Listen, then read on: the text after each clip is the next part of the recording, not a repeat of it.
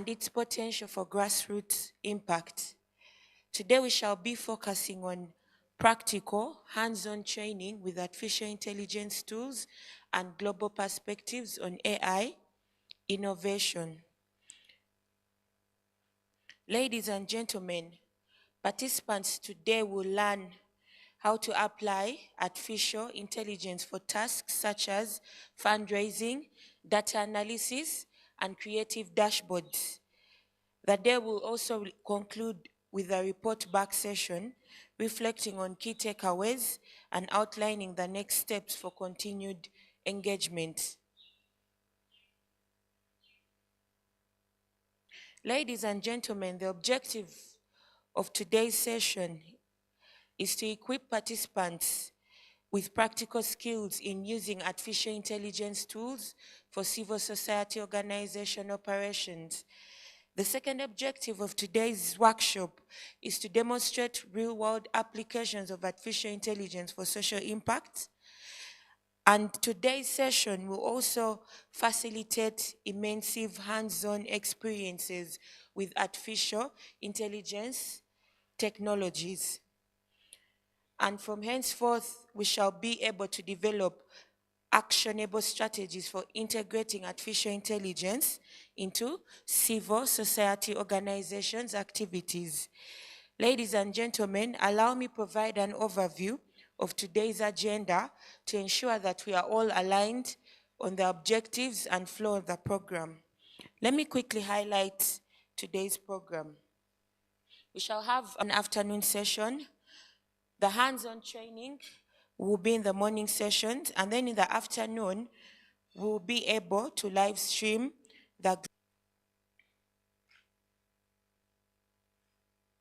Our first session is going to be facilitated by Mr. Marshall Owach, to which he will be taking the participants through the use of AI tools for purposes of content creation and communications.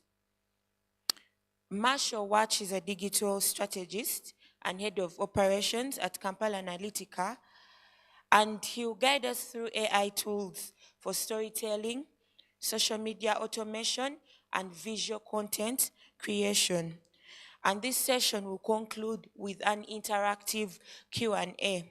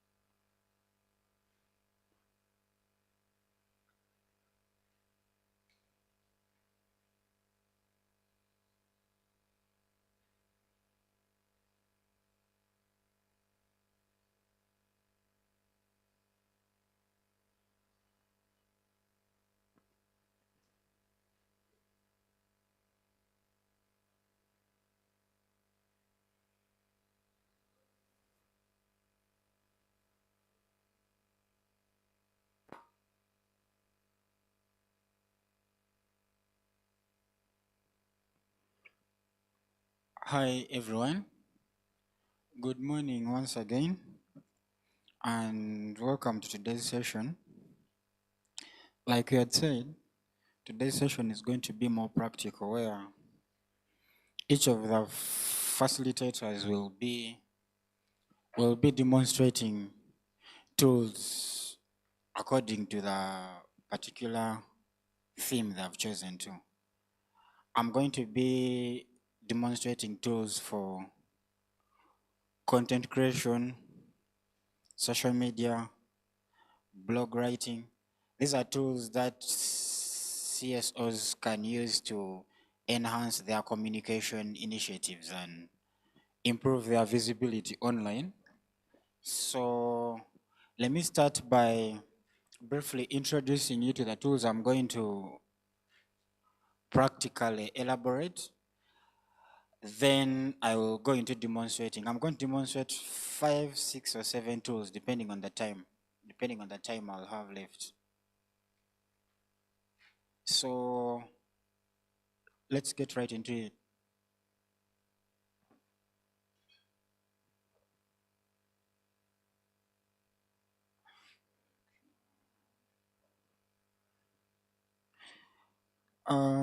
One of the tools I'm going to demonstrate is called Gamma. Gamma is an AI tool that is used to create presentations. So other than creating your presentations manually using what we always use, which is Microsoft PowerPoint, with Gamma you can just write your text you write a document of what you want to present, and then you paste it into Gamma. You just click generate and it generates for you the presentation. So it's time saving and it's editable as well. All these tools I'm going to go through have free versions and paid versions. Usually the free version has limitations compared to the paid version, but it does the job unless there is something or a very big project you're working with. Supposed to be coming down, right? Of course, just like all of us use ChatGPT, but ChatGPT is broad. So me, I'm going to approach it from the ideation and brainstorming point of view, content refinement, personalized assistance, and efficient workflow. It can be, like I said, it can be used from very many angles. Me today personally and specifically, I'm going to come from the content creation point of view because I'm focusing on communications, especially digital comms for CSOs. I'll look into another tool which is very interesting personally to me, and it's called Lumen 5. Lumen 5 helps create videos out of text, meaning you can write an article, and if you want to visualize the article, Lumen 5 can help you create a video out of the article. And it's also a paste and create. Of course, it has some editing to it if you want to give it more detail, but I will just demonstrate what it does just with a basic prompt. The other tool I'm going to demonstrate is Canva. Canva is a graphic design tool. Personally, I have a history with graphic design. I'm a graphic designer in my other life. But while we were learning graphic design 7 years ago, we were taught graphic design using Photoshop and Illustrator. Photoshop is like, if I'm to use an analogy, Photoshop is like a manual car. Illustrator is like an automatic car. And Canva is more like having a chauffeur. It's like having a driver in your car. You just sit in the car and someone is driving you. So Canva makes it 70% easier for someone without technical graphic design skills to create flyers, to create brochures, to create actually the brochure you are seeing on your tables for the project. I designed it using Canva, I think a week ago. Yeah. So Canva is also pretty much a tool every communications person for every CSO should be looking into. Just give me that.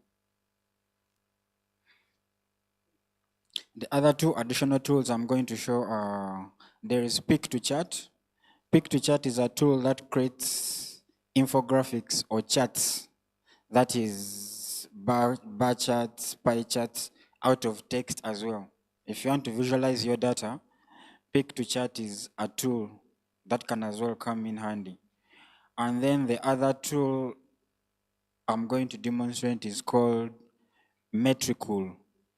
Metricool is a social media management tool whereby if you're managing an organization's social media platforms or even the Google business profile and the blogs, some people have more than one organization they're managing or more than one account they're managing on like 7 different platforms. So what Metricool does is you can connect all those platforms to Metricool and then you schedule your posts, meaning you can create content for the next 3 months, just schedule on Metricool, and it will be directly posting on those platforms, all those platforms in the scheduled time you put. Those are the tools I'm going to look at precisely. Let's get right into the practical bit of things.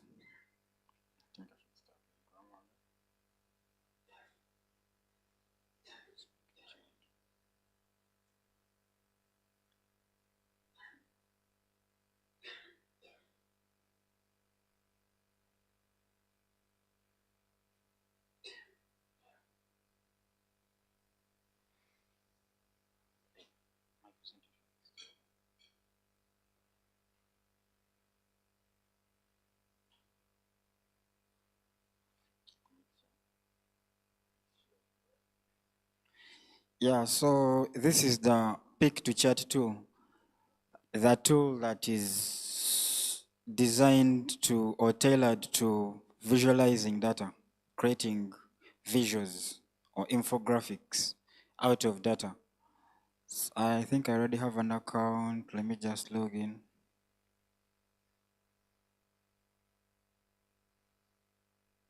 Ah, let me tell my phone. Help me with my charger. The internet is very slow. Let me tether my phone and use my phone instead.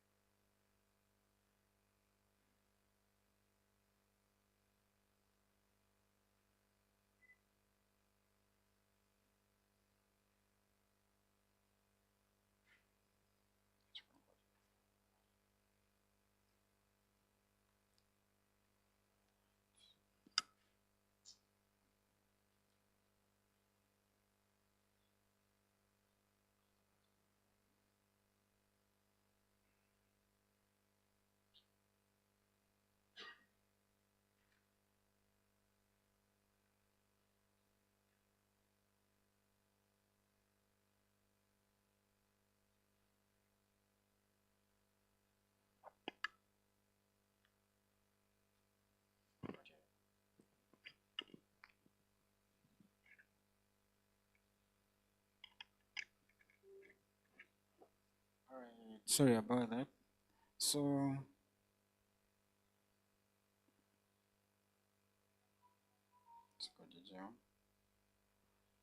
want to create an infographic.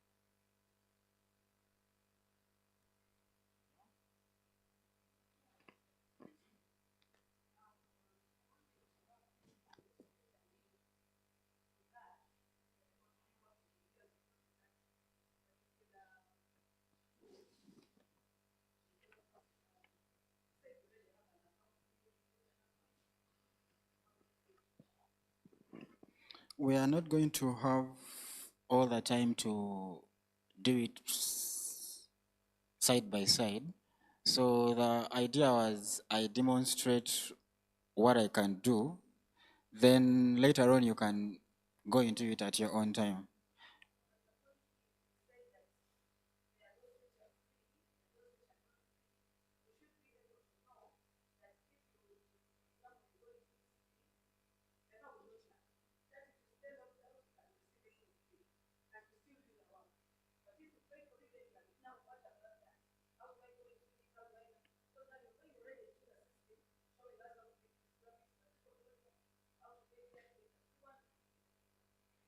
It's just like chat. It's like ChatGPT. There is a free version which is limited, and then there's a paid version which has more enhanced features. So almost all these tools have free versions. You're not contented yet?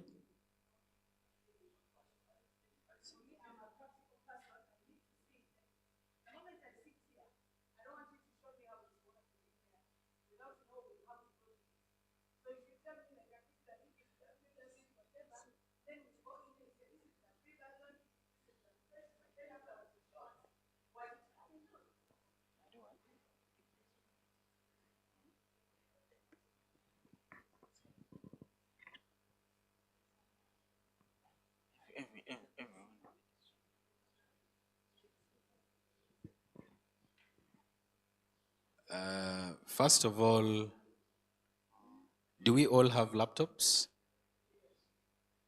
Okay. So, Marshall, I think I understand her point. If you're going to open ChatGPT, you maybe start, you say you go to Open AI website. This is how you can log in, and then this is proceed from there. I think that is, do I understand your point like that? Yeah. Yeah, so those free, so we use those free versions. Yeah. Just go to pictochat.com. This is the, just put pictochat in your browser. You can see the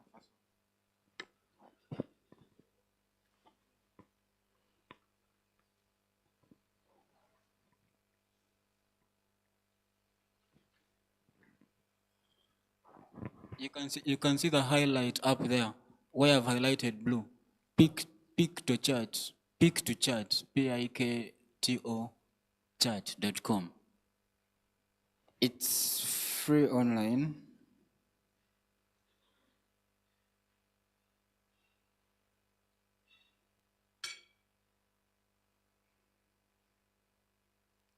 Okay. First of all, hold for me. All right. So I'm going to generate my first infographic, and just to make it relatable, I'm going to prompt it this way. I'm going to prompt it saying,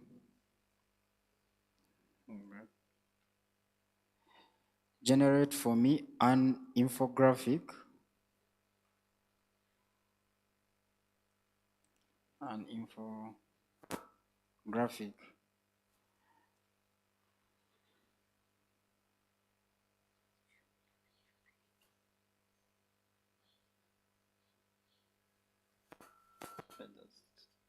click login, and then she creates an account. Yeah. Generate for me an infographic about the top 5 communications strategies CSOs can adopt. It's just as brief as that. Then, of course, you can prompt it better. And when you're prompting these tools, you have to be so detailed. You have to make sure that the prompt you're putting into it is very specific to what you want out of it.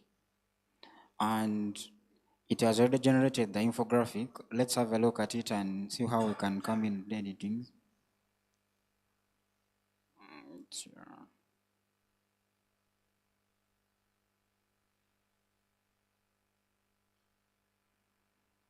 I think I should let me be looking.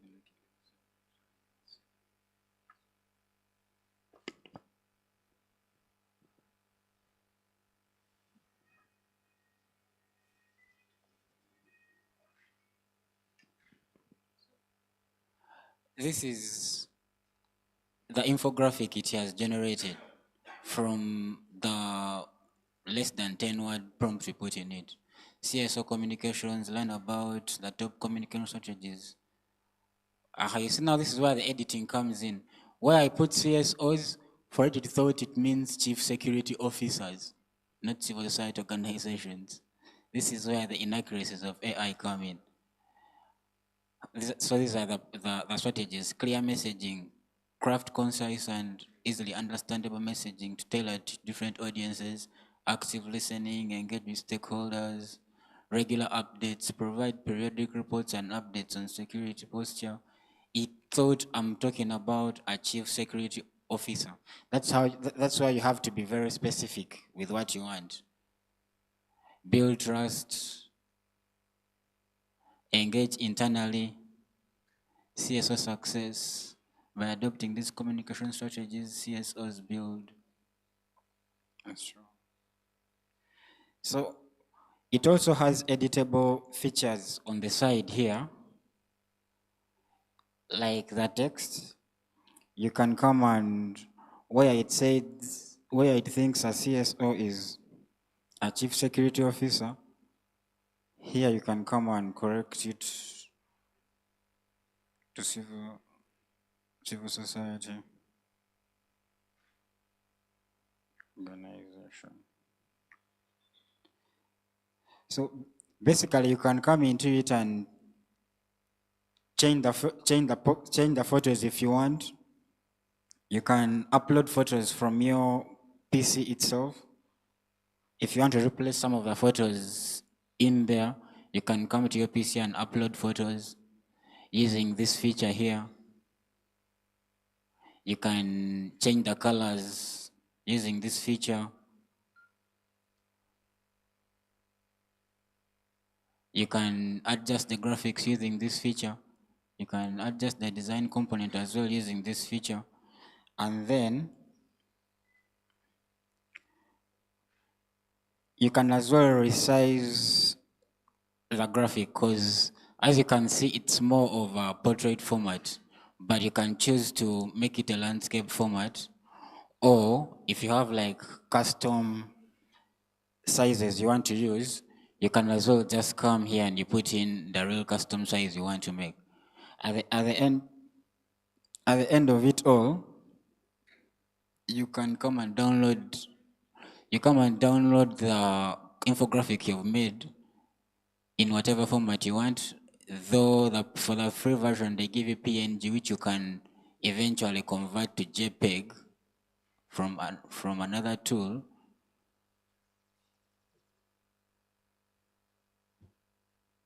Yeah, I think I already used the free version.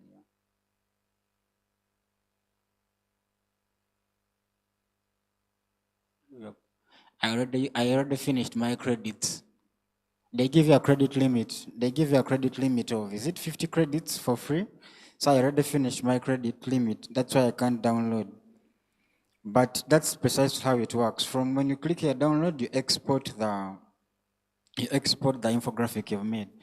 It's a time-saving tool which, if you can't afford a professional graphic designer, you can consider using.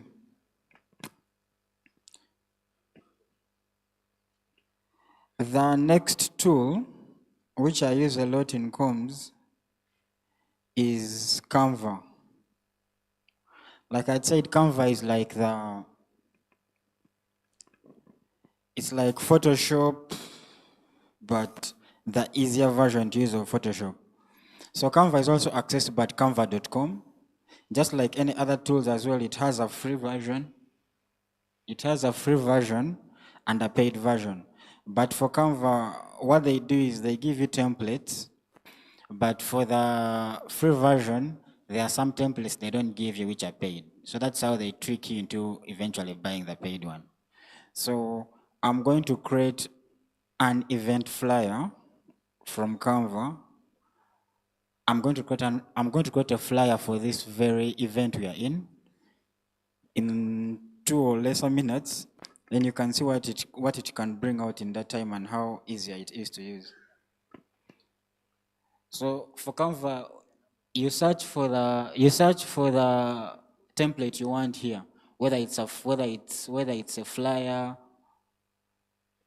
whiteboard, a document, a presentation, social media, video, website pages, or you can even upload what you want. But I want to create a flyer, so I'm going to just put here event flyer. I want to create a flyer for this very event. Marshall, a question. Okay.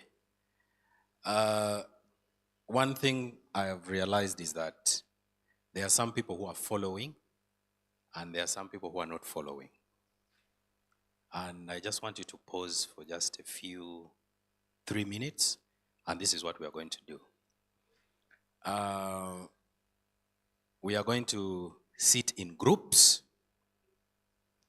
and each person from Kampala Analytica will be in a table and will be following together with the group. In case there is assistance needed, they will provide the assistance. So that is the suggestion we are going to do. So,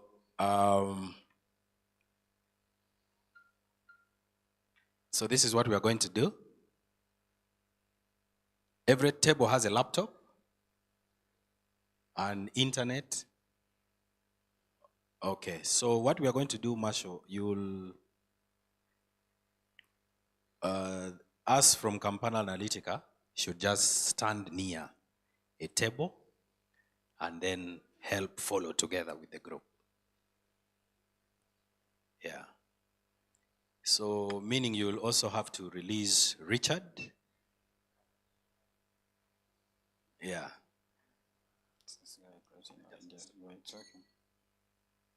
So can we merge these two tables together? We shall reorganize later. Yeah.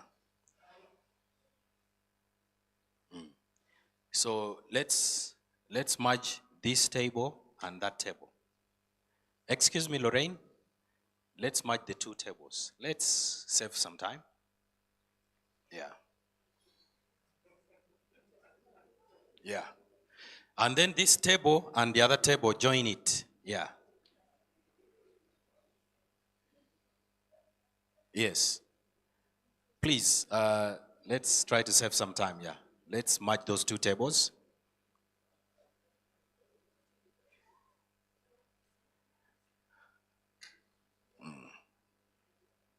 Yeah. So, yes. Then these two tables are merging with that table, and then the other two tables merge. Yeah. Let's use 2 minutes to do that.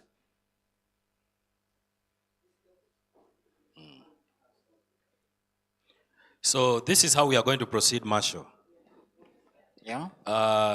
You will show us the website where we are going to get the tool from, Yeah. login details, and then the procedure. As brief as that. Yeah. All right. All right. Yeah.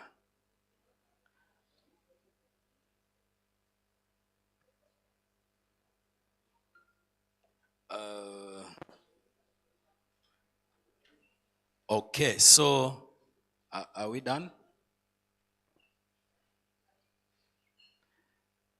This table, I'll request that table to merge with this one for obvious reason that we don't want to disturb Mr. Kayondo. I know Mr. Kayondo is a very defiant person, but you'll allow me to do that. Excuse me, table in the middle. Yeah, let's merge. Okay.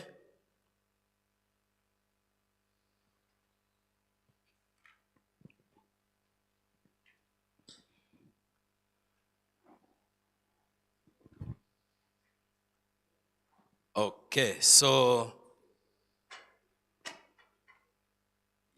for those who don't have laptops, let's share the laptops. Yeah.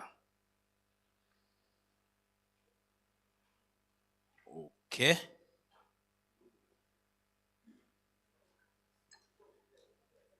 Okay.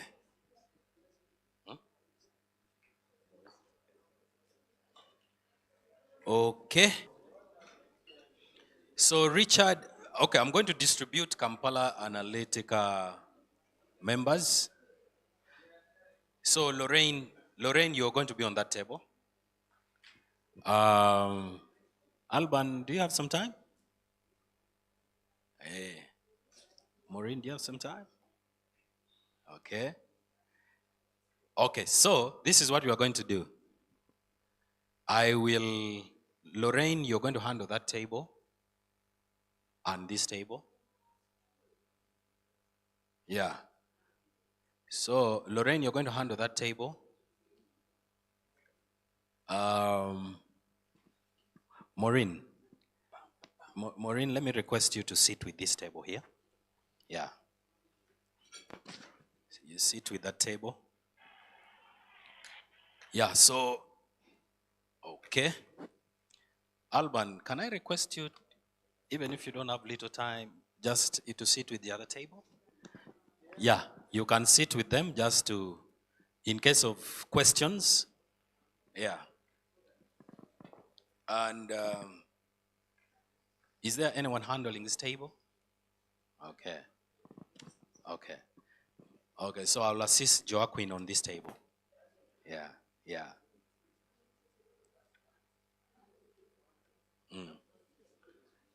Yeah. You're here? Okay. So Alban, no, Richard is going to be assisting Marshall. Okay. So members, this is how we are going to proceed. So every table has a member from Kampala Analytica.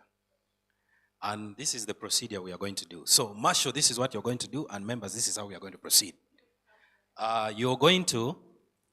You'll tell us about the tool, tell us about the website, show us how we can join the website and join together with you. And we are going to follow whatever process you're going to tell us. And then we shall compare the products at the end. We are actually going to even self-mark ourselves. At the end of it all, you're going to share your group results with another group, and then we see how people perform. Okay? So, meaning it is in the interest that every group member participates and you're in the same wavelength, because we are going to assess as a group. Yes, you're going to be following whatever Marshall is going to do is what you're going to follow. So we want to see if you're going to replicate exactly what Marshall has done. So Marshall, you are the marking guide, of course. Marshall, you're the marking guide. Okay. Members, are we together? We are going to assess ourselves based on what Marshall does. So what Marshall is doing. Because the product that Marshall will have is the product that you should have. Because Marshall is our marking guide. And so we are going to follow every step Marshall is going to do. So Marshall 1,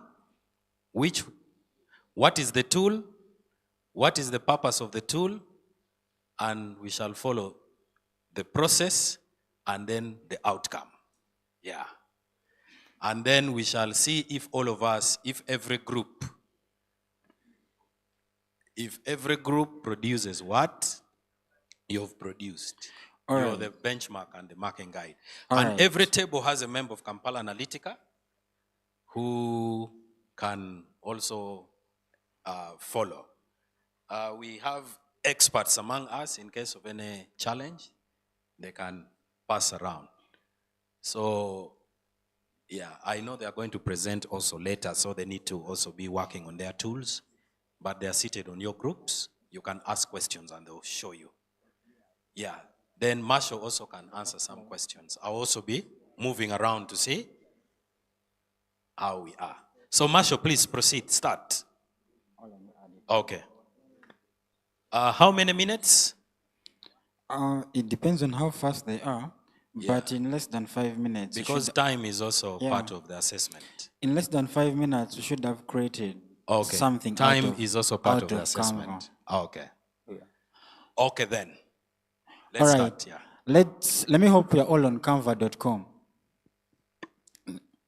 Like I said, Canva is an automated graphic design tool which all you do is change colors and text and images in the graphic design. And what I want us to create today, much as Okidi says that it has to be exactly what I create here, with design, as long as the message you're portraying is the same, you can use whichever template you feel is best for you.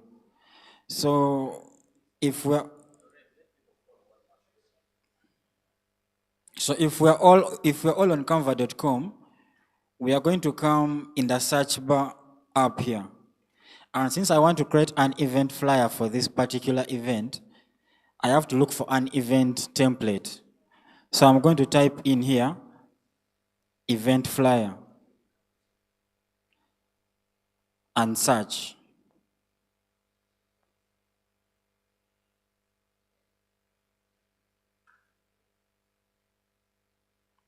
So when you search, it brings you hundreds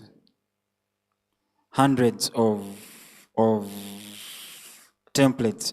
Actually, the first search has brought 20,000 templates. But as you can see, the one that has a king crown kind of symbol or icon, you can't use it because it's for the paid version. And for us, you're using the free version. So they bring you a repository of both paid and unpaid. I hope you've selected a template. Personally, I like this template of music festival. This template, Feel the Music Festival. I like this template. So it's the one I'm going to customize for this particular event.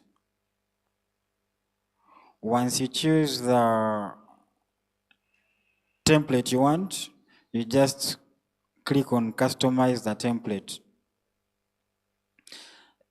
Then now you can do to it whatever you want. Let me see here.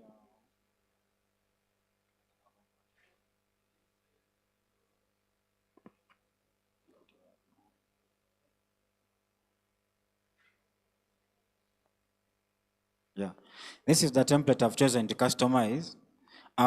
Since this event is by Kampala Analytica, I'll have to change this logo to Kampala Analytica's logo. I'll have to change this photo to a photo relevant to this event. I'll have to change the title of the flyer to the event, this event. And then I'll have to change the colors to Kampala Analytica branding. I already have the, and I'll have to as well add the GIZ logo somewhere, given their partners for this event. So I'm going to start by delete the unnecessary logos that are already on the flyer. Okay, Yeah, are we on the same track? internet. Yes. Do you also have the same problem with internet? Yes. Internet. I also had Okay, to there pay are my others own using phone. the phone. Yeah. There are others using the phones, yeah. I But also are had we to pay following? them. Okay. All right. So I've deleted the logos that came with the template, and now I'm going to up. Let's be proceeding. Meanwhile, let me talk to the hotel about the internet. But just follow at whatever condition. Yeah. So I'm going to upload the Kampala Analytica logo and GIZ logo. When you come to the side here on uploads,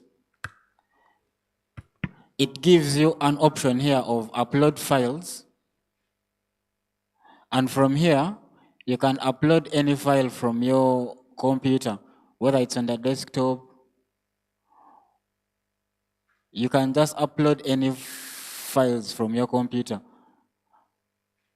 Personally, I had already uploaded the Kampala Analytica logo, the GIZ logo, and this photo taken yesterday at this particular event.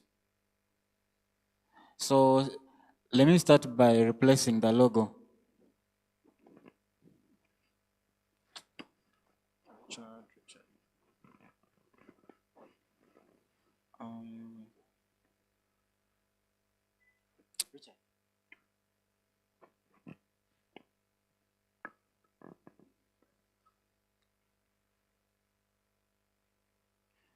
Once you've uploaded the logo, you can just click on it and it comes to the...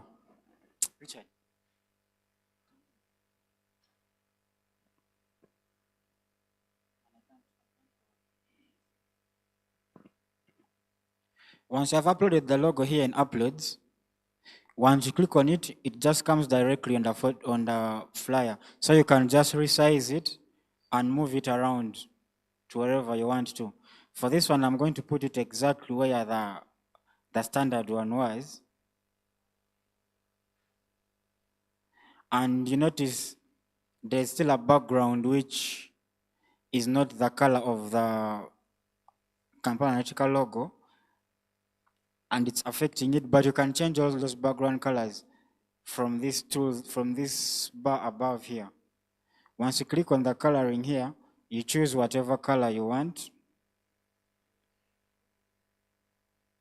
and boom, it's now, the logo is now uniform for Kampala Analytica. But since we want to add the GIZ logo as well, we will have to duplicate this.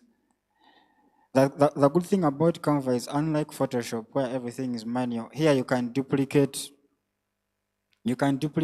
what you've already created in the same flyer. I've duplicated the page instead.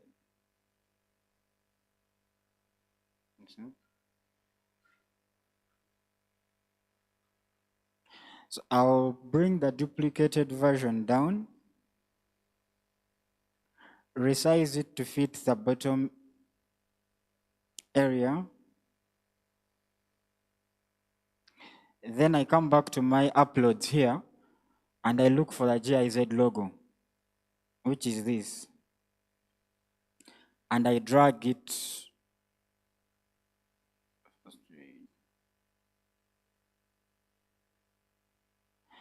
Once you click on the GIZ logo, it also comes back to the flyer. So I want it to come at the bottom of the flyer. I resize it.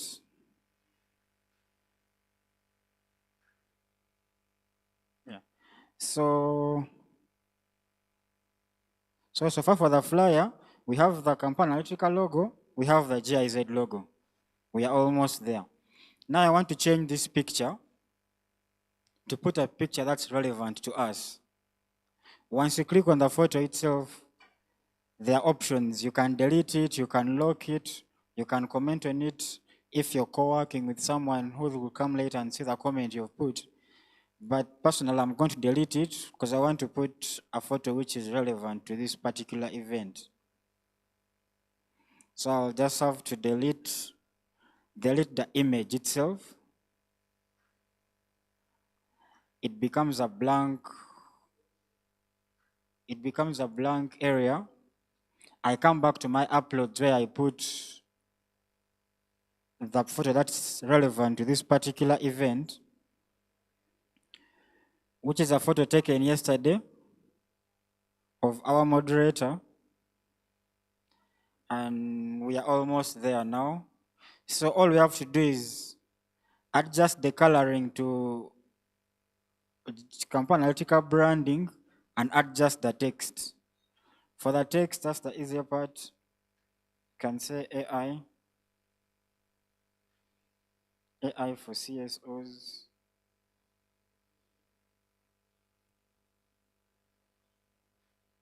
TikTok.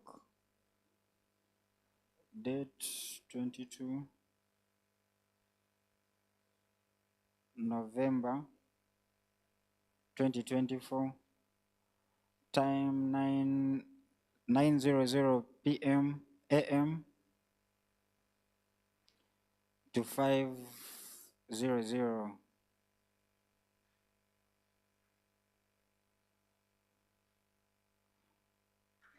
p.m. Venue, all these ones, all these are now just inputting the text. Venue Igongo.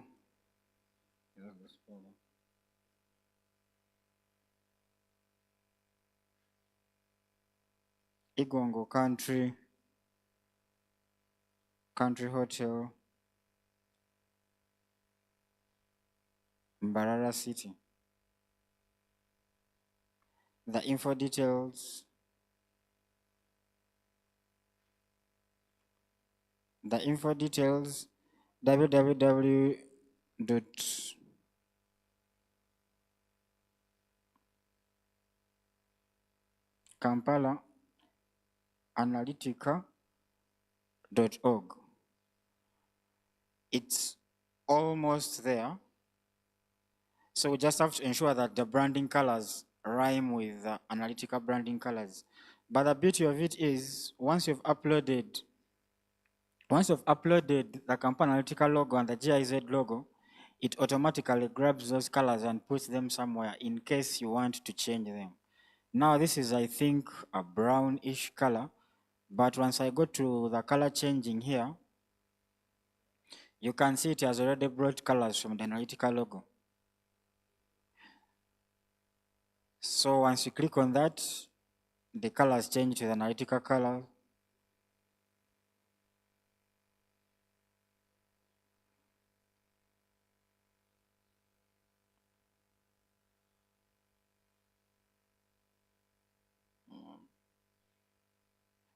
The colors as well changed.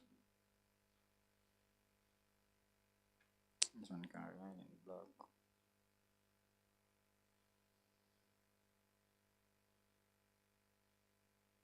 This one can as well remain in black.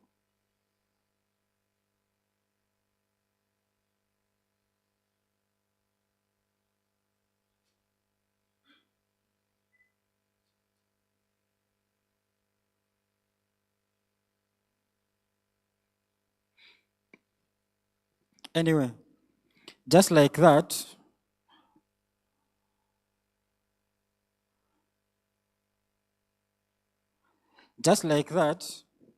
in what would have taken a lot of manual work in Photoshop or Illustrator, Canva has created for you a basic flyer, basic enough to communicate whatever messaging you're trying to do. So it would help you and enable you create visual communication way cheaper than it would cost, because an average graphic designer would ask for a minimum of 50,000 shillings to design this flyer. But this is something you can do for yourself in Canva. Once you want to export it, you just come up here on share. Then it gives you downloading options. Then you choose the version of the format you want to download it in. For flyers, it's usually best to download them in JPEG. You click JPEG.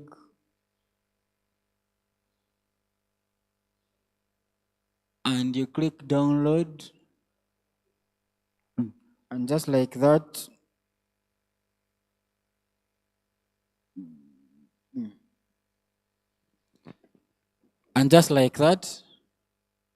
we have a flyer for the AI for CSOs TikTok in Imbarara.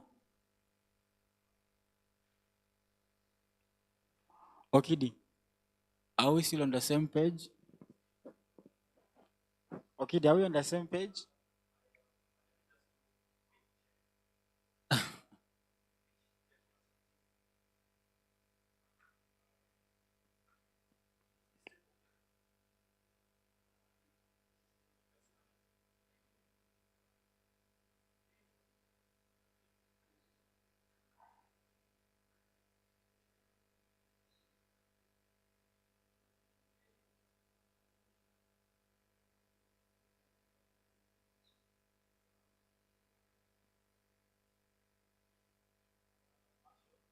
Yeah? Oh, that's great. But technically, that's it about Canva. What Canva?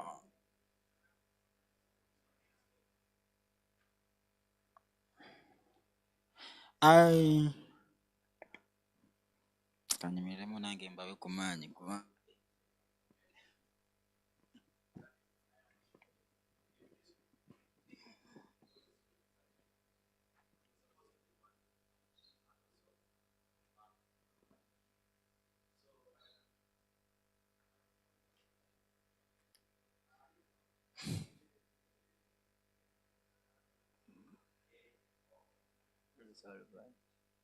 anyway, the thing about Canva is I've been seeing some CSOs here tagging us on social media, meaning almost all of us on social media, but the messaging can be better in terms of design, in terms of visual communication. But when you talk of better, it means expensive as well, because graphic designers are expensive to hire or work with. So with such tools, you just end up doing the visual design yourself.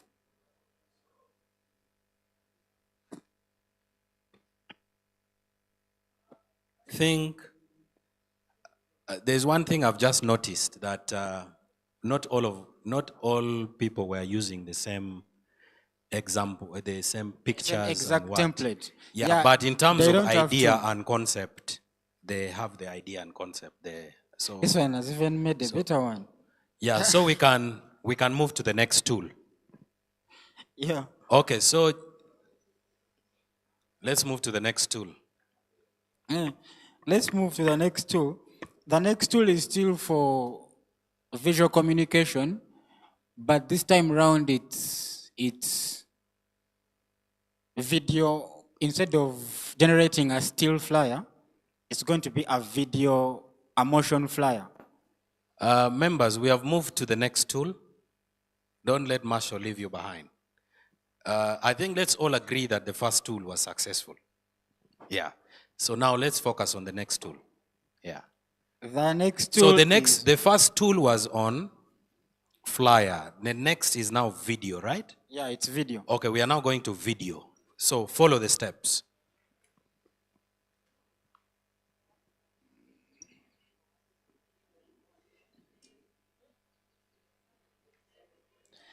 So members, the next tool is called Lumen 5. You can put in your search engine Lumen. Lumen is LUMEN 5. You can put in your search engine Lumen 5. The first website that comes here, it's Lumen 5. Lumen 5. The first site that comes here. You just click on that.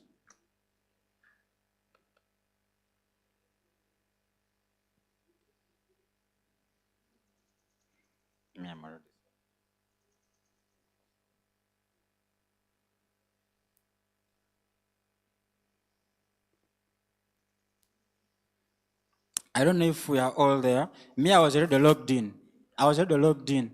But you can take a minute and create.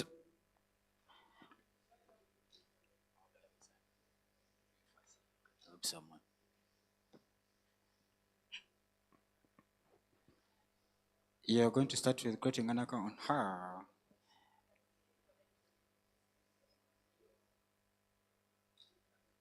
You can, you've signed in, right? Just skip those unnecessary things. Continue. Skip. You can skip some of these unnecessary ones. Skip.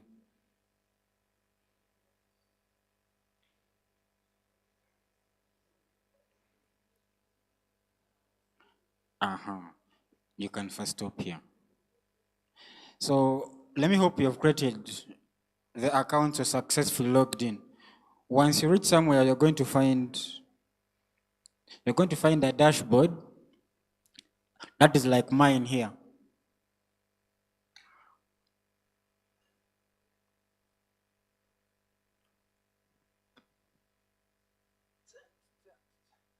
So with this tool, I would call it like ChatGPT, but for video. Once you come here on new video,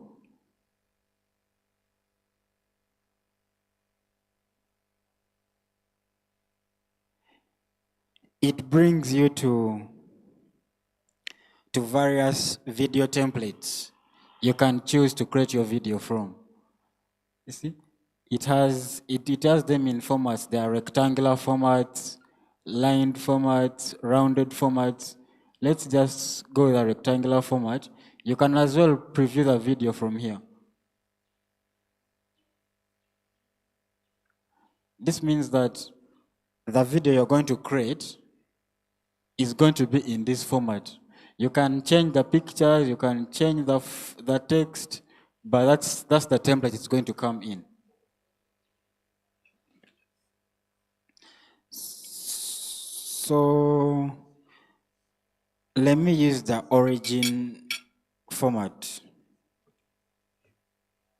Let me use the origin template.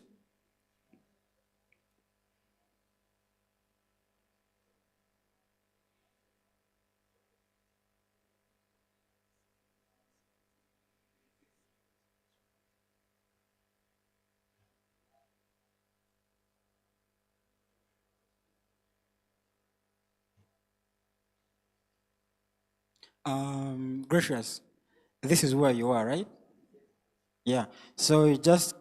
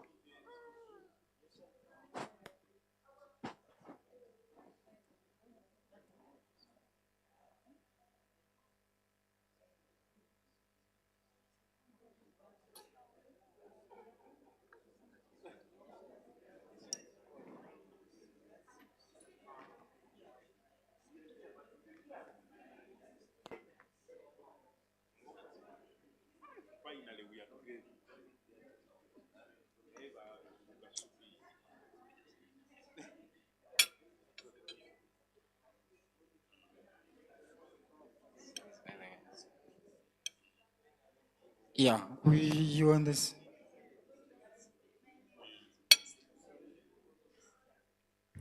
Okay. 2 minutes. Okay, let's all get an additional 2 minutes to have you.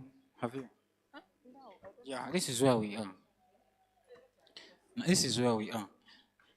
This is where we are.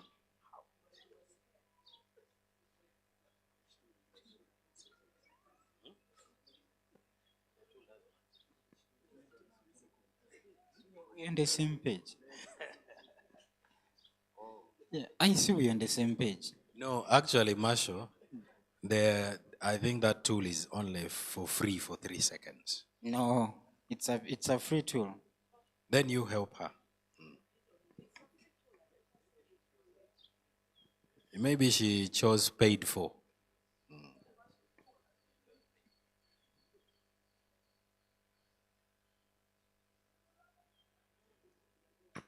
You haven't created an account. You have to create an account. Just put your email and your password. No, come here. Create account. Yeah, your name, your email, your password. If you want, whatever you want.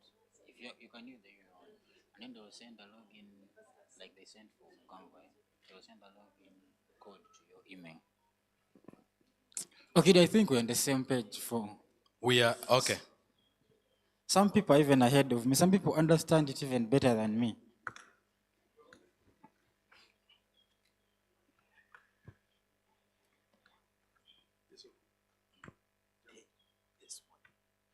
So we are going to.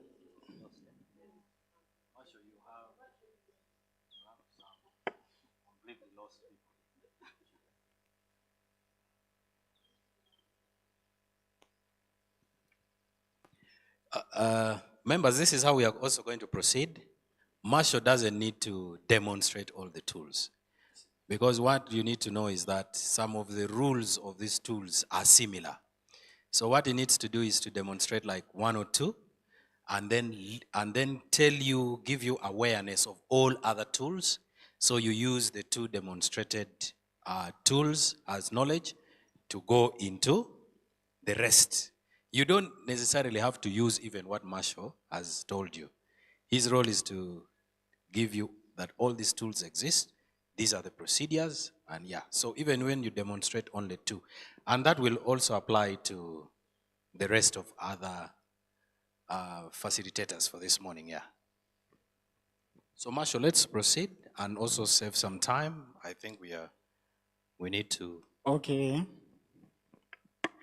Alright. So, like I said earlier, for us as CSOs, how relevant it would be to us is we can convert some of our messagings, especially text messagings. It can be a blog, but you want to convert it into a video, because actually they say around 80% of communications that's consumed and people don't forget about it is usually visual, meaning people prefer to see flyers or watch videos to consume information more than blog posts. So when you write a blog post, it's also clever to create a visual version of the blog post. So we come here on text on media, convert a blog post, document, or idea into a video. Let's say we click on that.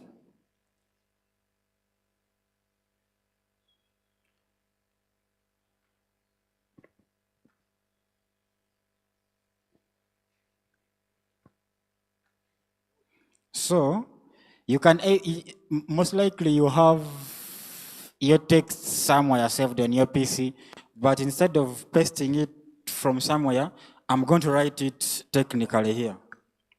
Let's say I'm going to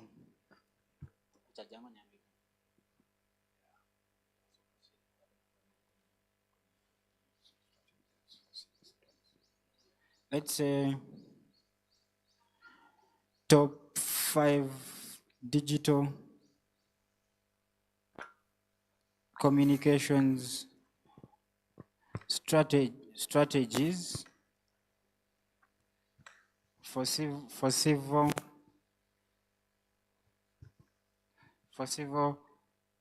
society organizations in Central and Southwestern Uganda. I've just put those keywords there as a title, but it also has an AI enhanced script writer, meaning much as you're going to paste there your document, it can help align it to make your document a script, because most likely your document is an article. So it has to adjust it to make it a script. So you come here on compose script. Got it. Sweet. Don't forget this one. Yeah, I needed to make it, hold for me here. I needed to make it so, I needed to make the content longer. Let me just paste there the list of tools I had gathered to demonstrate today. So I've copied the list of tools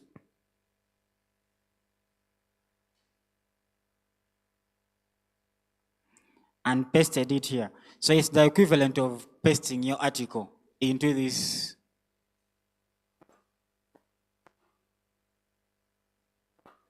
Then I can come to compose scripts, and as you can see, it's now generating the script.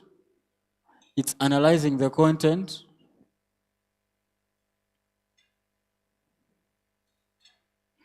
And it has decided that, according to what I've given it, it can generate a video of 55 seconds.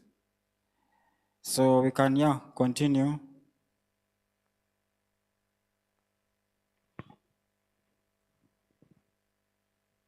Convert to video.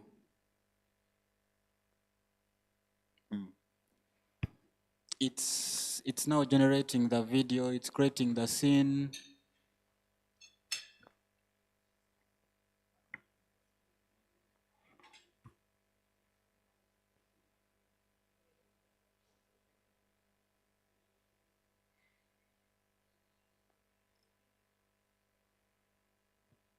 Yeah, it's taking some time. I can see it starting to bring scenes. I can see since we mentioned Uganda, it even had the intelligence to look for a photo. But anyway, why do these people depict us like this? But it had to look for a photo which on the internet they think that's how we all are.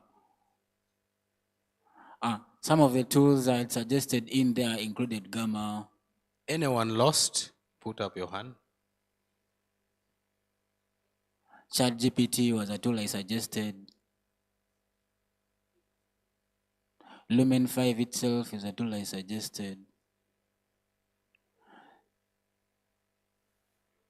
Canva is a tool I suggested. Metricool is a tool I suggested.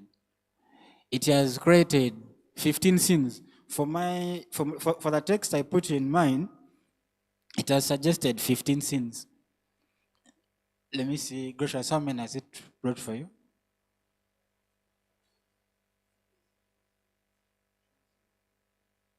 First skip that.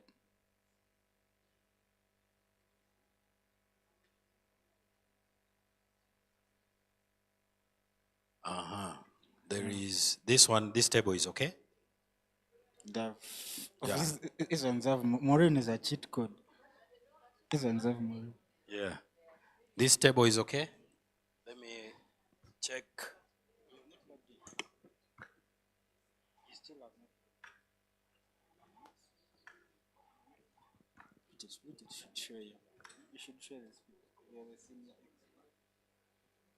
This table looks stuck, is It's it? creating a scene. Hey, this table is also okay? It's creating scenes. Yeah, people are creating scenes.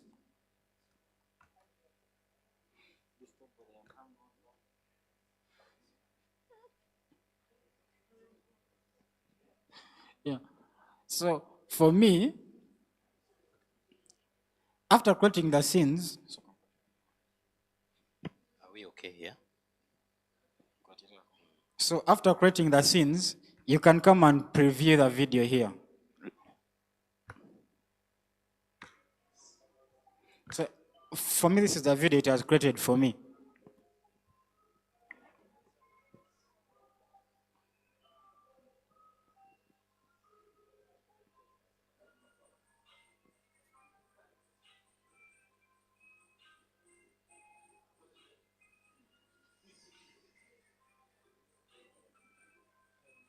My video was suggesting AI tools. So you can see the video it's suggesting Canva, it brings a scene, it adds what Canva does, it suggests a tool, it adds what the tool does. That's the conclusion.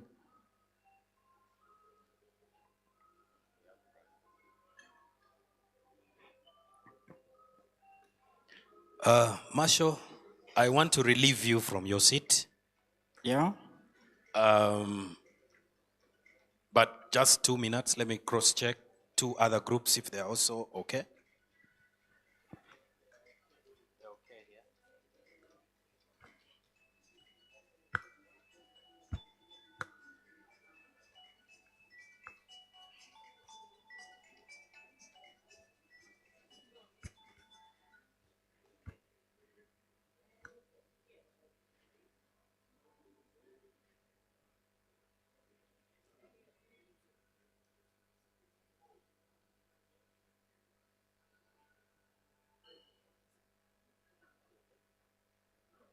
You can as well edit. You can as well edit. You can edit part of the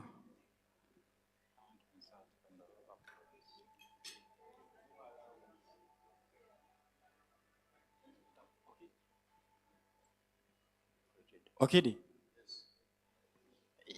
you are saying something? I think this group is okay.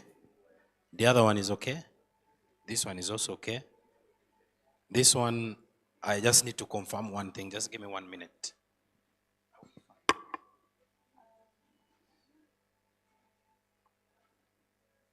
Yeah, this group is also fine. Yeah, so just like Canva, it also has editing options, meaning you can come here and edit.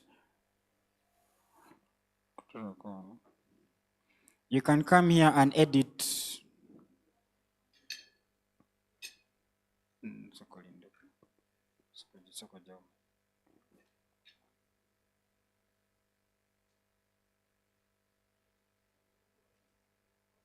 You can edit the image in the background, you can edit the text, you can add images, but the free version, of course, is limited, just like other tools.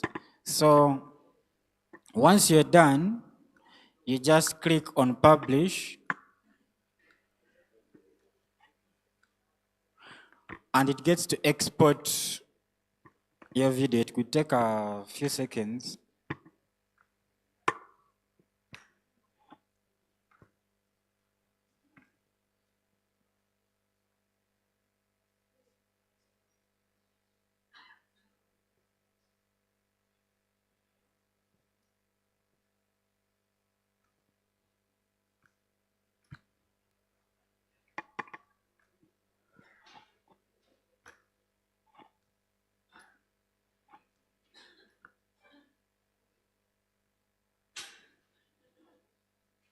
Yeah, my video is ready for download.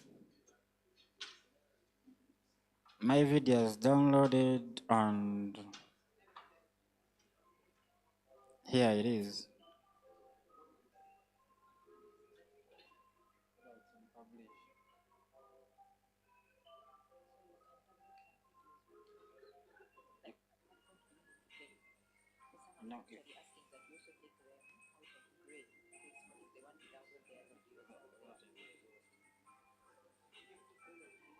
When you have to pay, what is it asking again?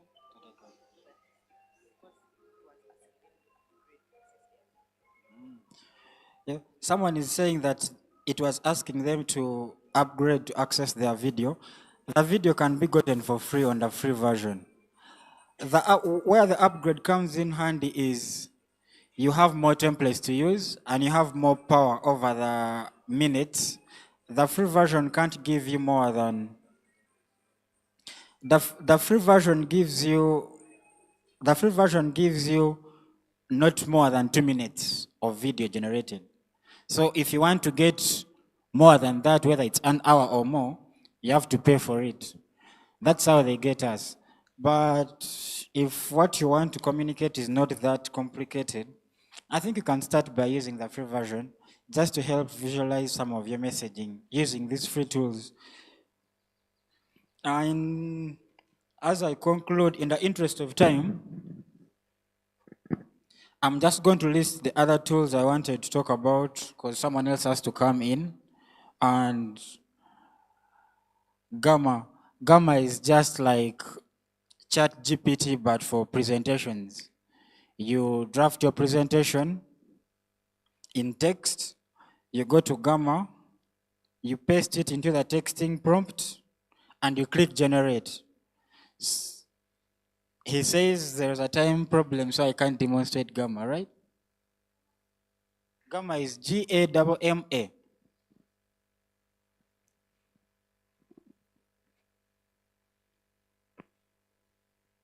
Gamma is Gamma, but there's also an alternative to Gamma called presentations.ai. Actually,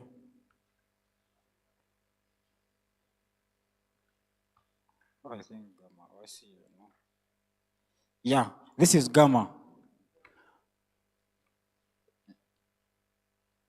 This is Gamma. Gamma is Gamma, but these tools have alternatives. So there is also presentations.ai. It does the same thing. You paste there the text, it generates for you a PowerPoint presentation, which you can edit, you can customize. The beauty of these tools is whatever it brings, you can edit and customize the font, the images. And then the other tool that I use a lot because I manage very many social media accounts is Metricool. Metricool is for social media management precisely, where you can just schedule your posts, even if it's for an entire year. Let me just show you the, where is Metricool? Let me just show you the outline of Metricool here.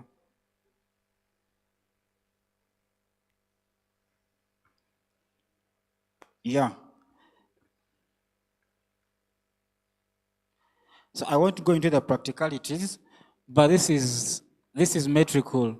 You can come and you can add Instagram, Facebook pages, Twitter X, LinkedIn, Pinterest, TikTok, Google Business, YouTube, Twitch, Meta, Google Ads, TikTok Ads. You can add an unlimited number of accounts, but for the free one, of course, it's limited.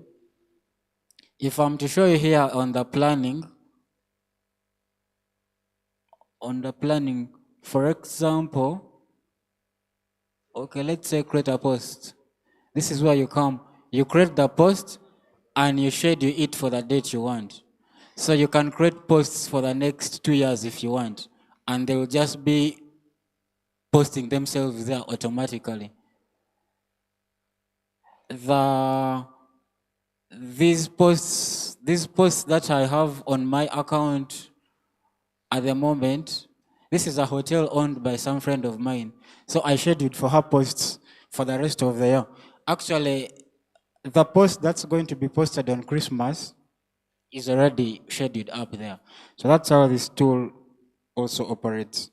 And it can be a good cheat code for communications and social media. I think in the interest of time, let me leave it at that for now so that someone else can come in and take us through other tools. Thank you. I think Marshall deserves a hand clap. Okay. So I hope from this demonstration some questions yesterday were answered about originality. We should also not forget about originality. So one thing about a computer, the general rule of a computer is garbage in, garbage out. Yes. So that is why you need to be very meticulous in terms of what you prompt, and then it will give you what you want, which is also unique. So we shouldn't worry so much about that. It is, you see, AI does not replace your personal responsibility to give it the prompts you want. So those are just some of the few tools. The principles are the same. You can also explore other additional tools.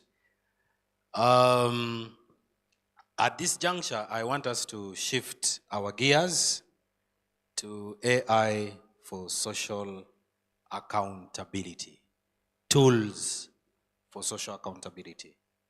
And we have Alban Manishimwe, who is the AI and data advisor of Kampala Analytica, and is going to take you through some of those tools. Yeah, Alban, you're welcome. So Alban is a data and AI engineer. So my only request is, Alban, you try to simplify it so much. Don't over be very tech, you know.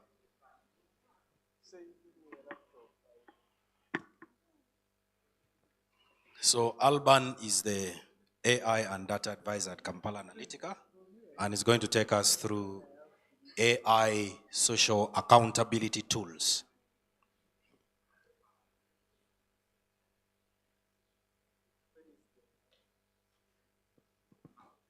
Yeah, you can use that microphone. Hello. Za asubuhi. We are greeting you in Kiswahili. Habari ya asubuhi.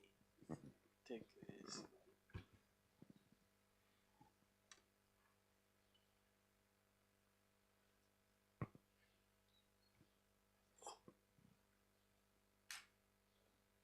So let's start at the same pace with Alban so that no one is left behind.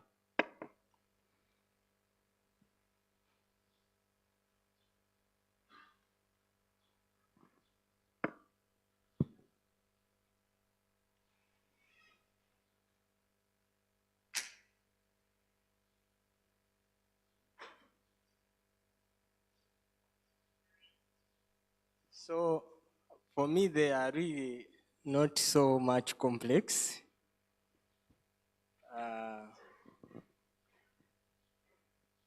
I was asked to do a presentation about AI for social accountability. And how many of you have heard of geospatial data? Spatial data, like space, anything in space. So because social accountability is more of evidence-based, you have to show data. So I'm going to try and demo a few tools, but I need to explain to you what GIS means. GIS is Geospatial Information System, or Geography Information System. Meaning, as we are here where we are, do you know that we are being watched already, that we are here? Google is seeing us that we are available here. How many of you know that apart from Okidi? How many of you know that as we are here, Google is seeing what we are doing? You're going to see. So I'm going to take you to your homes in a few minutes.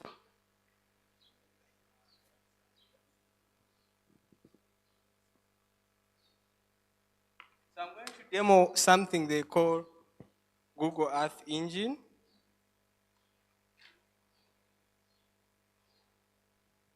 Make sure you start with Alban on your laptop.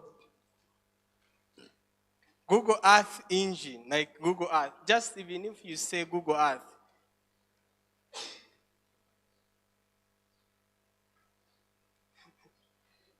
Google Earth, like Earth.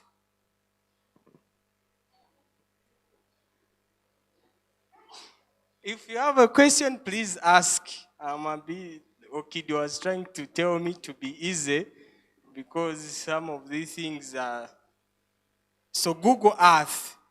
So as every day or even right now, say a satellite.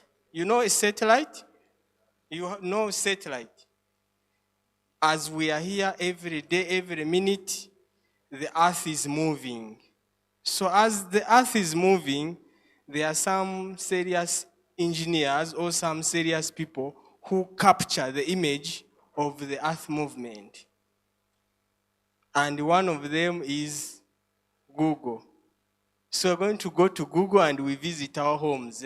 He's already there.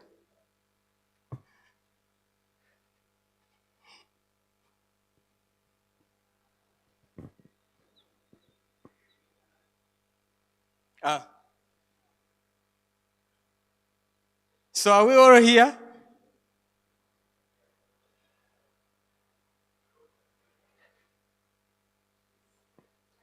So if it finishes,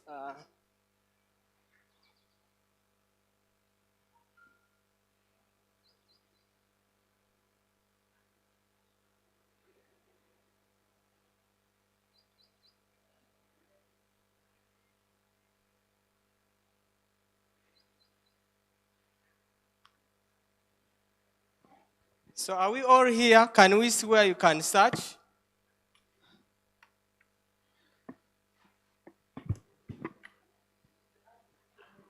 The earth is moving.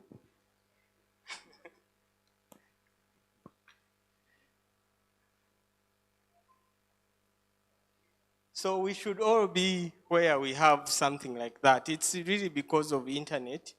Otherwise,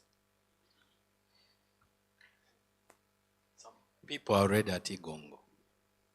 people, yeah, so. This group is already at Igongo. But I want you to in the search, you add your hometown, where you come from. I come from Kisoro.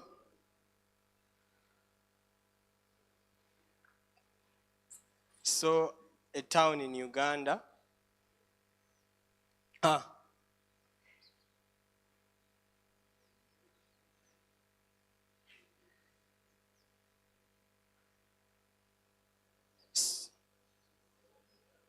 So as you see, I'm in Kisoro, where I come from. This is the what? Kisoro. And let me tell you, this thing is real time, by the way. You can even see some cars on the road. Eh?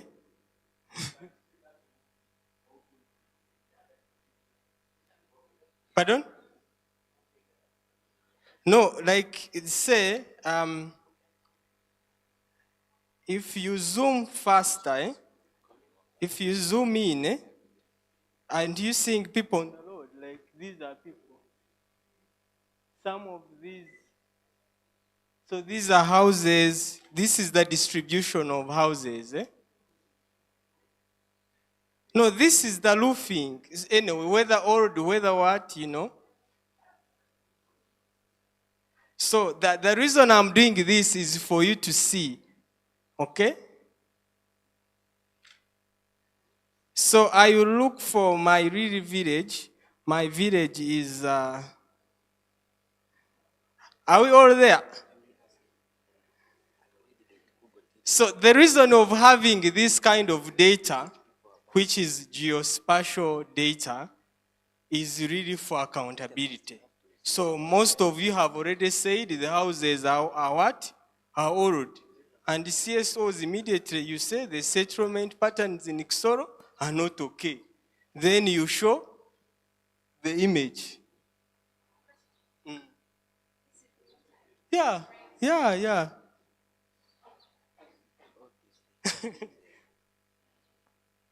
Actually, I think if we did Kampala, we would see some traffic.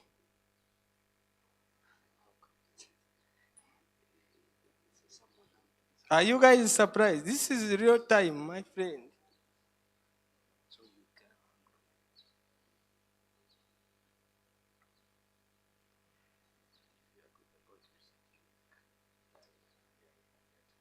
So so the American government,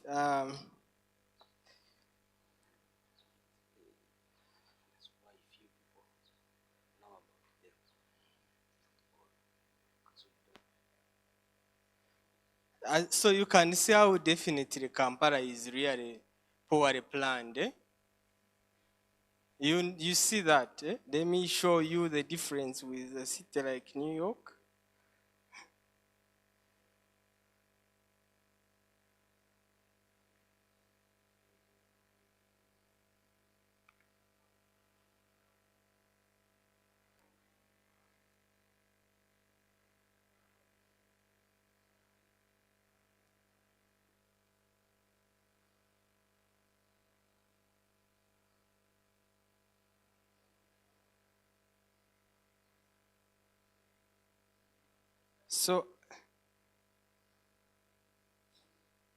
So like this is New York, but if you Googled Kampala, this is New York in America. See how organized the roads are, north, west. But if you went to like our Kampala,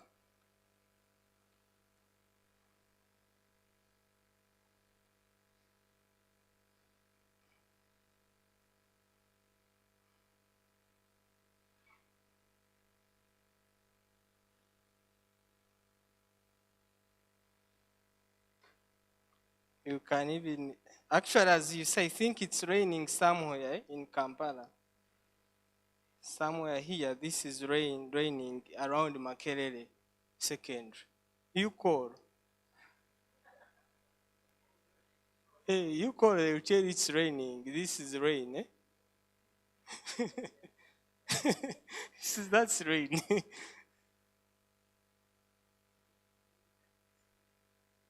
Are we all together? It's raining. You can see it's raining around Makerere area. And this other side of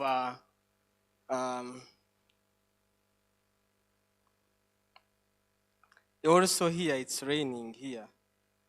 Around in Nansa, Namirembe hillside. So parts of Kampala, it's raining. This is one of my best tools. It really shows you how much data you can get in real time. You get that?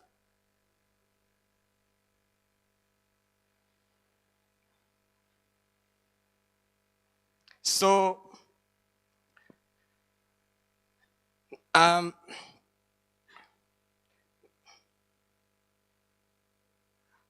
Okidi, are all of our people there?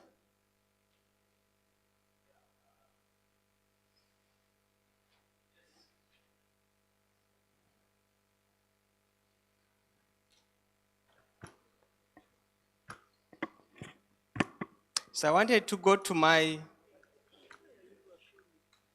town. And really the reason of doing this is for accountability purposes, for data. Data for social accountability must be evidence. Alban, just a minute. There is, what is the URL there? Maybe if you can help us. It's Google Earth. You just Google Earth. You then just do Google Earth. No, but it has come. That's Kasese. Yeah. Yeah, it is okay. Yeah, they're okay now.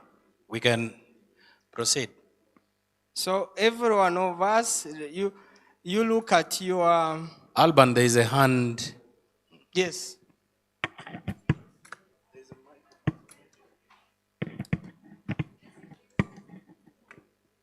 That's where we are going.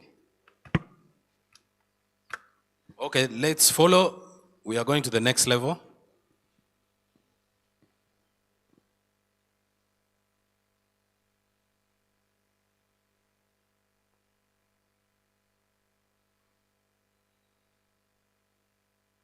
So all of you look for your villages, just like your village. So I'm also looking for my village. Those who don't have villages like Maureen, I'm sorry.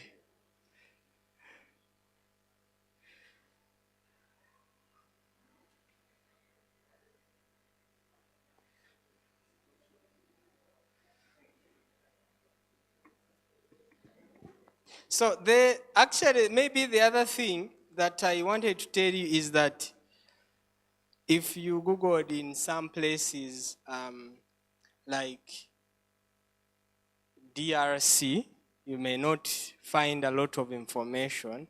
So this is my village.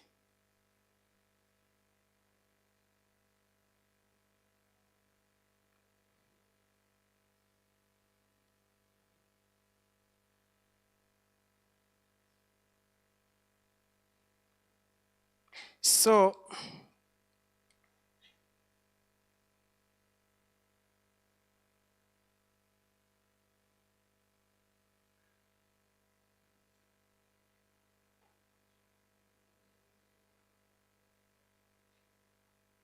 So when you see someone ask how can you get coordinates, like if you went here, and this is our playground.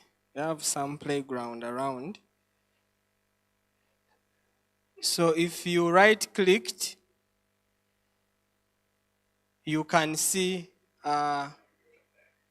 get info, then it will give you the location. That's the location.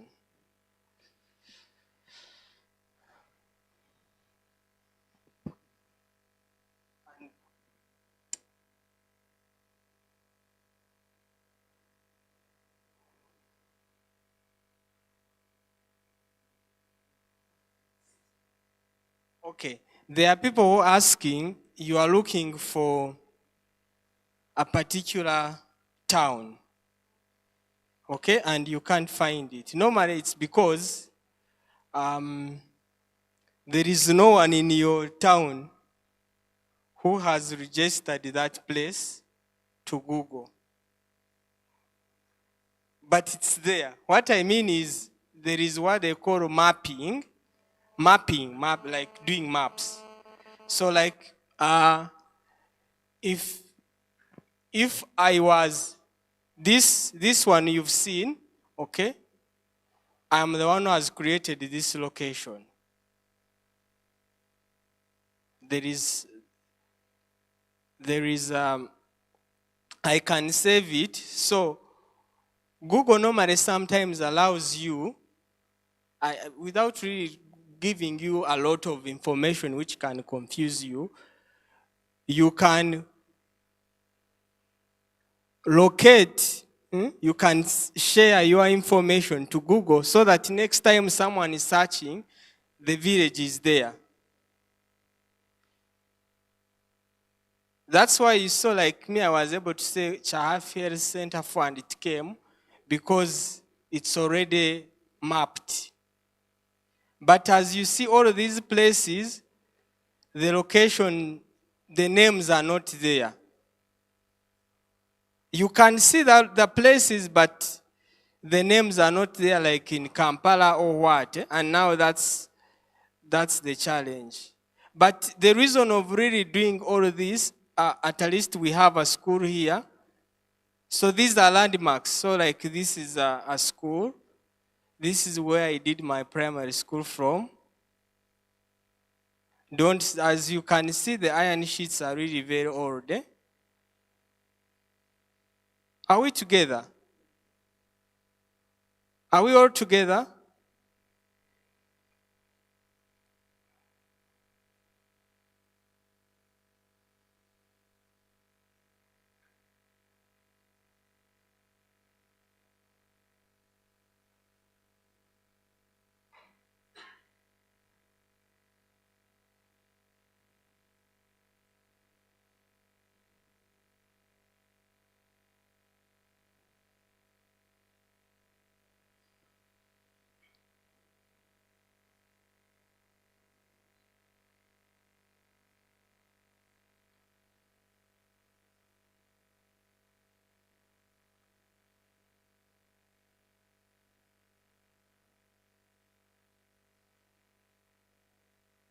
My computer.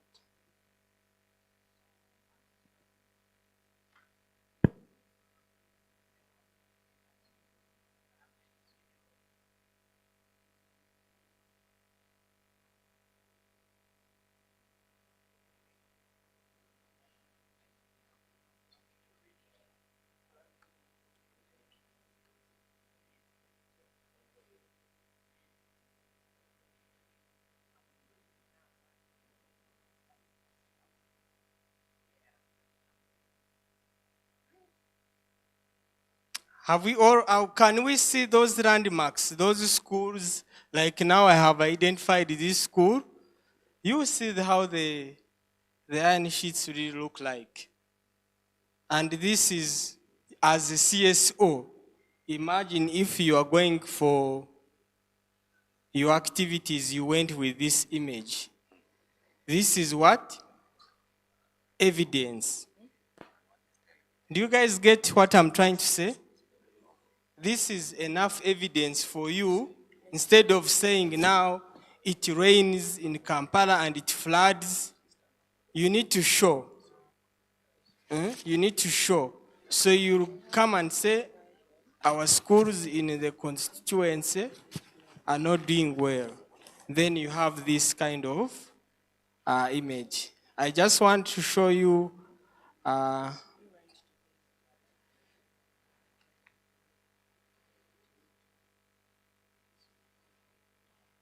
I was saying,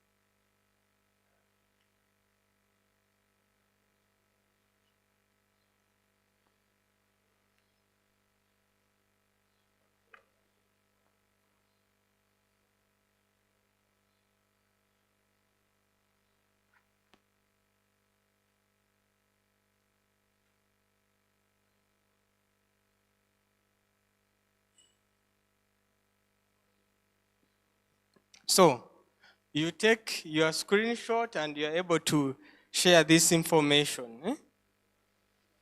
There is another tool which maybe some of you are CEOs, which is called ArcMap. For it can even help you. There is another tool which I'm not going to demo, but it works similar like this. It's called ArcMap.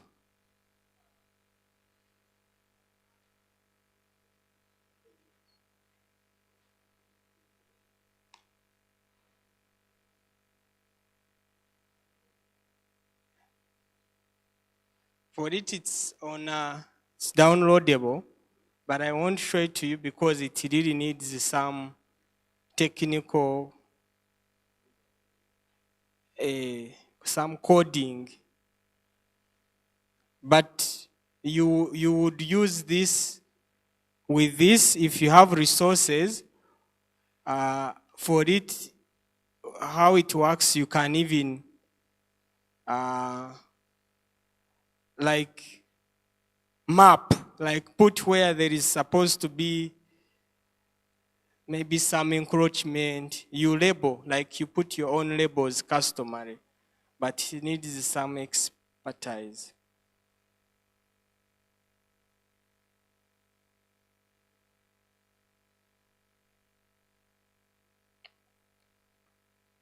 So you can even see it in 2D, 3D by clicking here. You see that now, like you can see our two lakes. We have some lakes around. You see this view? This view now, it's as if you're viewing it from the top.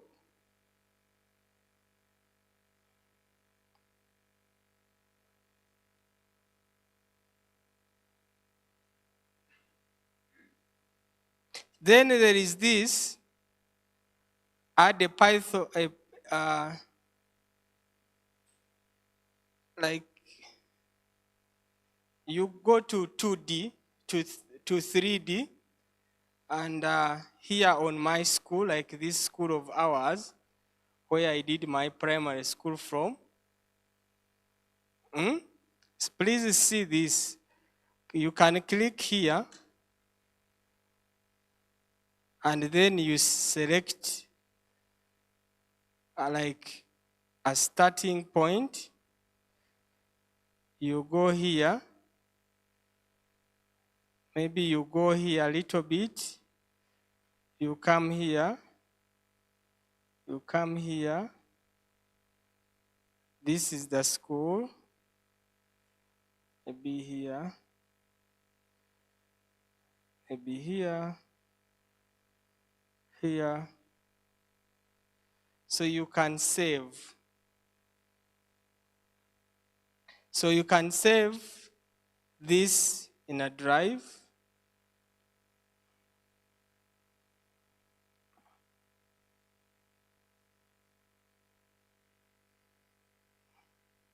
Let's give it a name.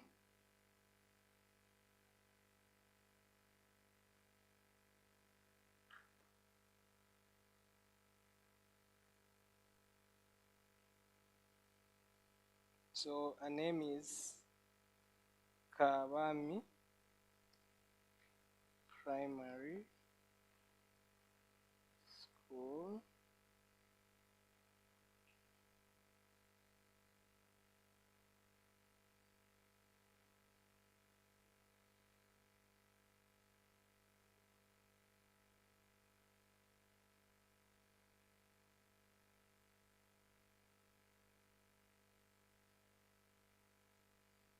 So why would you want to do this? So that, as you can see, I have now created a what? A polygon for this school, and I have saved it. So I can look for another place. Maybe I want schools, all schools in maybe Kisoro. The other school, which could be Kabindi. Actually, let me put this one in town.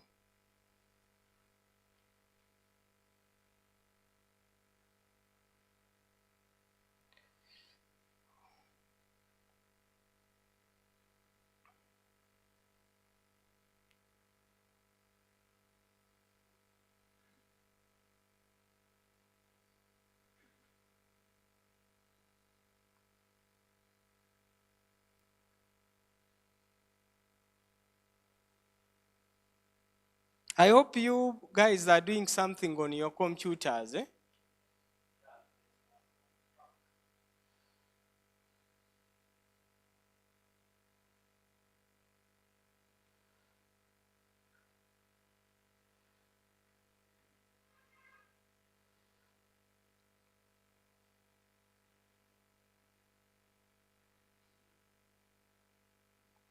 So there is a school around here called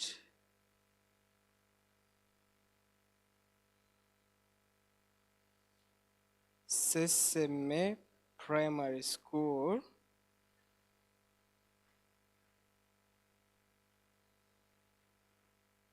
So this is the girls' school, as you see.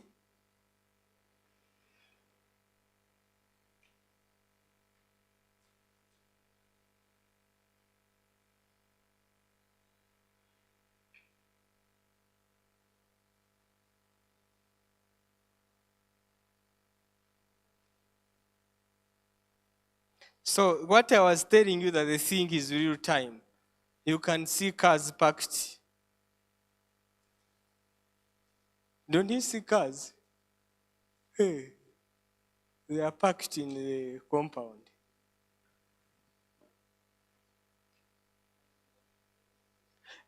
So actually, like, the American government has the capacity of seeing even a needle which is in your compound, which is on the ground, because their images are very clear, okay? But they are very expensive normally. Like, you would purchase them from them, maybe an image like for Wakiso district, they might ask for about 10 million. So if you have those images, you can see even like a pin which is on the ground in your home for the American government. That's why they are superpower. But they have that capacity of seeing. Pardon?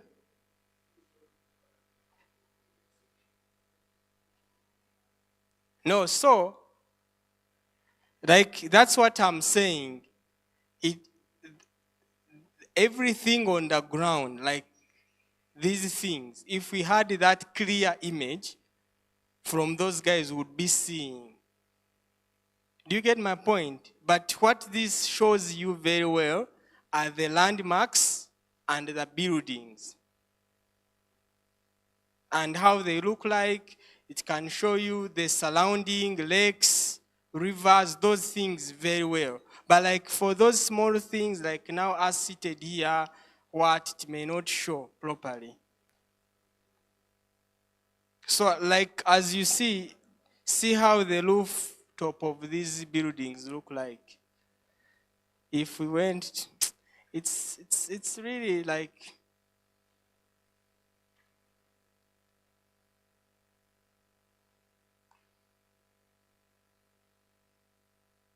let's visit our friends in the north, and you see, you may not barely see any house.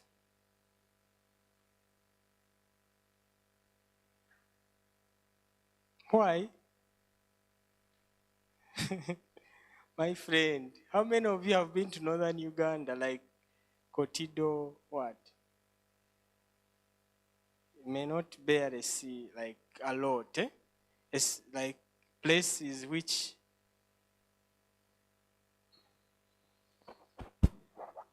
He's asking here, where is northern Uganda found? northern Uganda, you can see the houses, but what I'm trying to say, see the distribution of what? Of houses, but good enough. The NRM government has constructed the roads. So, but if you really watched and see the distribution of houses, what? These are, you know, these are houses. What are they called, Okidi? Those are huts. The huts. These huts. This is in northern Uganda. These are the huts. These are not trees.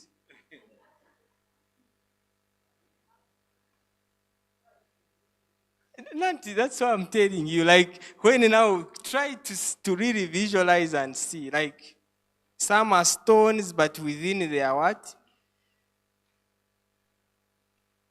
In northern Uganda, some of those really like up Moyo, they are deep in where there are warriors. But you can see in some houses, of course. So like I was saying now, if I clicked back to my primary school, it can, you have its area, the area, and so forth, and then you can come back to it. So that's the GIS tool. I'm going to show you one more, or second last, which is called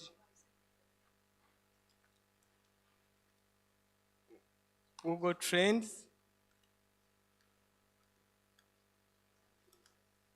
Google Trends. I use this one a lot, actually, Google Trends. I use it a lot. Even in scientific writing, it's okay to cite it. Have we all Googled Google Trends?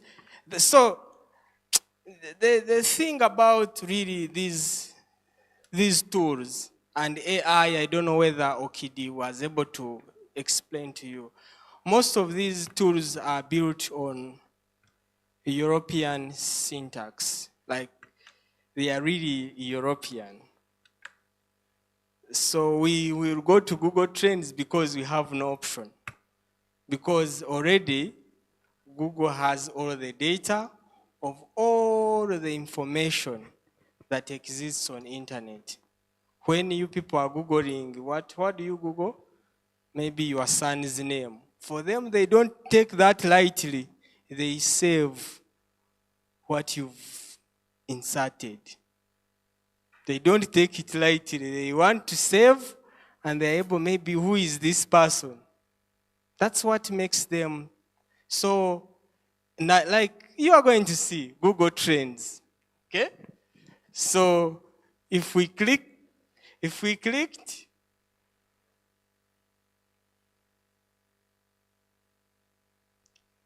they can tell you what the whole world is talking about. So we can maybe say what are people in Uganda searching about?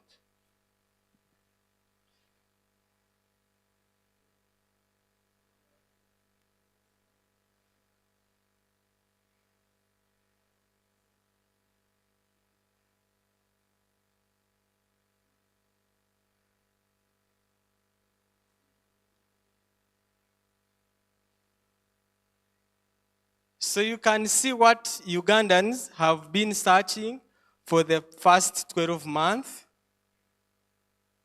Bet power. Now you see, those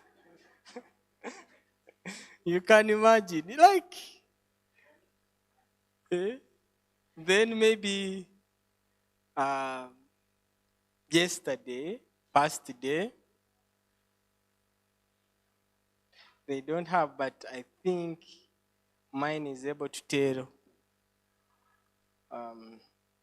So this is now what Ugandans have been searching. Arsenal versus Juventus, and 2,000 K, meaning 2,000 plus searches in the last 13 hours. Now they tell you Arsenal women, and I know yesterday also Arsenal women is one Juventus women. Okay? So you can even increase the laws to 50.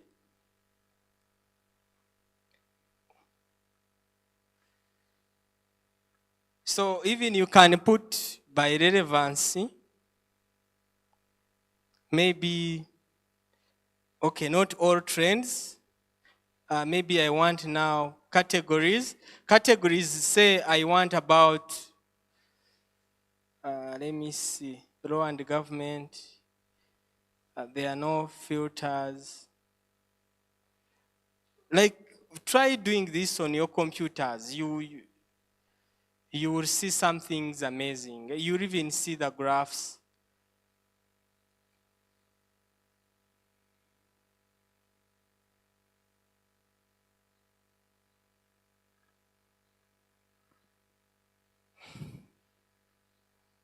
Some of you might, if we say maybe, let me see, in the past 48 hours, I think we should see Besige somewhere, right? You know what happened to Besige. So this happened maybe last 6 hours. So 50 alien skin, like, but the beauty of this is really for you to be choosing categories, different categories. So law and sports. So me, as you see, Ugandans search a lot about sports. So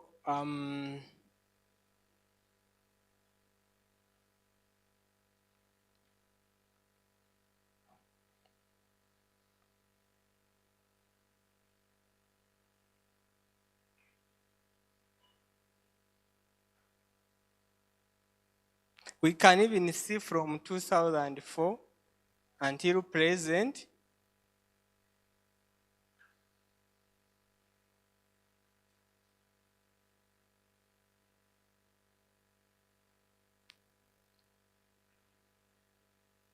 But if you can see, Ugandans really like football, eh?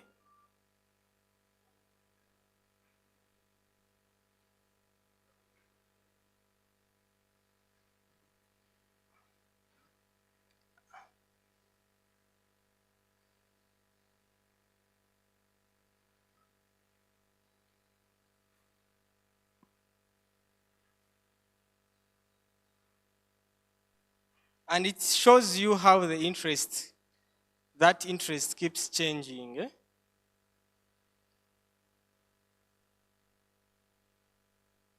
Um, it's-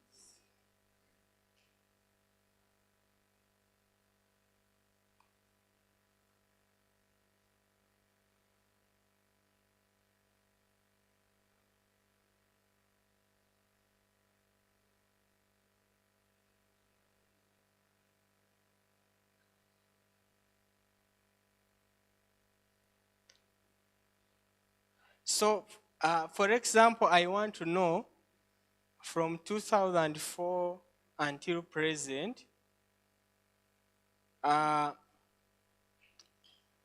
hello, let's see this. It's very key. You might need it in your work, right? So maybe you want to know about HIV and AIDS, right? So you add here, you explore. And then you want to see in Uganda, from 2004 and present,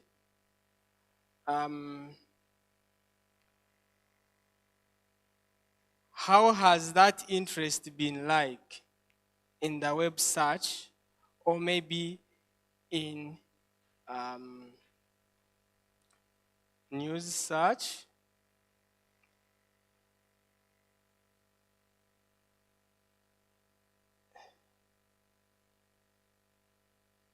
It shows you like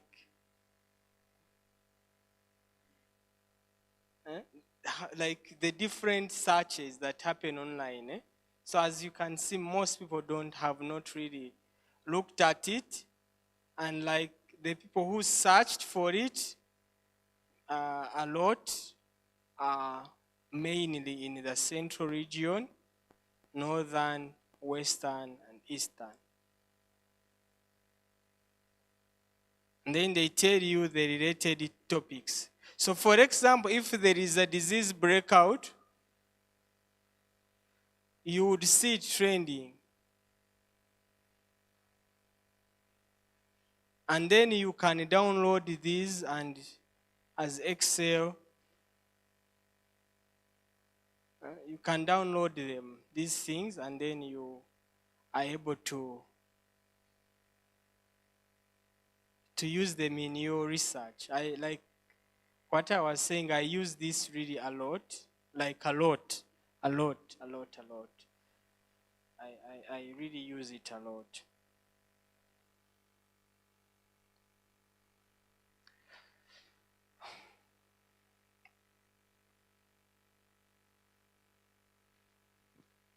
The last one, the last tool that I'm going to show you, you'll allow me, it's really a bit technical, but those who have maybe some young, maybe say in your offices, you can interest them to use it. It's called BigQuery.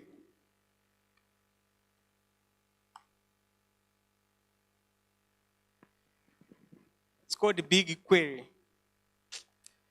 So when you want to visualize data, it's called BigQuery. It's really like very key. It's a bit technical. I'm going to show you something small. Then you see how important it is. For example, you've collected your data and you want to visualize it. Okay, you would use BigQuery.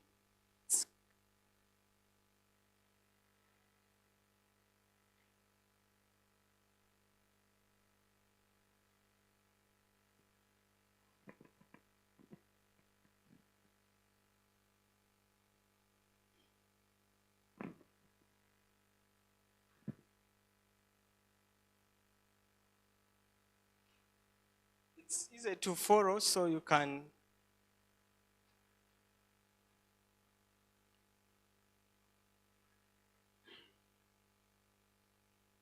uh,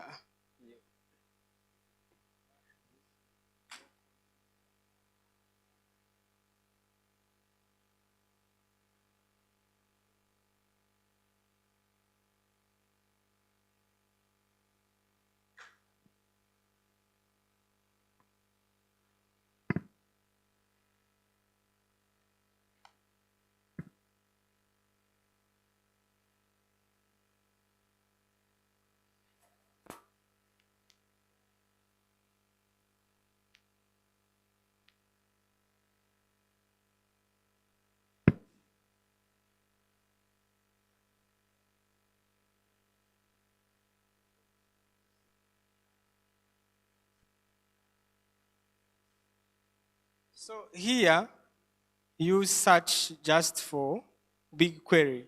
You should see something like this.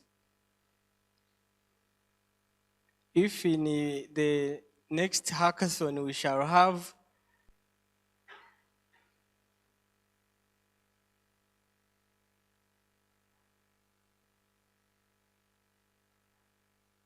then let's click for try for free. They give you some free credits.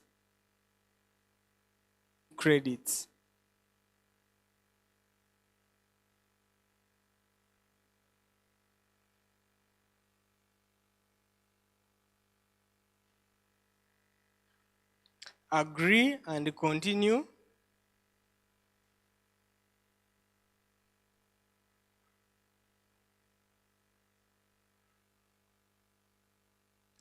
Start my free trial.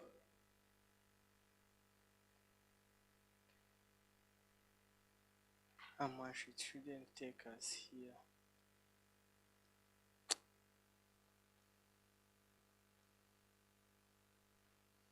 No, like mine.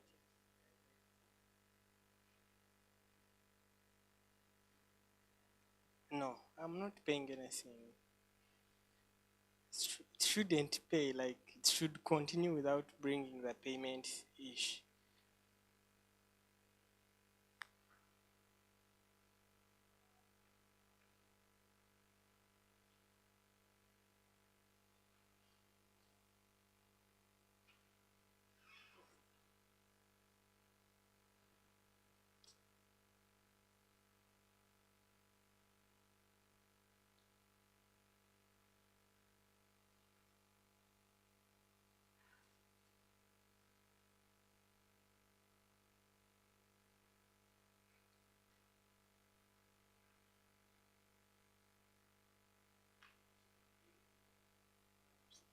No, it can't be like Bitcoin doesn't deal.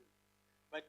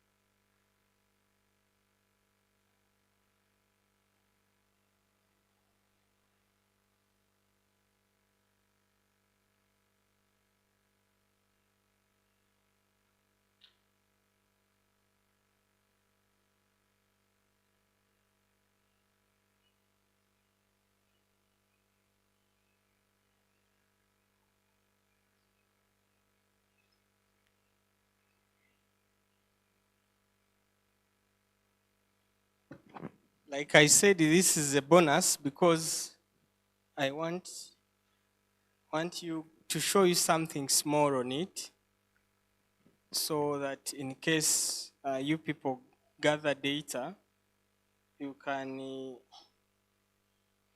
interest yourselves in using it.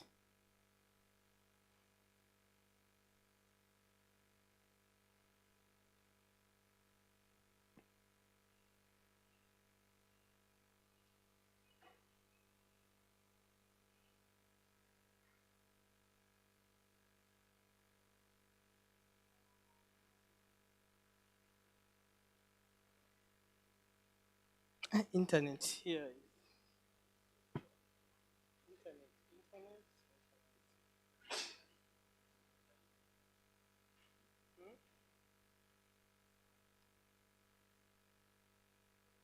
Like, I don't know why.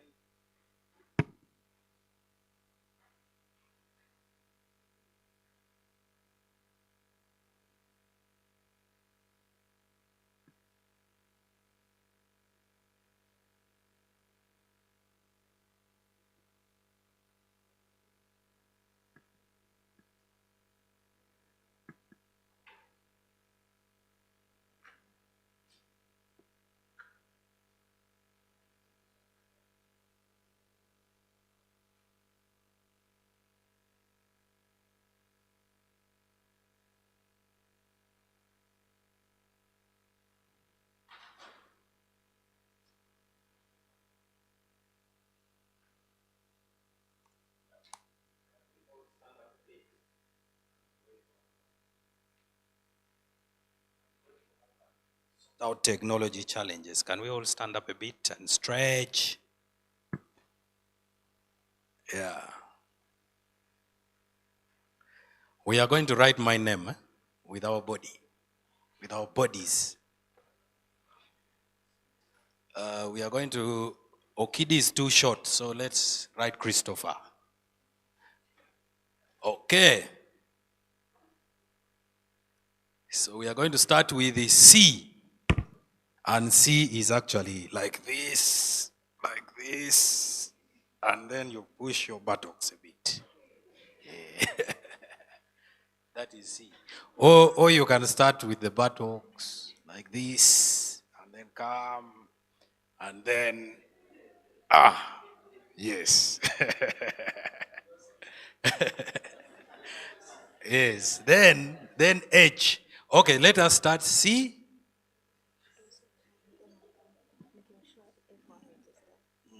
Uh-huh. Yes.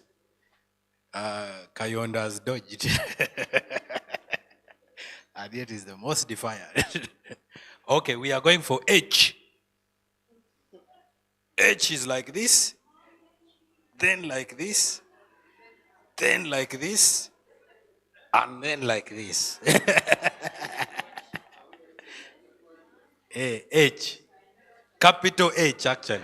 We are, yes, capital H. By the way, we are doing capital letters. Yes. Okay, H.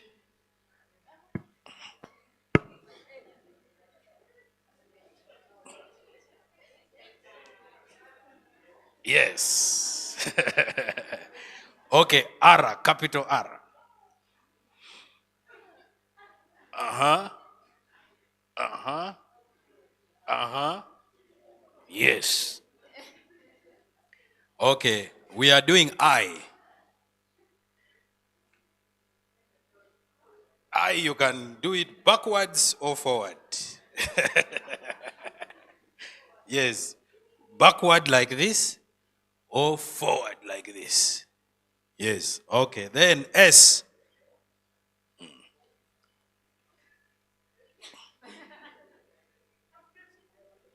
You can even start from behind like this. Yes. Then T.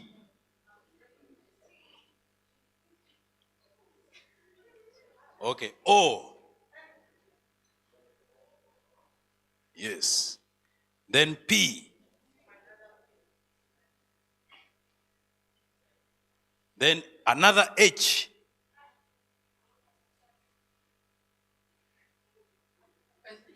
Yes. Then E, that one you have to first do 3 dashes. 1, then you extend behind a bit and do another dash. And then you extend a bit and do another dash. Then you move to the side, and then you can now do backwards or forward. Yes. Okay, then R, the same. Okay. Thank you. We can now take a seat. Yeah. So like I said, it's a big query. For it, really, the purpose of having this tool, it's a bit scientific. So I'm trying to make sure that I don't. This tool has things like sharing of data. If you want to share data with another institution, if you want to run like some analysis later, then it has like, let's say, if I ran this,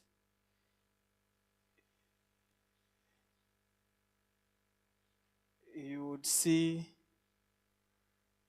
the kind of information it will bring you, some tables within. Okay, so this is really like a bit very technical, but it's very important in your organization. If you have like some IT staff in your organizations, you can tell them to utilize it. It's really not even very expensive. It's not. So you can share data with other people. I think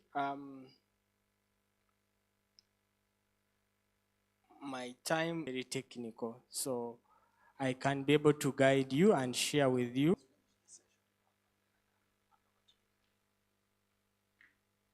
Oh, Alban, just stand there a bit.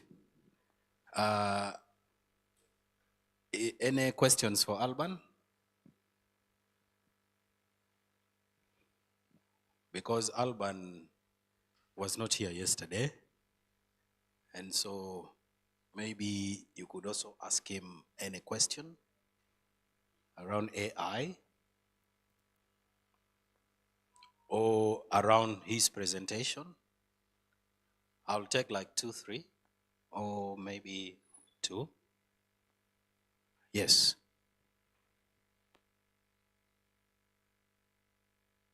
Feel free to ask me anything about AI.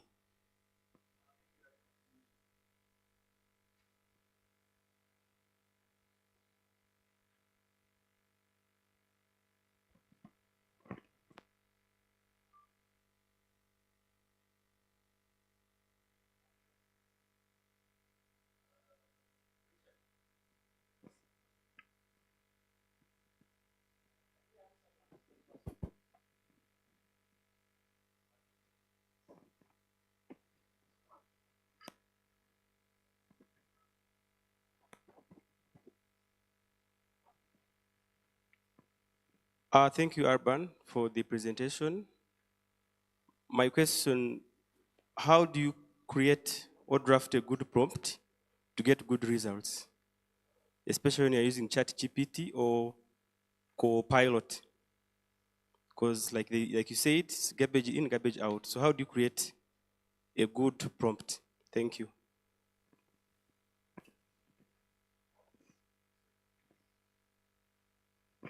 Thank you for the presentation. Mine is on still on the Excel. Is when you are using it and then it asks you to put those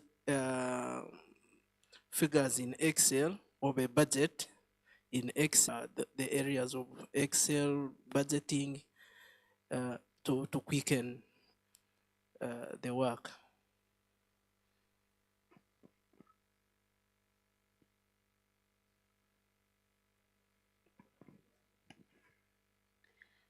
Thank you. Mine is about the Google Earth AI. Are we able to use this AI for climate and weather forecast reports? Is it able to aid us in that way? Then secondly, I would request that if there are other AI can really work with the climate and weather issues better, you recommend them. Thank you.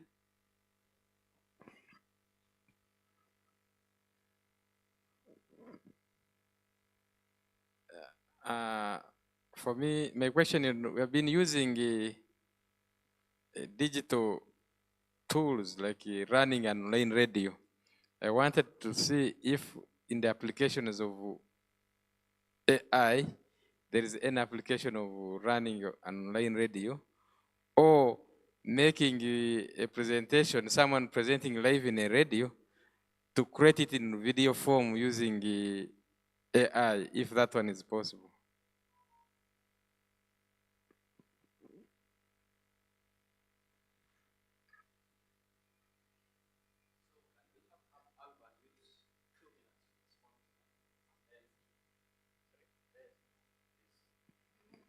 Thank you very much. I want to ask how I can use AI to ensure digital security. Thank you.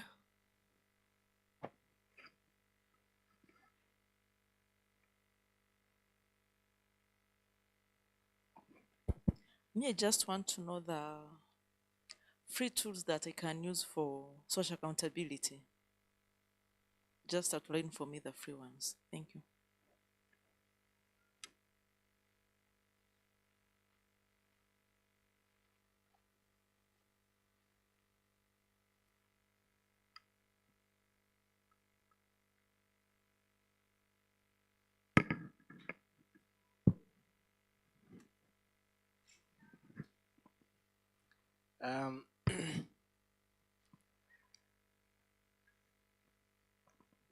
Thank you for the questions.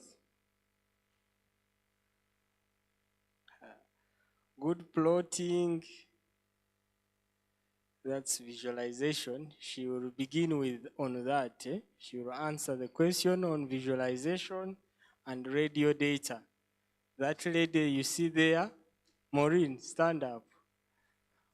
This lady you see there is an expert of visualization, data visualization. That's why I came with her. She's a board member of Kampala Analytica. She is an expert of visualization and radio data. So she will begin with those two questions.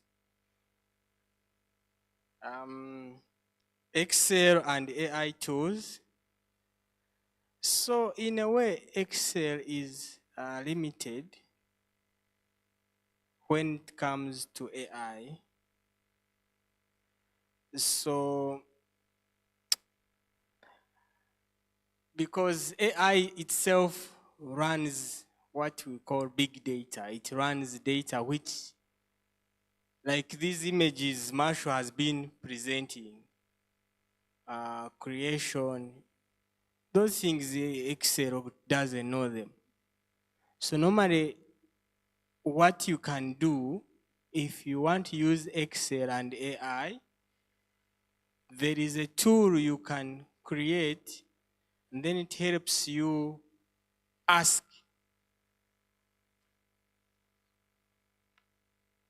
It can help you ask what? Like it can help you ask like the question, like some summaries from the Excel. Let's say you have 1 million Excel sheets stored somewhere, and you may not be able to read all of them. Okay? Say you want to retrieve the budget of 2,000. You may not remember, but you can use AI to read through those, to get for you a summary, a quick summary of like maybe some contents in the Excel sheets.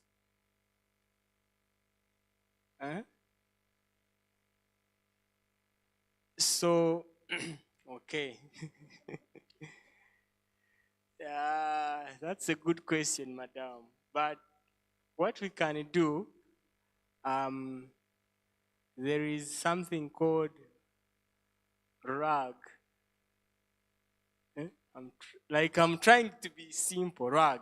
I can develop for your company a small AI tool basing on RAG, like ChatGPT, and then AI reads for you components from that Excel sheet. Pardon? Well, it's RAG, but those are AI terms. You may not need them, but we can develop in the day of hackathon. During hackathon, I don't know. We shall launch a hackathon later on today. We will get some engineers who will show you how to have some of those quick tools. Okay, and they help you have them in your organizations.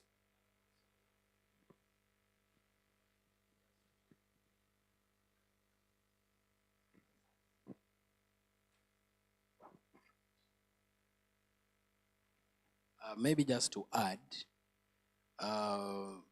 it all begins from you. Ideation. AI can never replace your ideation. You first of all need to have an idea because AI is just a tool to facilitate your idea. For example, what is that idea you want to deploy AI on? Then that is how you can deploy it.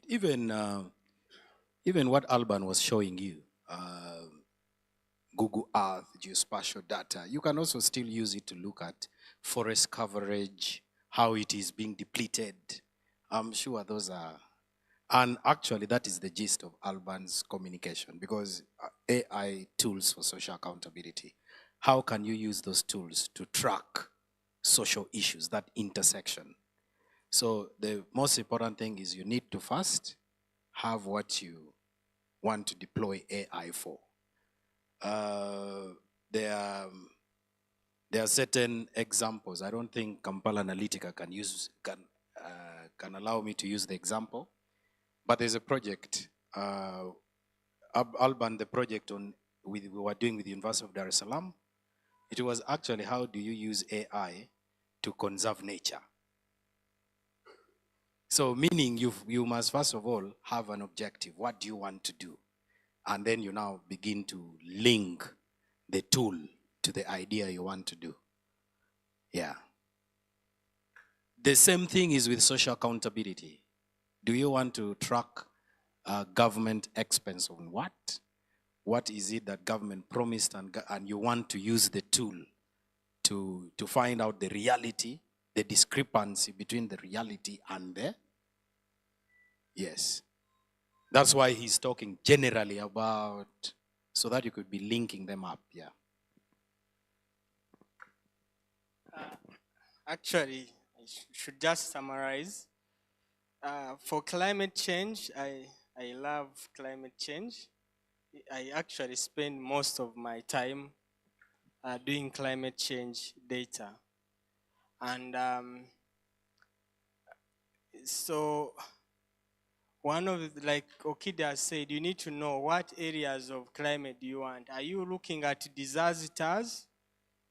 Are you looking at maybe disease outbreak as a result of climate change? Are you looking at human, like inducing human factors, like maybe drainage? You see that? Because flooding is a result of poor drainage most times. So what area are you interested in? And one of the best tools to actually use climate change is the Google Earth that I started with. I showed you it was raining in Kampala. So now you can record those images of rain. The beauty, even with other tools, like coffee, let me use coffee, right? These days there is a discussion on coffee, which you could probably have heard happening. Even the coffee traceability project by the UCDA, they use imagery. They look at the images of like 2000, and then you can even compare with the images of today. You get my point? I can get images of Mbarara where we are in 2000, store them somewhere. Then I get images of Mbarara in 2001, 3, 4, 5, until today, and I can see how Mbarara has been growing. You see maybe new houses, new roads have come through using those kind of images. You just need to know how to interpret. That's what I was helping you. Yeah. Thank you, Alban. You're done completely? Okay, let's give Alban a very big round of applause. Yeah. And like I said, we are also going to have an hackathon. Maybe through the hackathon, some of these basics may also be clearer. You know, we cannot learn all these things in one day. Let's also agree on that. But the most important thing is following the processes and processes and processes, yeah. And then we also, remember, we also have resources we shared yesterday that it is always for your reference. Thank you so much, Alban. Manishime. I also need to state that Alban was a student at Mbarara University of Stress and Torture. Must. Yes.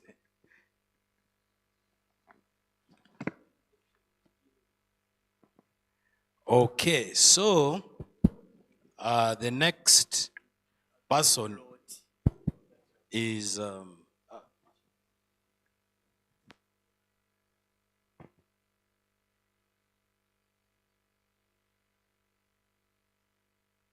okay, like we said from the baseline survey, the question of fundraising tools also came out very seriously. And so we are going to be taken through by Miss Amuterine Maureen. Maureen is a data scientist, and like earlier Alban said, specializes in data communication. So I think, Maureen, I know your work is already cut out to start by a question which Alban left out for you. Maureen is a board member of Kampala Analytica.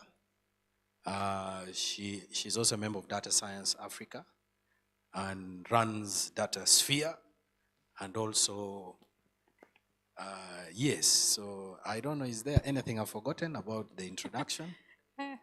Yes, she's our boss, actually, board member of Kampala Analytica. So make sure you don't report us if there's anything that did not go well yesterday. From our assumption, everything yesterday was okay. And I want to report that, Maureen. So, welcome to take us through AI data tools for fundraising. I would request you use 40 minutes, and then participants can also interact with you for another 15 minutes. 50? 15, for another 15 minutes. Yes. Okay, thank you. Okay. Thank you, Okidi. That introduction, I don't know, but anyway. I am so glad to be here with you today. My name is Maureen. I'm Torine. I want to first put a disclaimer. Someone said I don't have a village. I have a village. I come from Ntungamo. In fact, if you want, I can conduct this presentation in Runyankwele. Should I? Because, I mean, we're in Imbara, I might as well. So, should I? I don't know why people are saying never. So, I had switched to the, let me see if I can go back to the browser to start with a question. I did not hear the question about visualization, but I hope I'll be able to cover it very well. But I will start with the one of radio. If I understood very well your question, sir, was someone is on radio, there's a talk show or something, and you sort of want if that can be turned into a video or something like that? Okay. So with radio, I happened to have an opportunity to work with an organization that worked, that did what we called it a radio mining tool. But ideally what this tool was doing is translating audio into text. So much happens on radio. So many talk shows happen on radio. But assuming you're interested in learning about what are people talking about gender-based violence, right? I would think some of you maybe are working on that topic as civil society organizations. Or what is someone talking? Can I pass pause and then you finish because you're distracting me? I don't know how to pay attention and anyway, I will now go here. Maybe when I start, you will come back. Yes, so what the tool was doing is filtering into radio, because you do not want to deploy like 10 people to listen to different radio stations at the same time. That's a lot of resources. So this tool was able to listen to over 100 radio stations at the same time, only picking out conversations or talk shows or anything that is mentioned about, let's say, gender-based violence. We used it for COVID-19 as well, talking about what are people talking about, maybe vaccination and stuff. And that technology, really the way it works is the same, that it would help to work in your situation, because what you need is a transcript of that radio talk show, okay? There are probably tools that can go from audio to video, true, but if we're to use like the tool that Marshall demoed in the morning, what was the tool for when we would put text and then we have a video, you realize that once you have that text, the transcript of that talk show, then you're able to create a video with that tool. So that's one way you can use it. And I would advise you use that because it helps so that you already have the audio from the talk show, you've generated the text, now you create with this other tool, you're able to give it both text and actually audio so it can sync them and you have. So that's one way you can do it. How you go from the audio, someone talking on radio, to text, there are very many tools online that you can. Some of them even developed by Ugandan companies, one of them called Sunbird AI, where you can put audio and you're able to generate text. So the tools are there. Maybe I didn't get an example as I was thinking about answering the question, but the step would be go from audio to text, then use the tool that we showed you, or even any other tools. By the way, the tools that we're demoing today are more of just an example. If you look online, you'll find many others, and as you explore, you'll find that maybe some other tool works better than what we've showed you. It's more of to show you, to give an intro. So that should answer your question. Now, the question about data visualization, was someone asking what tools to use? Who asked the question? Maybe.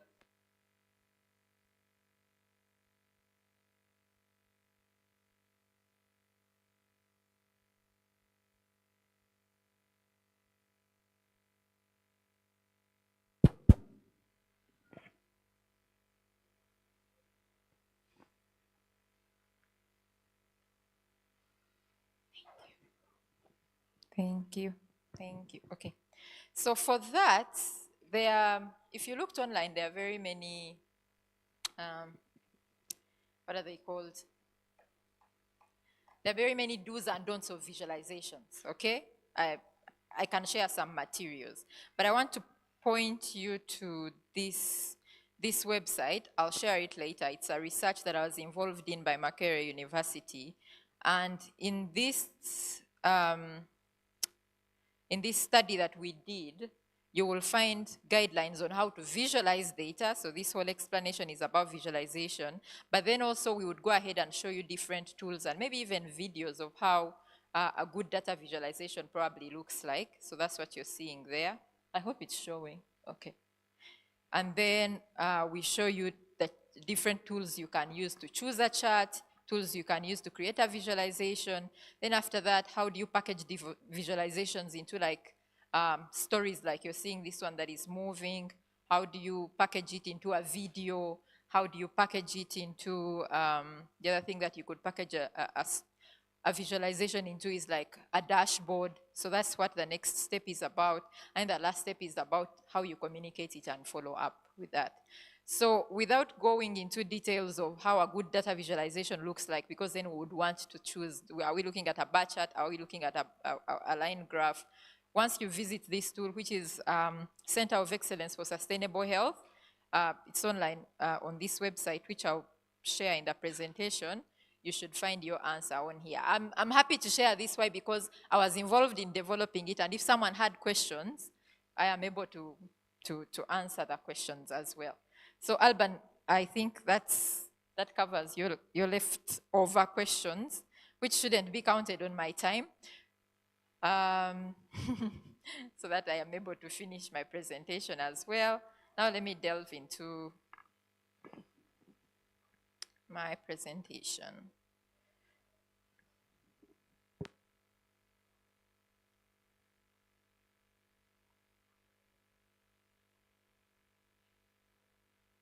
Okay, so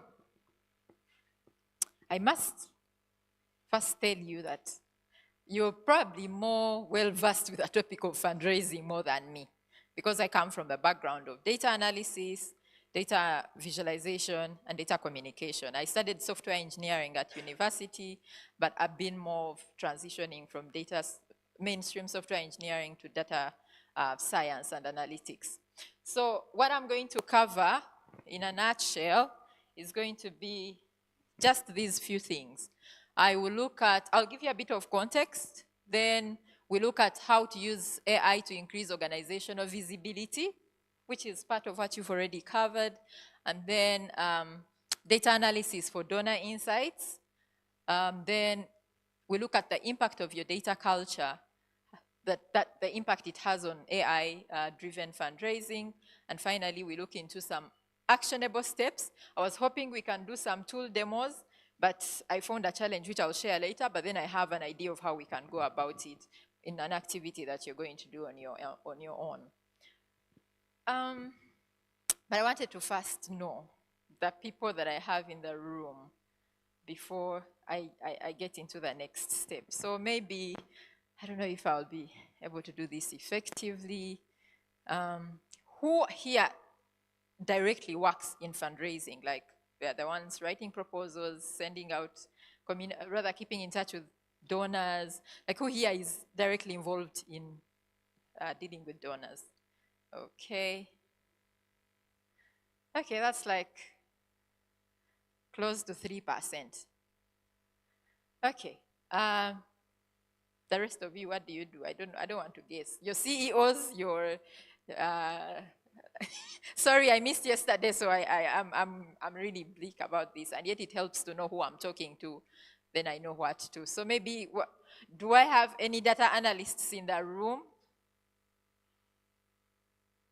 By the way, you all are data analysts, but you probably don't want to admit, or you do it at different levels. M&E, okay.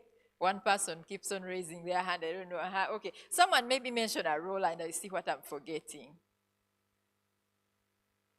Maybe Okidi, give me a breakdown. What kind of people do we have here? Because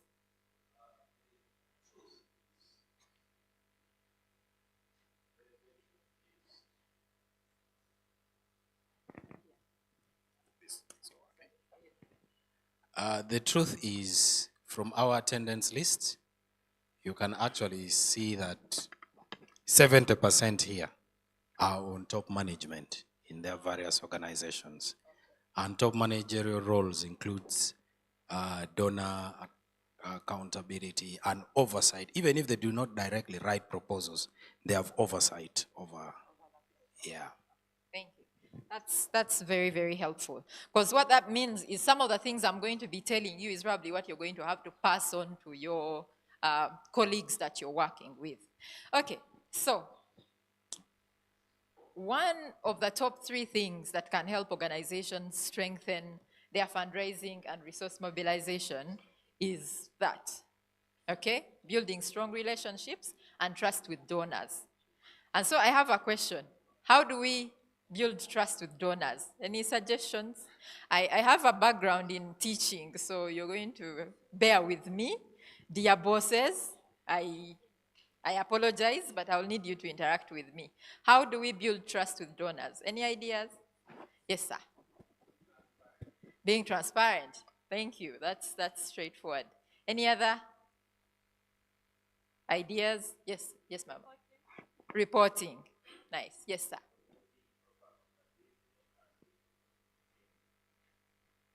Nice. Any other final answers? Yeah, you look like you want to give me one, sir. Open, timely communication. Exactly. Thank you so very much. You've literally uncovered what I had in the next slide. Because the first one is transparency that he talks about. You have to show evidence of impact. I don't know about you, but most of the organizations I've worked for, we have to show impact in our reporting. And then, of course, you have to keep them engaged, not to always show up when there is a deadline for a report, and that's the only time they get to hear about you. That's when it comes to building trust. With relationships, you want to also understand what your donor is interested in. Oh, I was supposed to ask a question before moving on. Forgot. Okay, so you have to understand your donors. And how do you understand your donors? You do donor segmentation and donor profiling. Are those words new to us, or we know them? We probably know them, right? Because what a donor like, say, JICA is interested in or is excited about might not be the same thing with what Hewlett Foundation is excited in.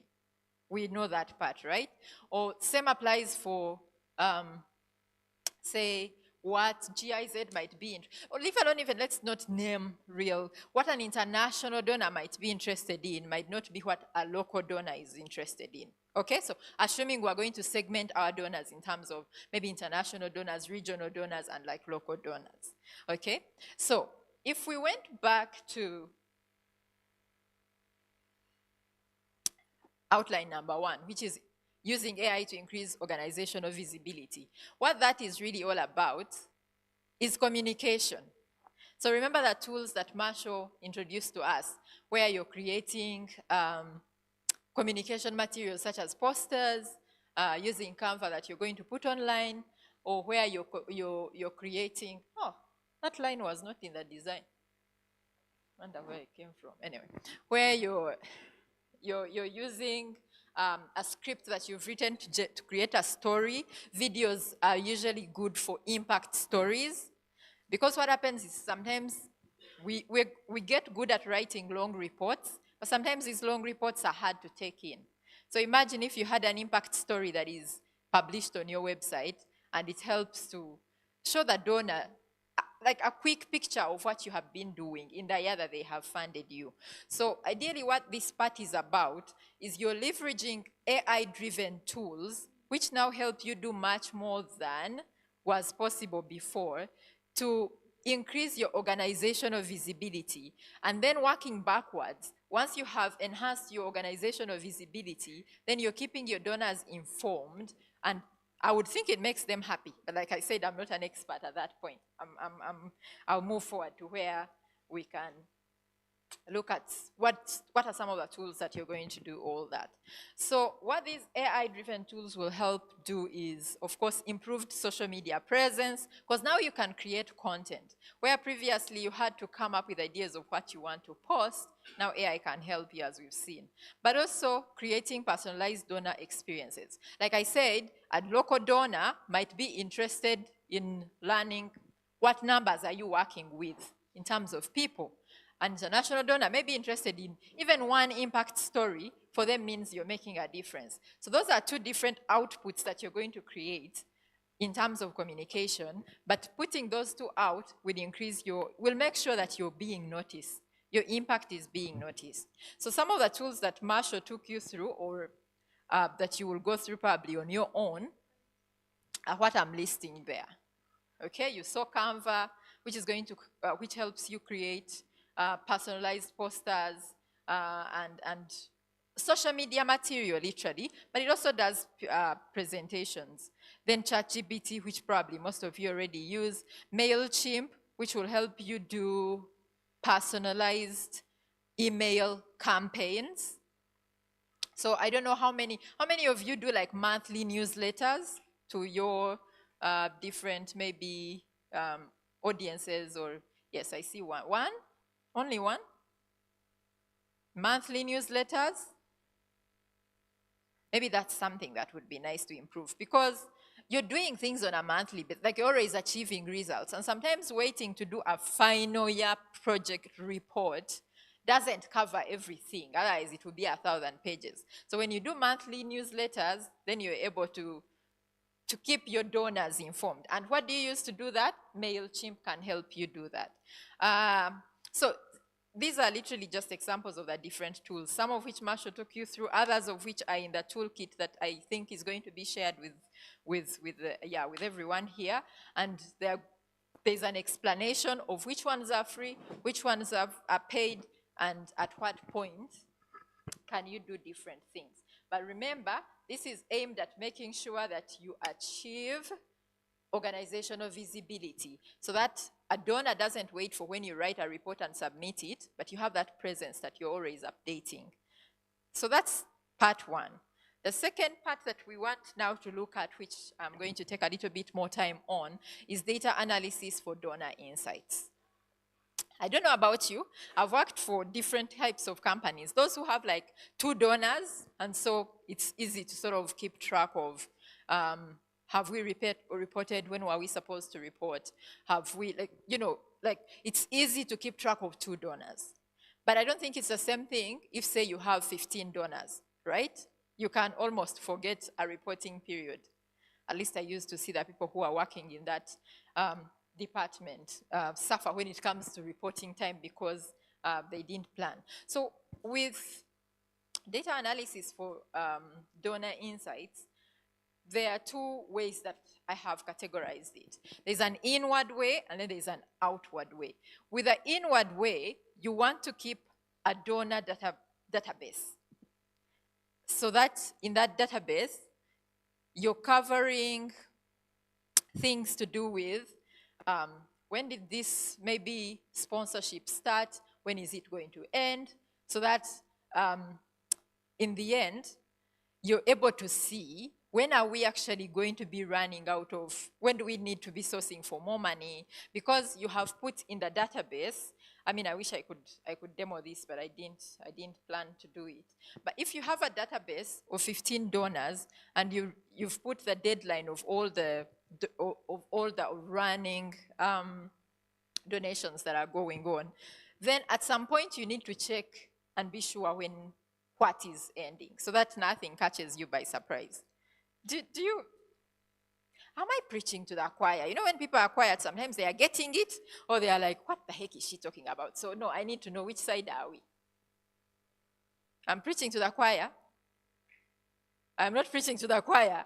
So you guys are like, what's going on? Oh my God. Oh my God. Okay, who feels like they are the choir and I'm preaching to the choir? At least then I can see how slow or how fast to go. You, madam, I saw you say, hey, so I think you have you have So are you the choir or you're lost? You're okay. Okay. Who is lost? Who wants me to slow down, or who wants me to, you're lost. Okay, where do you want me to go back to? I go slowly. Okay. I'm going to try. I am naturally a very fast speaker, but I'm going to try. So, okay, so, inward.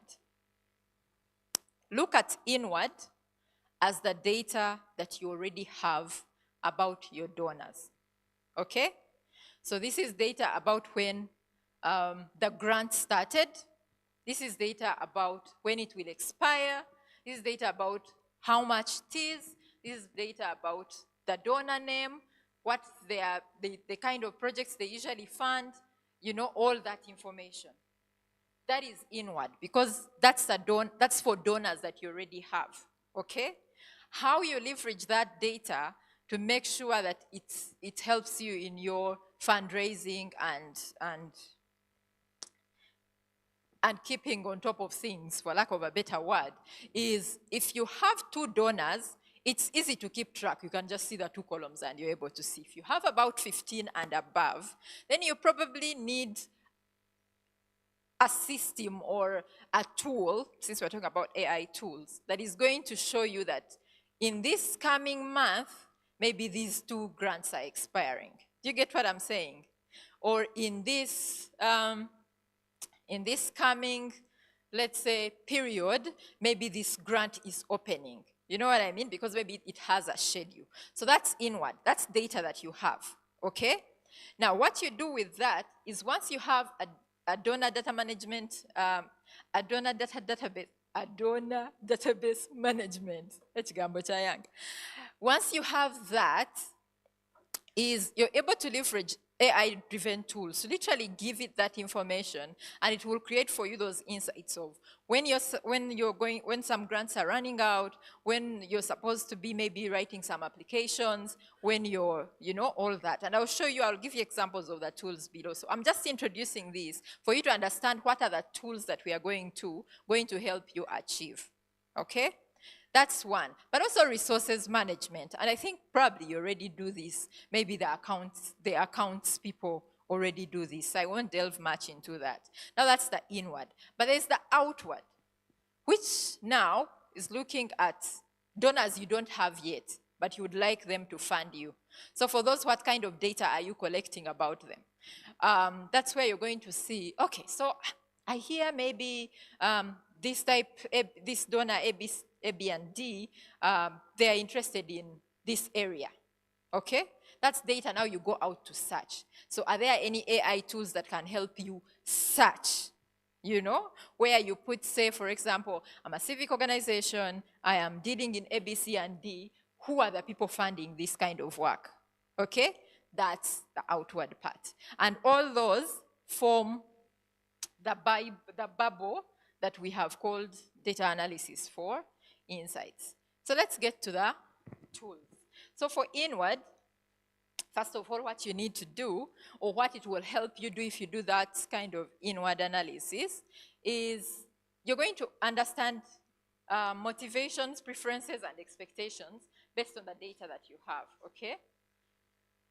Then you will be able to segment some donors, maybe who, if we're looking at time, whose grants are expiring at the same time, whose grants are probably open at about the same time, and maybe you want to synchronize and make sure that the proposals that you're writing are more or less similar so that you don't have to do lots of diverse work.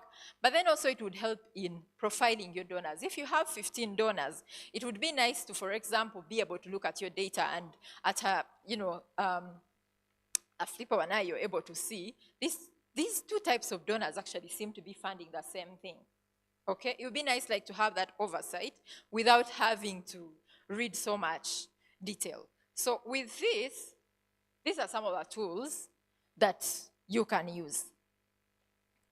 Now, unfortunately, as I was looking for ways to demo these tools, all of them are paid tools. But this is how I see it. I've been working for a data innovation lab for close to 8 years. At first, to hire a lead data, what this does, it means that rather than having a team of say 3 data scientists, you have an engineer, you have a scientist, you have a data analyst, then you can actually have one who, because now there is a tool which can help in the data collection, in the data segmentation and all, and then analyze, and then you have insights. This one person is able to be the link between the data, because sometimes, let's face it, executives, people who don't have the background of data science, it's hard to interpret some of the results. So you probably need someone who's going to translate from technical to layman, for lack of a better word, okay? So it helps that you're able to still employ, but probably you won't need as many people as you would have. So these are the tools. At the end, I'll share some videos, 1 or 2, that we can watch on how to use these tools. The challenge is, while the tools that Marshall used in the morning, we could create an account and use a free version. For these ones, because they are highly professional tools, these people don't want people creating accounts just to test out. So when you go, you either have an account or you're asking for a demo, so that then they are able to get in touch with you and understand your need, and then they send you, because it's a software tool. So for them, they are not welcoming us creating free accounts for just trying. But it's a good thing. That means once you have researched the tool and I need this, then they work with you. It's not like they are distant. They are willing to send you a demo, be in touch, and see how you're using their tool. Okay, so now we go back to the outward part, which is really for new donors. You're looking out for new donors. And for those, you also want to target and be sure who are the donors I'm looking for, like what are the different categories that I can put them on, in rather maybe these fund this type of project, these fund this type of project, and then what are some of their giving capacities? Sometimes you find donors either give too much money than you can spend, or too little money that you're like, I will pass, okay? So for those, fundraise can also work here, but probably mostly donor search, where you now go and put in specialized or rather specific text of, I am ABCD, I do ABCD, what kind of people can fund this work? Okay, so up to here, I slowed down. Even me, I could hear myself. Any questions? Yes, yes, it's paid for. It's not cheap. But Marshall was just showing me here another tool that I will probably open at the end. It gives you all the information that you probably need. What was the name? Hold on, let me just see. It was called, we can try it, we can check it out and see. I hope I didn't close it. I think I closed it. Probably Marshall will be remembering it as we finish. From current slide. Okay, yeah, so most of these tools are paid for, but they are affordable, is what I can say. All right, so I think I can move on now. Everything I've been talking about was hinting to the fact that you need data to feed into the tools that you're going to use. I hope we all picked up on that. Did we?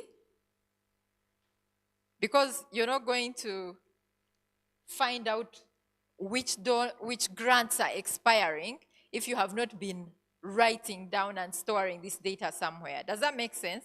You're not going to, you won't have data to analyze if you haven't been saving the data anyway. So I like to say this, that the backbone of AI is data. And if you feed AI with bad data, it's going to give you fake or, I'm looking for a good word without cursing. It's going to really give you bad results, okay? So, what does good data that is going to feed your AI tools look like? It is accurate, it is complete, and it is timely. Okay? I feel like timely and complete we get, right?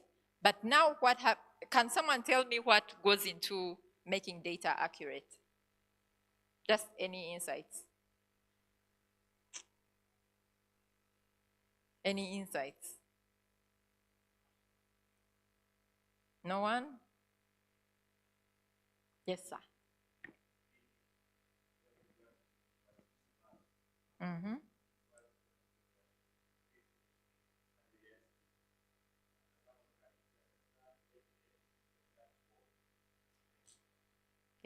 Yeah, he's right.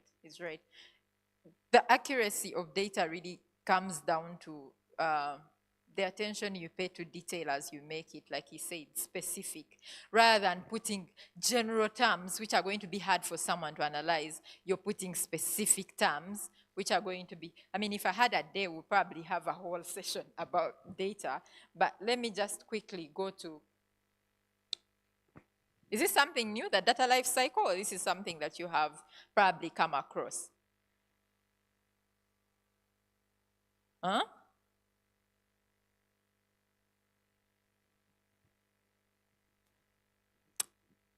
So every step, every one of those steps matters, because that's what will determine the results of whatever you're analyzing. So at creation, or creation can be creation stroke collection of data. If the person collecting the data, assuming maybe there's someone who goes in the field and is collecting data, if they are not very keen to make sure that indeed it is accurate, then that means if you've made a mistake at creation of the data, it's going to affect almost all the rest of the steps. Because that means when you are analyzing it, using it, you're going to have questions that you probably cannot find answers for. Alban is here and is very well versed with data. I'm sure he would be able to give us insights about how incomplete or inaccurate data can be a problem. So how do you make sure that you're ensuring you have good, how do you make sure that you're ensuring? It is well. How do you make sure that the data that you're creating or you're collecting is actually accurate, okay? Timely, and what was the third thing? I forget. Rather than complete, thank you. Rather than waiting for a time when you need to analyze data about all the donors, and that's when you start asking, hey, people bring me all the grants that we have running so that I can put in this data. You make it a point that whenever there is a grant that has come through, someone has created that record in the database, so that you're not doing it all at a go. Because if you're doing it last minute, as you're going to analyze the data, it's possible that you will forget something. Yet if you have thought about it and probably planned, okay, so for each grant, what information do we want to capture? We want to capture who is the grant giver, how long is it running, what are the areas they are interested in. We want to capture when is it expiring. We want to capture when do they put out the calls for proposals. You know all that. You already know all those parameters. Then whenever you get a new grant, it's easy to just feed that information in rather than just doing it last minute. So that's how you, at creation, you take care of every little detail that sets you up not to make mistakes later. Okay? Then of course you set up for storage. I feel like that part is usually well done as long as you have IT people who are going to set up databases and stuff. And then the using of the data. Now at this point is where you have to also know who has access to this data. Probably not everyone should have access to this data. So that's where you put in you look at policy and regulatory guidelines of who accesses, who uses, who analyzes, all that, to a point of sharing. Does this data get out of the company? Even when you're choosing a tool that you're going to use to analyze your data, usually for free versions, that means your data can be used anyway, okay? Because you've not paid. They do not owe you, what's the word? Yeah, you've not paid. That means like there's nothing legally binding you, okay? But once you have paid for a tool, I will give you an example. There's this tool we use a lot in data visualization. It's called Tableau. Tableau Public, I don't know if you heard of it, but this is their model. Everything on Tableau is open. You can analyze almost up to like 10,000 records of data in that platform, okay? Whether you have a free account or you have a paid account. But guess what the catch is? If you're using a free account, as soon as you save your visualization, your data is made public, okay? But if you're using a paid account, you can choose that I want my data to stay on my laptop in as much as I'm using. In fact, you can download the tool and work on localhost, okay? So you also have to think about these things as you're choosing tools. You also want to think about, if you're using a tool to analyze this data, is this data that I would be okay with if it was in the open?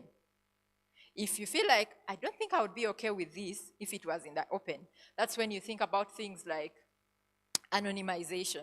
Rather than maybe putting GIZ, you put donor A. Then for you in the back, you have records that sort of show you that when I'm talking about donor A, I'm actually talking about GIZ. You guys are a tough audience. I hope we are getting things. You're not even repeating donor Z. Okay. But I hope we are, I hope we are picking, at least whoever is following. Okay. So that's the thing also that you have to keep in mind when it comes to using tools, is because you're feeding them with data. The only way they've been able to develop these tools is because there's so much data that we put on the internet. So if we're not able to put our own mechanisms of securing this data, we will be happy to use the tool. We will be happy to use some of these tools that we're going to show you to create amazing videos, amazing presentations. But be sure that also what you're using them for is something that you're okay with being in the open. If it's not, think about anonymization. If you feel like you can't anonymize, think about paying, because usually when you pay, then you actually can get even a consultant who guides you on how to keep your data secure. And then all the way to archiving or destroying data. So ideally what this slide is supposed to help me explain is you can only use these tools once you have, or you can only benefit a lot more from these tools once you have already collected your data. Because even you will see that where we needed to do like a video, for example, we had to have a written script that already tells the video what we want to produce. So there is, excuse me, there's a step right before opening the tool and starting to use it. Okay, so now that I have said everything that I've said, what are some of the action steps? Like if today you made a decision that I am going to, from today on, go be data-driven, okay? Where does one begin? Because I realized the way I shared them is sort of in a jumbled order. So what would be the order? It starts with a data collection and organization, okay? Go back, see what data do you have, if you have. If you don't, see what data you want to look at. It starts with you collecting the data. Then once you have the data, okay, be it for creating social media content, be it for analyzing to get donor insights, be it for, what was the third thing? Be it, oh yeah, the last thing was actually about the data collection, the data being the backbone of AI. Yeah, be it for creating social media content or visibility content, you can call it, because social media content is just one part. When you call it visibility content, it's broader, because then you're in visibility content, you have things to do with newsletters, email campaigns, like it's broader, because some donors are not going to be, by the way, on our social media channels looking. Okay, and maybe sometimes, yes, their social media person will retweet because they know they are sponsoring that project. But do you know if the person who matters has actually seen the impact? So that's where you want to do like newsletters and email campaigns. Yeah, so be it whether you're doing social media content or you're doing data analysis for donor insights, it starts with data collection. Then after you have put your data together, that's when you can start exploring tools. You're like, okay, what tool can do this? What tool can do this? Okay? That's when you start exploring tools. And then you have to develop a data-centric culture. I'm telling you, there are people who are here today and they are thinking, but things are still working. Why do I have to care about use AI tools? Use, you know what I mean? I'm telling you, if I don't want, I will not say raise your hands, but I know there is always those people who are thinking, things are still working. Well, if you don't want to be left behind, because this is the digital age, so develop a data-centric culture. What does that mean? That means that maybe most of the decisions that are going to be made in the organizations are going to be data-driven. Be it meetings, where you're like, usually if we have meetings after lunch, people are full, they are going to doze. Okay, that's a fact, we all know. But also thinking about what's the best time that maybe people are usually in office and they are productive. And maybe that's not the time to call the meeting because you want people to be very, you know. And then sharing on those things is how you build a data culture, in that you're using data almost in each and every decision. And then you test and iterate. Today, Canva might do the job that you have. Tomorrow, it might be something else, okay? And finally, you have to ensure ethical use of AI. What do I mean by that? Sometimes people use AI to create things that they don't disclose that they have used AI. That's the simplest unethical use of AI that I can use. But of course, it gets more than that. So educating yourself, it starts with really educating yourself about what are some of the ethical uses and unethical uses of AI. If you've created an impact report using an AI tool, maybe the donor would like to know that that's what you did rather than you know, maybe, I'm saying maybe, I don't know. You would know your donors better. If you have, there are some AI tools that are actually not approved by like global standards. So maybe you also want to read up on that or have the person responsible read up on that so that you know that the tools you're using are not the ones which are going to put you in a questionable state. That's really what I mean by responsible use of AI. So that we are not going with excitement of every AI tool, but rather who developed this tool, what's their credibility, like just keeping an eye out. And that is the end for the presentation. I will, thank you, you're very kind. So what I did when like I said, let me just maybe open one of them and show you before we go to the video.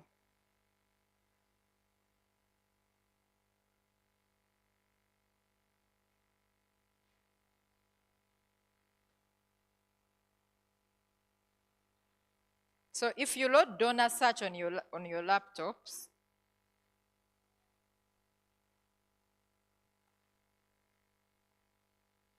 which should look like that, as soon as it opens. Did I click it? Yes, it opens.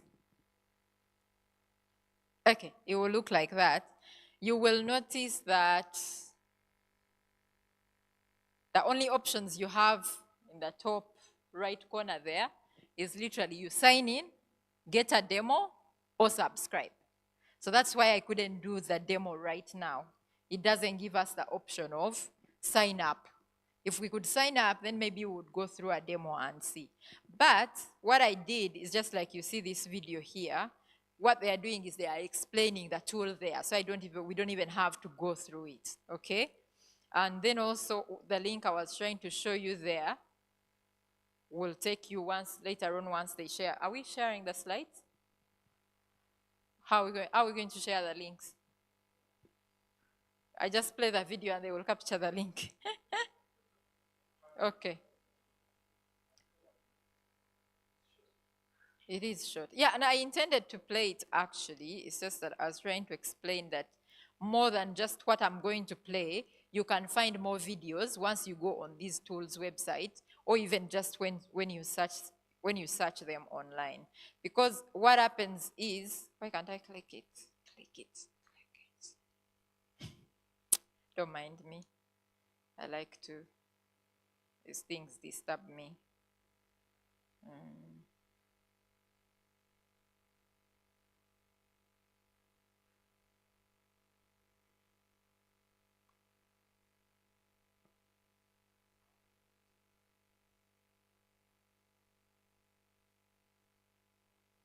Okay, so when the internet finally loads,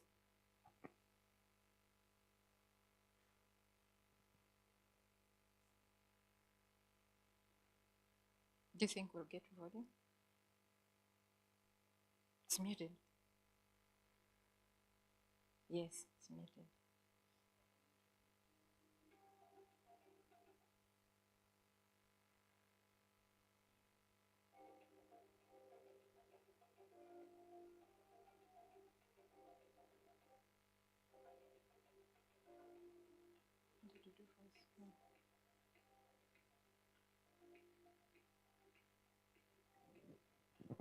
So you'll notice that they are taking you through the process that we would have gone through here, except we can't because I can't create a free account. Neither probably can you. But once you have watched the videos and you think, this is a tool I want to use, ideally on the other top links where we see sign in, demo, or subscribe, you just ask for a demo. What happens is they will email it to you and someone will get in touch with you. These tools happen to be more personalized. They want to know who are the users, what are they using them for, so they will be in touch with you.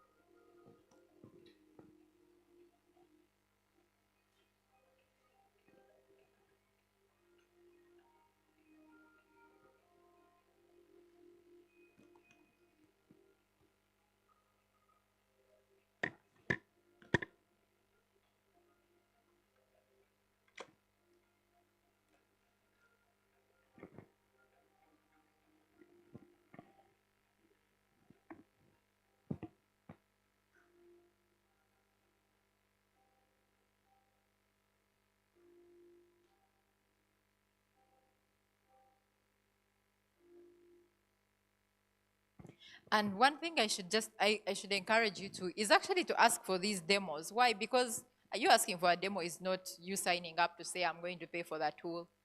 That's them taking you through their tool. And you can even ask, are there any discounts for, say, this type of organizations? And then in the end, if you feel like this is not for me, you're like, yeah, okay, thank you for your time. That's why they are there, literally. The reason they do it like that is because they want to market their tools themselves.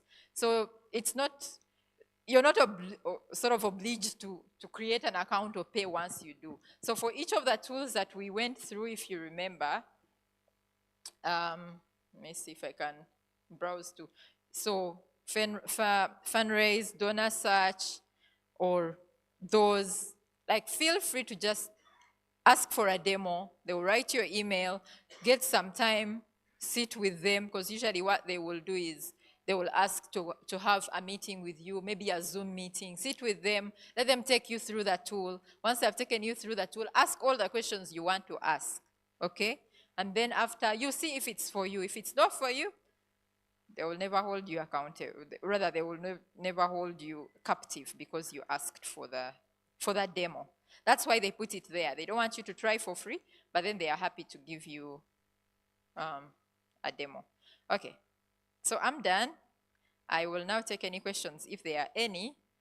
If there are no, I'll ask for a prize because I think I'm the one who finished in the shortest time possible.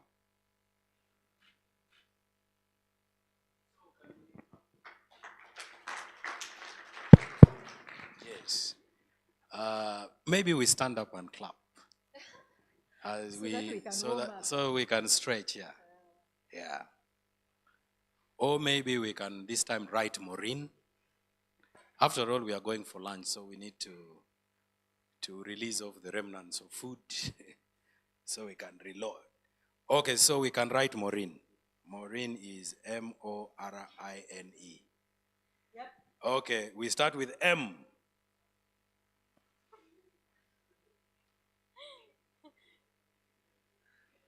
Let me put the name so that no one is cheating. Then O.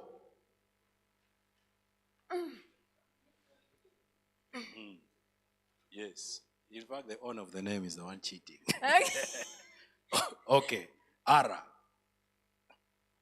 we doing capital or small letter? We are doing capital. Okay. Then I. Then N. Then E.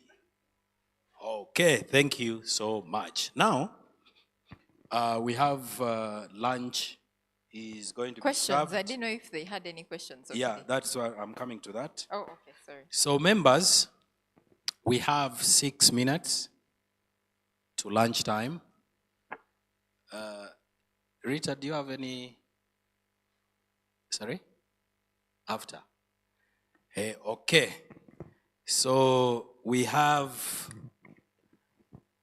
I am going to use the 6 minutes to take questions and responses. Any question for Maureen? Yes, there's already one hand up. Okay, Maureen, it's okay. You can even answer from nearby there, yeah.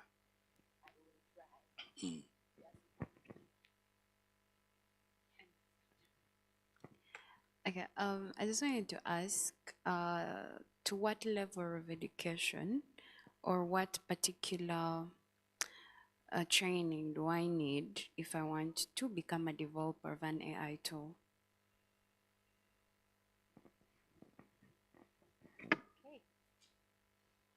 Any other question? Oh, yeah. Thank you, Maureen. I'm asking about the tools. Can the AI tools replace the SPSS? Because we've seen that sometimes we need to use SPSS for certain data analysis. Research.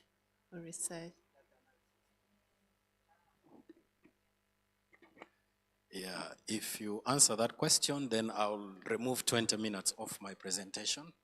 It will save time. Okay. Then, yes. Thank you so much for your presentation. You talked about the having a donor database for organizations. But I'm looking at our organization. We deal with sensitive information. So, and you didn't talk about the data, the digital security risks that are currently happening in the whole world, because there are issues of hacking, there are issues of scamming. So how can we go about this if we come up with such a database? Thank you so much. Okay, any other question? Or we take that? Okay, Maureen, in 3 minutes. You have 3 minutes left. Yeah. Okay, so let me work backwards.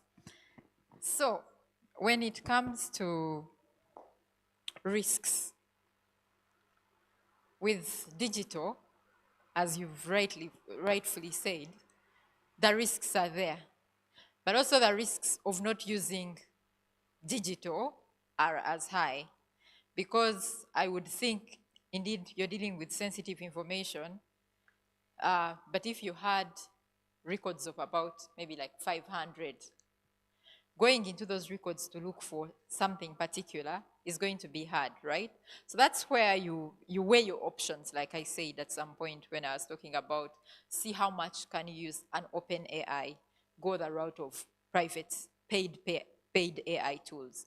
But also, that's when you also maybe think about investing in an in-house data analyst, who now, usually these days when they're advertising jobs for data analysts, you can actually put a caveat where you're saying you're developing tools. All tools are developed in-house.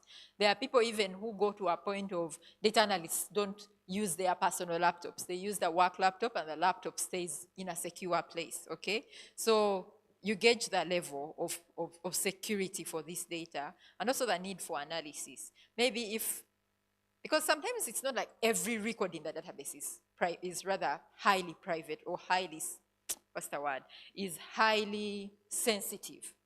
Okay, sometimes it's not. So it's also okay to say, okay, for this maybe analysis, I am going to remove one record. You have a master file that has everything that probably only one person or few people have access to that are trusted. Then you have removed some columns or some rows which you think are very sensitive. Maybe the column talking about how much money. Maybe that's not something you want to put. Maybe you remove that. Or what people do also is, instead of working with exact amounts, use ranges in the analysis. So that means you create a secondary table or a secondary database altogether, where now you're going to sort of create your own guidelines on how you're going to anonymize the data. Still be able to benefit from the tools, but without giving out too much. I hope that answers your question. To your question about using analysis tools, the truth is, people who have been using these analysis tools also, rather who created these analysis tools also, they are finding ways to plug in AI in these tools. So I think what is going to happen is these tools are going to be more advanced with already AI-enabled functionalities that you probably didn't have before. So if you're using a tool that has not yet plugged in, let's say, an AI element, because how many of you have seen now on Google search, which was ordinary, the first answer that comes is by AI. You can even ask if you want an AI assistant in your search as you're searching. I don't know if any of you has seen that. So most tools, what they are doing is, because they don't want to get out of business, so they are bringing in the AI element. So maybe it's for you to find out, have they done that? Is it there? Can I still use the same tool that I've been using, but now I'm able to do more, probably using a smaller amount of time. Also, what is happening is, I would think someone needs specialized knowledge to use that tool. I didn't even know what it was, okay? So what's happening is also, maybe as AI gets, integrated into everything that we do in schools and whatever, you'll find that either new tools are going to come up, that could happen, so the old ones are being rolled out, or the students are being taught in more advanced analysis, because now what that analysis tool was doing can already be done by AI. So for me, if you already have such a tool in the organization that you've been using, see if there is an AI plugin you can put because they are plugins to already existing tools. You just plug in and make it better. To your question, ma'am, about... In 1 minute. Well, I didn't use all my time, but okay. So these days, you can teach yourself AI, really. If you have a laptop and you have internet and you have the zeal, because it starts with a zeal. I will not tell you, I mean, yes, of course, there is mainstream education. Go probably do a short course. That can work. Go probably do a short course in AI and you'll be able to develop some of these models. But with a laptop, even that short course can be on your laptop. Use sources like Coursera, so those online platforms, Coursera, once you search Coursera, very many others are also going to be suggested by AI. But yeah, do an online course and see what you learn. When it comes to learning, I always tell people, learn by doing. Rather than just going through a course all the way, whatever you learn, practice. It can be you're practicing something that you're going to put on your profile. These days, people are doing profiles where because you don't have an experience. No one has employed you to do that work yet, but yet you have produced something. So what you do, you either put it on your own profile online, which are so easy to create these days, or use, what are these tools called? GitHub.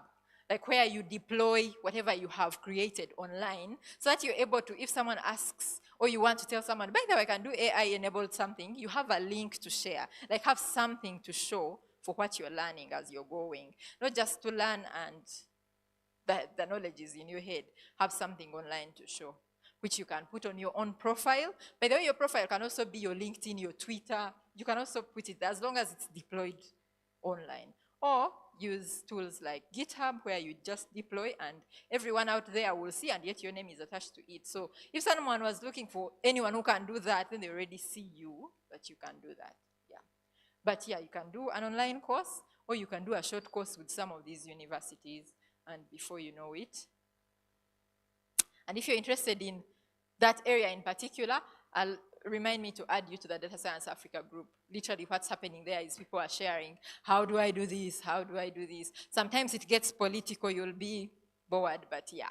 It's a good place to be in because then you're surrounded by data scientists and all they are talking about is data. Thank you. Thank you so much. Let's clap for Maureen. Yeah. Okay. Important announcement. We are breaking off for lunch at exactly 5 minutes past 1. And then we return here at exactly 5 minutes past 2. Now, this is what is going to happen in the last segment of our program. Why we need to be very strict on time because we still have one training session, which is just going to take me 20 minutes to demonstrate how me as Okidi, I write a proposal using AI. I'm just going to say that this is how Okidi Christopher, I write a proposal using AI.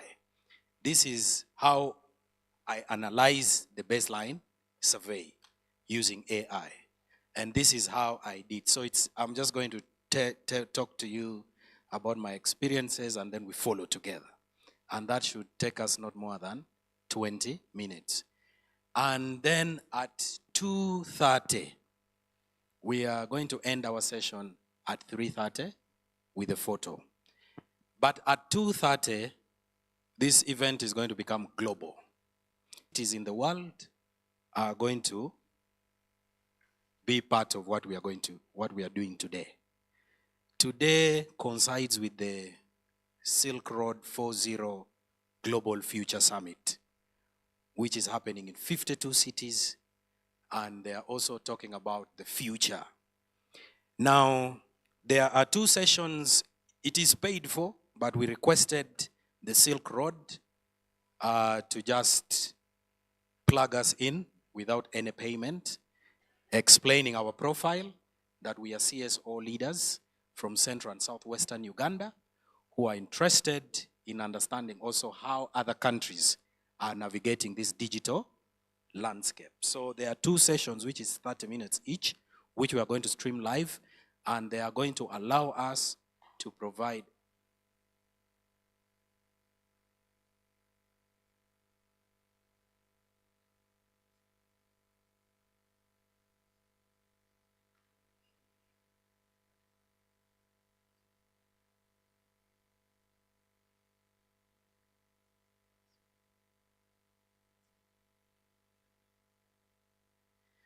Okay, so the first session, which is going to be 30 minutes, is going to be artificial intelligence and the future of relevance.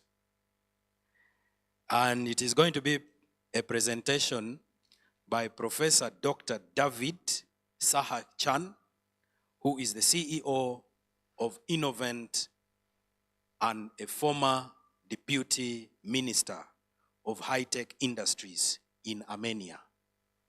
So we are also going to learn from Armenian experience how they are localizing artificial intelligence and how this is happening to them.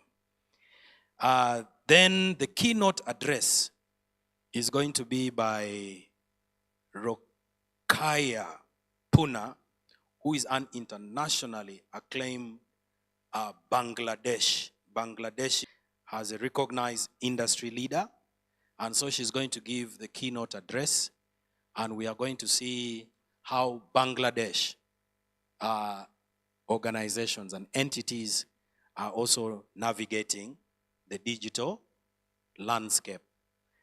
The main event is going to be happening from Austria in Vienna, but 52 cities are going to be part of, and we have requested that they also recognize this event of ours so that across the 52 cities, they also understand that CSO leaders in central and southwestern Uganda have also been have gathered here for 2 days, also talking about the same thing. The only instruction that they have given is that if any question arises out of the presentation, if you want to ask either the former deputy minister from Armenia or the keynote person, you state the question and then you bring it to me. I will be able to read out the questions to them, and then they'll see how they can also respond. So keeping time is very important for us so that we do not embarrass ourselves in the afternoon. So let us just agree that we be here at exactly 9 minutes past 2. Because we also tend to, latest by 4, we need to be out of this place. So ladies and gentlemen, we can go to our lunch venues. Yeah, the venue of yesterday, I think, yeah. So kindly, let's be in the room. Let's take personal responsibility to be here at 9.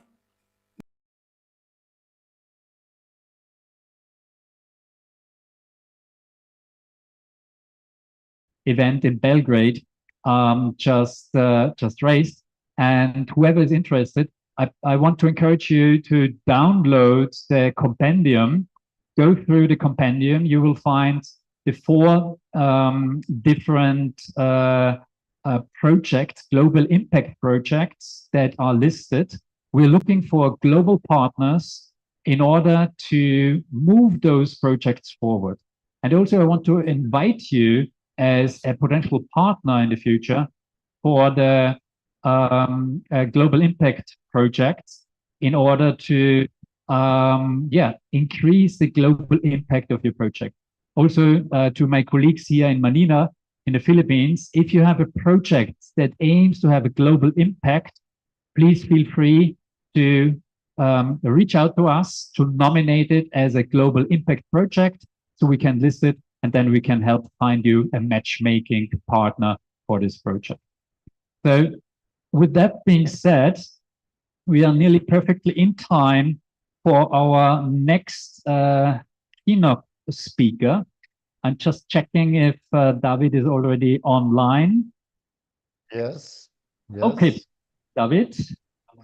So I quickly want to introduce Professor Dr. David Saha-Chan. David is not only the CEO of Innovate, but he's also the former Deputy Minister for High-Tech Industries in Yerevan.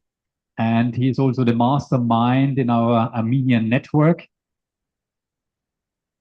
Screen is shared. I hope You see it. Hope you see it. Yes, we can see you. Yes, we can see you. You're definitely a tech. It works.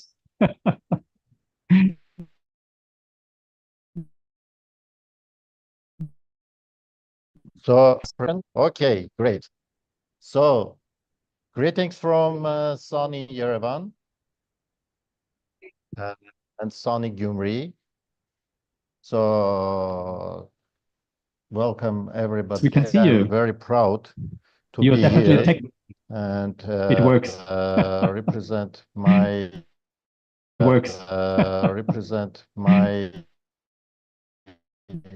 presentation. And by the way, Yerevan is the capital of the Armenia, but Gyumri is the cultural capital of Armenia. Now we are in a Gyumri's branch of Armenian State Economics University, and many thanks to the director of Armenian State Economics University, and many thanks to the director of Armenian State Economics University, and many thanks to the director of Connected, and particularly Faculty of Informatics and Applied Mathematics, and special thanks to the Faculty Dean, Kristita Sargsyan, too. So, my name is David Sahakyan. As Philippe already presented me, I'm a founding director of the Innovate, and I'm also the professor at the French University of Armenia. I am former Deputy Minister of High-Tech Industry of Armenia, and also I'm proud member of the Silk Road 4.0 community. And with this community, we are doing two big global projects, Global Startup Factory and Global IT Technology Innovation Hub projects. Today, I will talk about the future of AI and transformative crossroads where AI, technology, and diplomacy intersect. I will bring also some estimations and predictions related to the investment in AI and implementation of AI in different fields of economy. As one of the goals of the Silk Road 4.0 is to build and to help to build bridges between Silk Road community members and Global Future Summit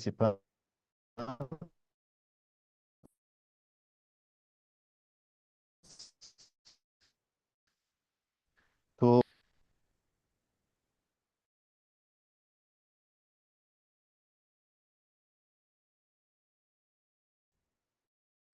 So, brief history. AI conceptual roots date back to the 1940s with the foundations of mathematics and exploration of neural networks. It's worth to mention that in 1961, the first industrial robot, Unimate, and in 1965, the first chatbot, Elisa, were developed. So whatever we are using now, it's not a quite new instruments, by the way. In 1980s and to David, sorry, but the slides are not changing on the screen. Are they changing it with you? Okay, third slides, please. I see still, we still AI's see evolution. No, we still see the front page, AI and the future of relevance, tech and diplomacy in a rapidly evolving world. Please give Gyumri Armenia to the host to share the screen. Yeah, you are actually able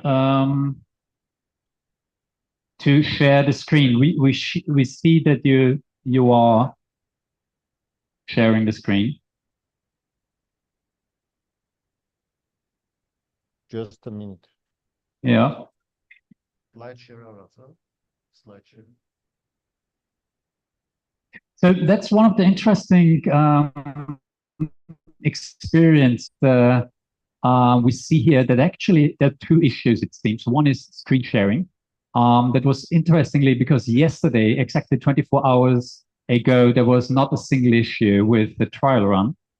Maybe it is because of the wonky internet connections all around the world. So, for example, I'm currently using my mobile phone as a hotspot for my local computer to go into I'm currently the using internet. Interestingly, mobile phone internet seems to be worldwide the most stable connection. That's something we definitely have to see how we solve this, because yesterday. Do you see now my third slide, AI's evolution? No, we cannot. Maybe you stop sharing and share again.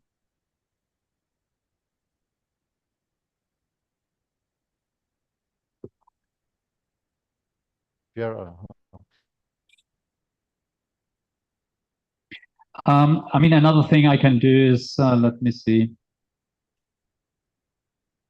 Do you see now? Yes, now AI's evolution from theory to tangible impact. Yeah. Can you move back one slide and forward one? Yeah, now it's working. Perfect. Yes. Now it's working. Great. So move forward. So in 1980s to 1990s, AI made its first skepticism, and research funding was cut due to unmet expectations. But after that, at the beginning of 1990s, we have machine learning renaissance. Now we use AI in everyday life, in every business. So day-to-day new technology for human AI collaboration, autonomous agents, and other applications and implementations are being developed, including by integration of quantum technology. By the way, quantum technology is future development in order to, let's say, solve the computer power issues. So then let's analyze and understand what is going on with the investment in AI.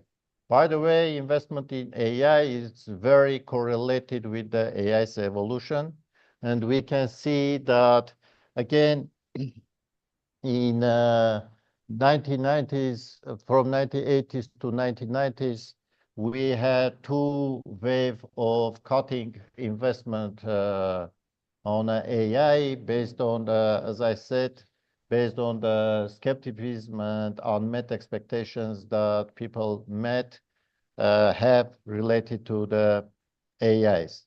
Overall, AI funding trends are, as I said, correlated with the AI's evolution, and in the future, these investments are expected to emphasize long-term AI applications in energy, health, and climate solutions. Probably you know that the future demand of the energy will grow for 5 times. And now AI, and as I said, also quantum technologies are the main instruments that are considered to research this problem and find corresponding solutions. So AI in diplomacy, how AI can affect or be implemented in a diplomacy. AI is becoming strategic asset for the countries. And you can see that mainly US, China, and EU are the main players in this market because the outcome, the huge outcome, belongs to them. Almost the 80% or 90% of the AI outcome belongs to them. And by the way, by 2030, global government investment is expected to exceed $150 billion. It's a big amount. It means that governments of the many countries they value the importance of AI, and they are doing corresponding investment in AI sector. So these are the key areas where which impact on global tech diplomacy: cybersecurity, data sovereignty, ethics and regulation, and economic influence.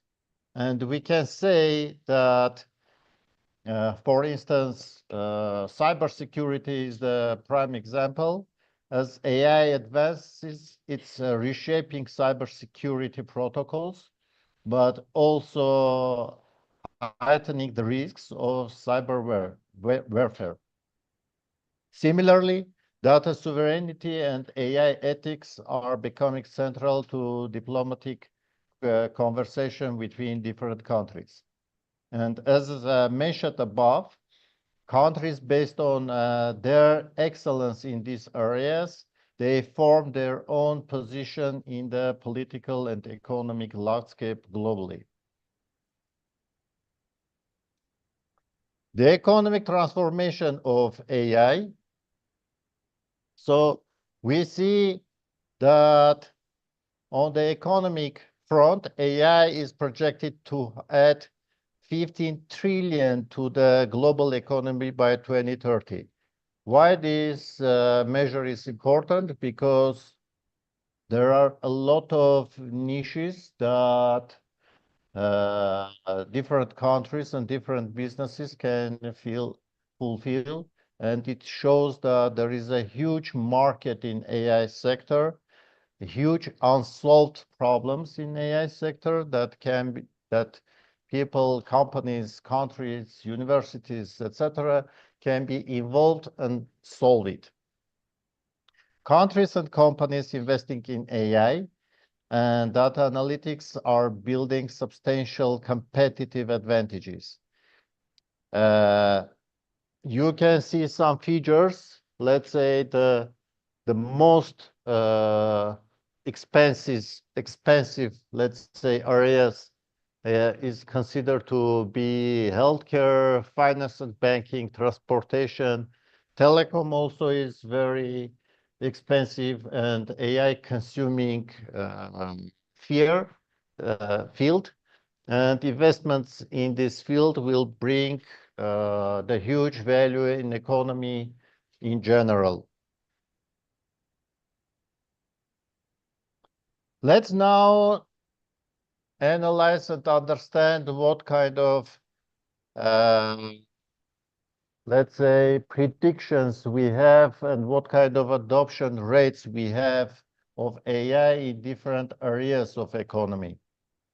As we look, several predictions stayed out, and by the 2030, AI may be fully embedded in daily life, with autonomous systems in transport, smart cities, workplaces. McKinsey estimates that nearly 70% of businesses will adopt AI in some form. So it's a huge number. So we have to also consider that AI will transform also employment, job market. So there are different estimations. In one report, there was saying that 67 million jobs will be lost due to AI, but in the same time, 97 million new jobs will be created due to AI. In other report, there is a 300 million jobs that will be lost, etc., etc. So there are different reports with different estimations. By 2030, these sectors are expected to see nearly universal AI integration, with applications tailored to enhance efficiency, reduce operational costs, which is very important, and personalized customer experience. In this area, there are a lot of activities and solutions, especially now. So ethical challenges. So when there is a discussion with the colleagues, especially from the Europe and worldwide, all of them are considering and they have a huge concerns regarding to ethical aspects of using AI. And we can see a list of principles that lies on the basis of these ethical aspects. Bias and fairness, privacy, of course, data privacy is very important in this respect. Accountability, autonomy and control, job displacement. We talked already about that misuse and weaponization of AI. So these are the main areas that regulation in sphere of AI is considered to be implemented. Regarding to the diplomacy in the digital age, so we understood that AI is a global asset, which means international cooperation is essential to maximize its benefits and mitigate its risks. So it means that countries should collaborate, and not only countries, but business entities, universities, AI creators and AI users should collaborate. And there are several initiatives that you can see on a slide. So first of all, of them is Global Partnership on AI, which is established under the leadership of OSDC. Another one is US-EU Trade and Technology Council. And there is a United Nations ITU AI for Good initiative platform, which again gathers different countries and interested agencies to collaborate. UK AI Safety Summit, and the last one that I would like to mention is UNIDO launched the Global Alliance on Artificial Intelligence for Industry and Manufacturing, AIM Global. By the way, Innovate is part of this community. It's a strategic move to broaden the spectrum of international partnership in the manufacturing sector. So we should consider and understand that the role of C-level executives is very important in shaping AI-driven future. Why? Because they are the main decision makers. They have to make decisions regarding to the implementation of AI in their processes, in their businesses, in their infrastructures. Also, they have to understand that trainings and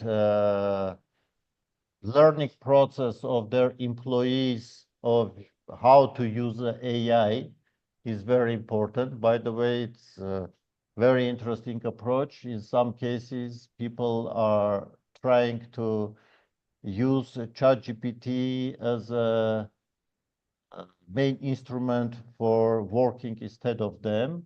They are not trying to use ChatGPT as a kind of assistant. It's very important to organize such trainings for this kind of employees. So as AI progresses, maintaining relevance will require adaptability, ethics, and collaboration. Countries, companies, and individuals who are willing to embrace these tenets will help define future where technology and humanity can coexist beneficially. Thank you, and I'm open for questions. Wonderful. Thank you so much, dear David. It was a very interesting question.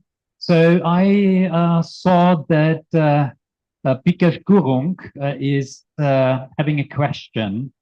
So Bikash, please feel free to unmute yourself and to speak up.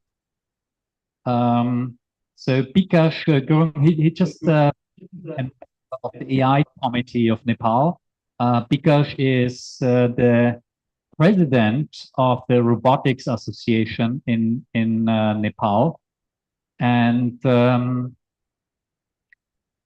he just asked me the question. Okay, well, anyway, so in the meantime, while Bikash is trying to unmute himself, David, I have one question. Where do you see is the biggest challenge for you? Bikash, are you?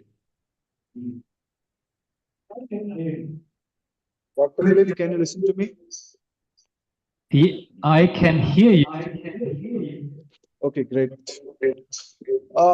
Thank you. No, because there seems to be a very strong. There is an echo.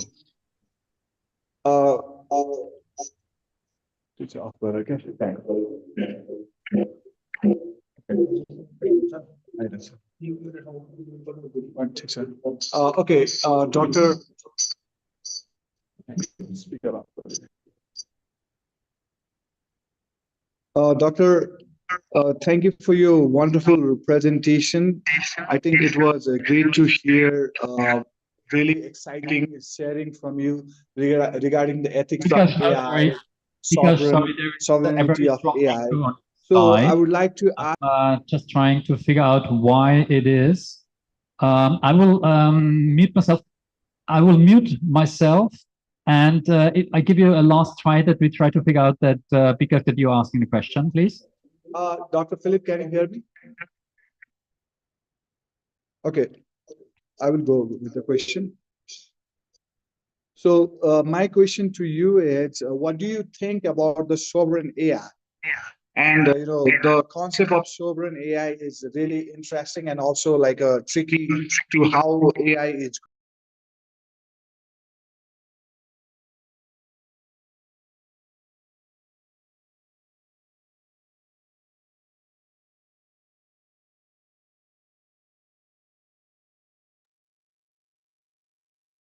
David, have you been able to understand the question? Unfortunately, I was able to hear only the first sentence of the question. What is my impression regarding to sovereign AI, and not the rest part? Okay. I think what he wanted to ask was, what do you think about sovereign AI? Should countries like Nepal adopt this kind of concepts? And are you familiar with sovereign AI, David? Yeah. Yeah. What do you think about the future growth of the world along with AI? Can you elaborate a little bit more about what is sovereign AI? And then also the question that Bikash was asking. So to me, taking into consideration of the different reports regarding to the sovereign AI, I can conclude that sovereign AI is the concept whether you want to, let's say, share your knowledge and language, first of all, language, and regarding to that knowledge that your country has globally and make a part of the global knowledge. To me, it's the solution that is based on the certain countries' strategy. So whether country can or wants to be involved in global economy. So in one hand, in the global world, global economy world, you should be integrated, which means that your language also should be digitalized, and knowledge that you have in your language, you have to share with the other countries. And also, after this digitalization, be able to translate global knowledge to your language, in certain cases in Nepali, and use it. But there are other options too. Let's say there are some countries or nations that they made a decision that no, we will have our own, let's say, sovereign AI, and we will use our knowledge and information only by ourselves. But at the same time, there are risks that you will not be able to, let's say, get the information from outside. But the third option is to find a balance between these two options. So it's my answer is it's based on a national strategy, how government of your country and people of your country decides to develop the country, in which direction, and how AI should be used in this respect. One follow-up question from my side is, where do you see the biggest challenges 10 years from now? So if you see the transformation from your eyes, your perspectives, especially with democracies, is there something that we as societies should prepare for? In particular, are there any kind of projects that you have in mind that should be done? I know that both of us, we are working on a global startup factory, hub for creating impact projects. Do you have any ideas where the train is heading to? To me, AI is an instrument to solve our problems. So when we start to deal with AI as an instrument, everything will be fine. But when we are more than concentrated on AI, and we develop AI, and then we think, okay, we have this, let's say, ChatGPT, and now let's think how we can use it. I think it's a wrong direction, and we can exaggerate big monster that later on it eats a lot of resources, including energy, but the benefits from this monster is not huge as we expected. From the classical product development perspective, I will go from the problem statement side. Let's say, understand what kind of problems we have, identify them, and then start to create corresponding instruments by using AI in order to solve these problems. But at the same time, we should not, let's say, escape the scenario that it develops itself.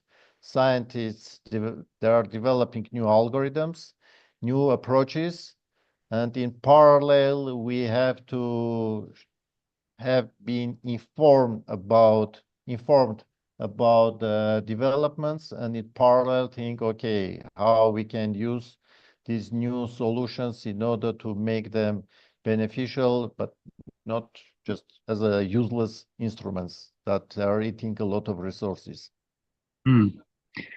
Perfect. Thank you so much, David Sahakian, Professor David Sahakian from Armenia. Thank you too. That was an amazing moving on along the chain, because I know that the last topic that we just touched with David is also something that Muntasi Mamon is preaching or thinking of it by heart. So this is also the next speaker. Thank you, Dava, for joining for this very interesting presentation. And just to let you know, David and the information about David can be found in a compendium. So if you want to be connected with David, please indicate your interest in our form, and then we will arrange a follow-up call where we can follow up on the topics that David was discussing. So I would like to now prepare the floor for our friends from Bangladesh.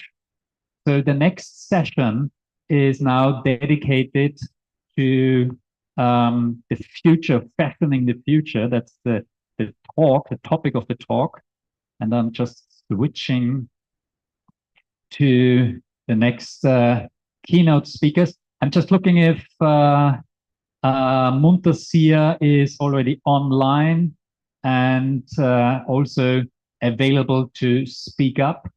So just to let you know, the first original background pictures that you could see from Muntasir in Bangladesh were actually, I think it's a 900-year-old shrine. Muntasir Mamun is the chief innovation of Bangladesh. He's very passionate about also educating the future. So he invited a group of kids, of school kids, of students into his presentation or into this year-old shrine. So I'm just looking if Muntasir is now online, and I will just see what he's doing. Let's see. Muntasir seems... I think he just dropped off. I think he's having a technical issue. You know, the funny thing is, yesterday, exactly 24 hours ago, we didn't have not a single issue at all.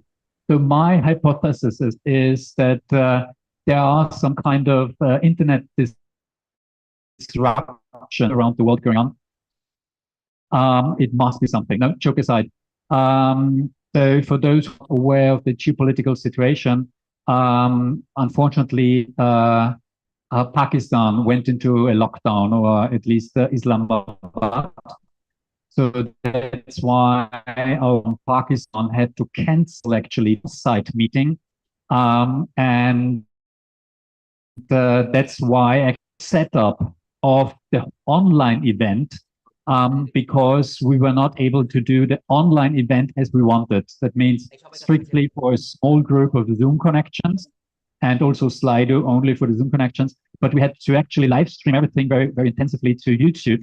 And because we wanted to enable that everyone who is not able to join on site is actually able to join at least via YouTube. So Pakistan is currently in a lockdown. I don't want to go into details here, but I also am aware that Bangladesh is also having a couple of difficult situations. That's why they also had to move the original location of the event where they want to be to another place. Can you hear me now? Yes, we can hear you, Muntasir.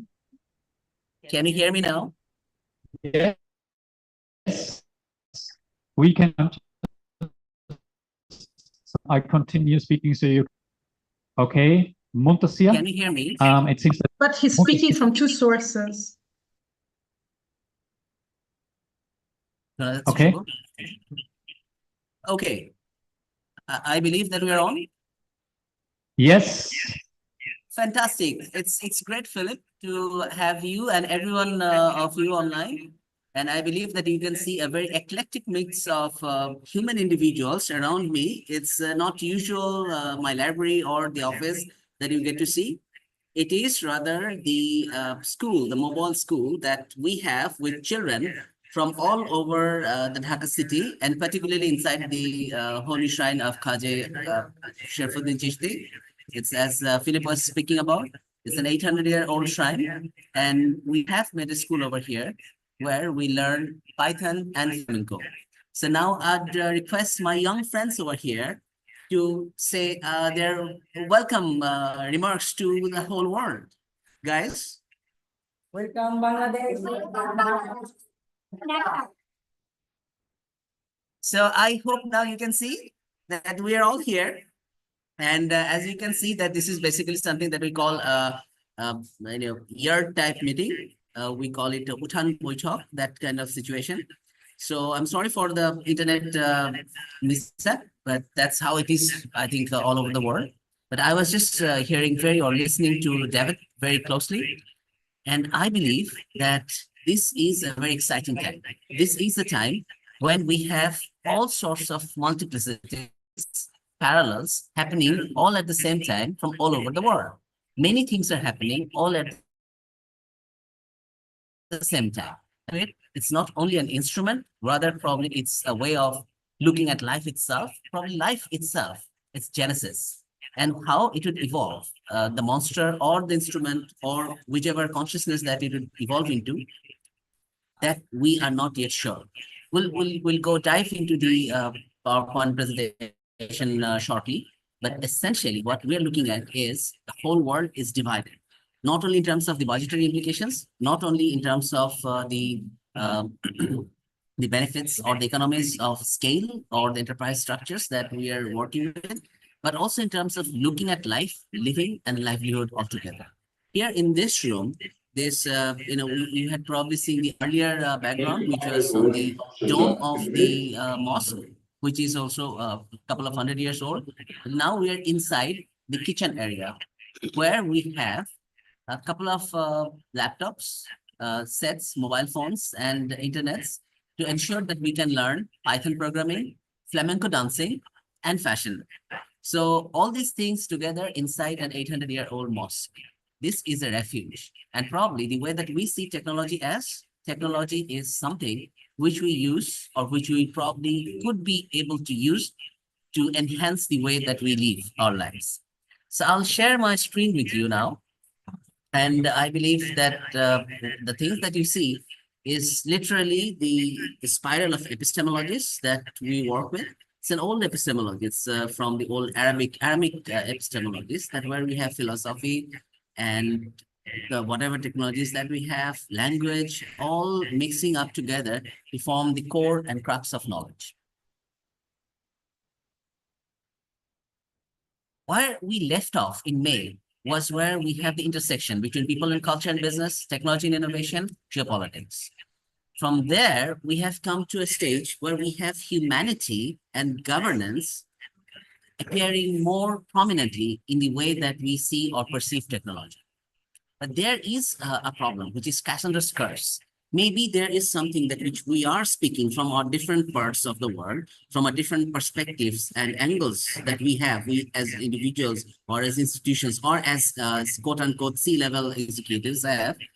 But what the other side, what the other platforms, what the other agencies, or even what the other individuals are looking at or probably not looking at. So there is which we are experiencing and which we call the Cassandra's curse. But there are three different perspectives, which, the big four by Mustafa Suleiman, DeepMinds. The design perspective is the autonomous, omni-usage, hyper-evolution, and asymmetric information perspectives are evolving. On the governance side, authority, accountability, and responsibility is evolving.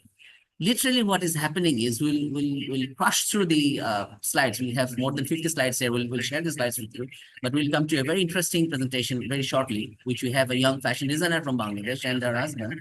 So before that, what we go through is, what we see rather, is a crushing or a reconstruction of waves. Many wave functions are collapsing onto each other. Wave functions are accelerating. As you can see, that wave functions, when they accelerate, their amplitudes become higher and their tenors become smaller or shorter.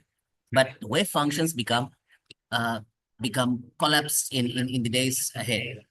So literally what is happening is, we are watching that the flux vortex of evolution in technology is becoming hyper fast, much faster than before. See, when we had started discussing about blockchains and artificial intelligence, as for myself, officially, that was in 2016. In 2016, we saw the sudden rise of Bitcoins to the tune of $10,000 US, and large language models were being experimented with. GPT-1 was being there. From there till 2020, 2021, we had more or less some sort of a plateau.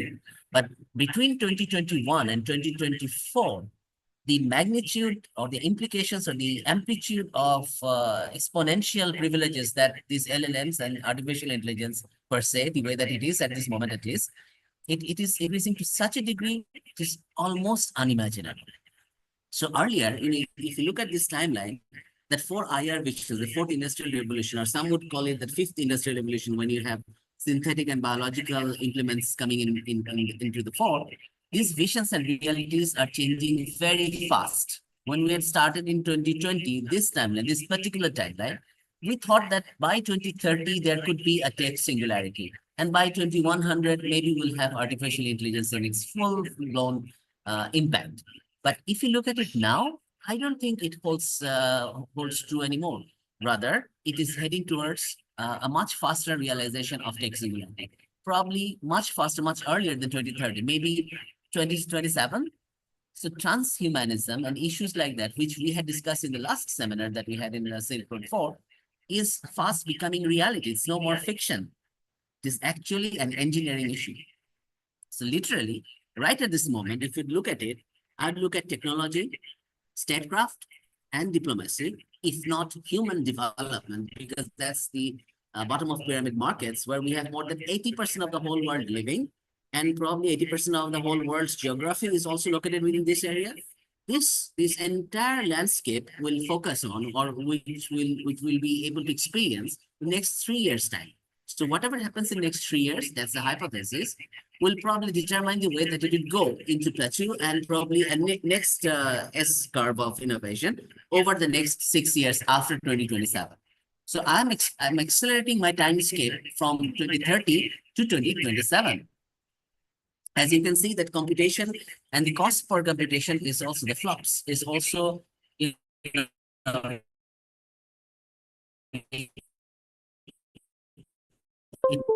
had a certain limit, but now I believe that it is it has been. However, computational prowess will determine the wealth of nations. Human consciousness will undergo transformation. Laws and legal frameworks will evolve. New institutional frameworks and narratives will emerge, and the ongoing contest for power, authority, and dominance will continue. And blockchains or artificial intelligence, the way that it is today, LLMs and others, will work as intermediate technology for an eventual AI development. Certain parameters will hold true, like urban concentration, innovation, employment, entrepreneurship, the requirement of entrepreneurship, payment mechanism evolutions, complementary asset portfolios, and bridging institutional voids, and also new forms of institutions such as liquid institutional frameworks will evolve. But what will evolve more is a viewpoint, the way that you look at life, the way that you look at statecraft, the way that you look at the stories, which determine the way that our institutions, our organizations, our enterprise frameworks, our economies, our markets are configured. Cultural hegemony, technology, the pouvoir, biopower, and the basic crux of governance, autonomy, agency, franchise, all will probably come into some sort of circular movement around the AI, ML, and blockchain matrix. Some sort of consensus protocol needs to emerge from consistency, correctness, immutability, and traceability of information. This is something which I have copied from my book in the 2021 book on blockchains, that how politics, crypto environment, system building, and economics, four seemingly different areas, emerge or coincide with each other onto the blockchain platforms. I have my young friends over here, and I was just asking them, why are we here on Silk Road 4? Or for that matter, why are we learning Python? Why are we learning Flamenco? Because all is connected to the way that we are as humans, or as conscious elements, or as conscious beings. Now, how democracy is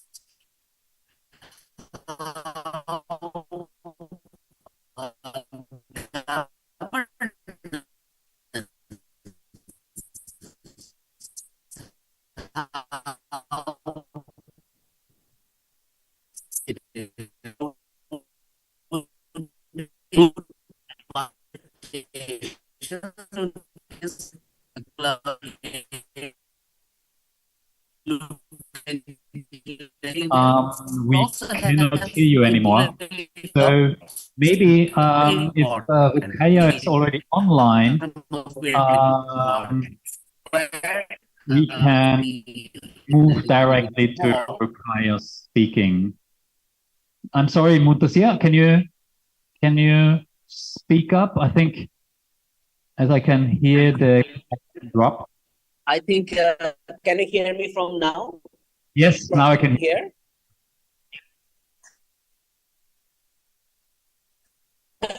Yeah, I think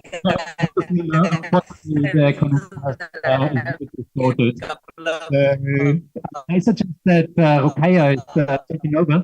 Maybe at the end, if the connection has returned, the mobile phone connection. So I know that in some parts of the region. Okay. Workstations on. But yeah. Now, Montasia, I suggest we let Rukaya join the discussion and that's a better option. Yes, and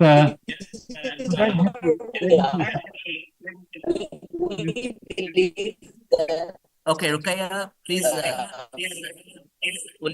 We'll try to wait and see if. Okay. Thank you, everyone. Thank you, Muntasir, to sharing the floor with me. I hope I'm audible. Yes, I am. So here I go. So in every challenge, a chance appears to turn your doubts to conquer fear. The door don't stay those for who waits. You must embrace it to create your fate. Good evening, esteemed guests, colleagues, and innovators. My journey began to a world where opportunity in fashion was limited. And believe in my talent, people hardly can trust of. But today, I proudly stand before you, recognized by Forbes, CNN, and UNESCO. My story is a testament to the power of perseverance and dreams. My name is Roka Ahmed Purna. Today, I'm really happy to share a very interesting topic with you that is fashioning the future, empowering Bangladeshi creativity through technology and global connections. Bangladesh boasts a rich heritage, with the artisans celebrate for their centuries-old craftsmanship. However, in rapidly evolving world, it is very crucial to integrate technology, innovation, and global partnership to positioning Bangladesh as a global creative powerhouse. As a co-founder of Design in Bangladesh and UNESCO expert in fair culture, I championing an initiative that merges traditional craftsmanship with cutting-edge technology. And also, my work underscores the transformative power of innovation in driving sustainability, inclusivity, and cross-border collaboration. Transforming the technology in fashion. If we can see the global industry, we can see how it is at a crossroads, balancing the technological innovation with urgent sustainability needs. While fashion significantly contribute to the climate changes, producing 92 million tons of waste annually, where in the same point technology offers transformative solutions. Techniques like sustainable materials, 3D innovation developments, printings, you reduce a lot of wastage. Now, the time people are practicing circular economy and promote circularity and sustainability. As a designer, I always fond of global fashion landscape. And when I'm talking about global fashion landscape, it's really hard to see that global connectivity bridging the global northern and southern parts, it's always been near. Like, for example, considering the global south, including Bangladesh, often face barriers to accessing resources and global platforms. Hardly we can see a global north is very, from the global south is like closely perform their talents in global arena or very easy aspects. Bridging these gaps requires collaboration and investment in innovation hubs that prioritize research, global connections, inclusivity. Such platforms empower underrepresented designers to scale their ideas and contribute to the sustainable future. Now it's time for the forward technology. What we can see in forward technology. There is a lot of innovation are coming. There is a lot of virtual things are coming into this area. But who is behind that? There is a human. Bangladesh is a place where it's the second largest exporter, and it's called a producing country, where virtual fittings room, personalized design systems are already like in our wardrobes, and also brands are fond of to engage with those of engagements. Consumers also like rapidly engage into this over production situation and creating an opportunity for connecting the global south to make a more producing in a sustainable manner.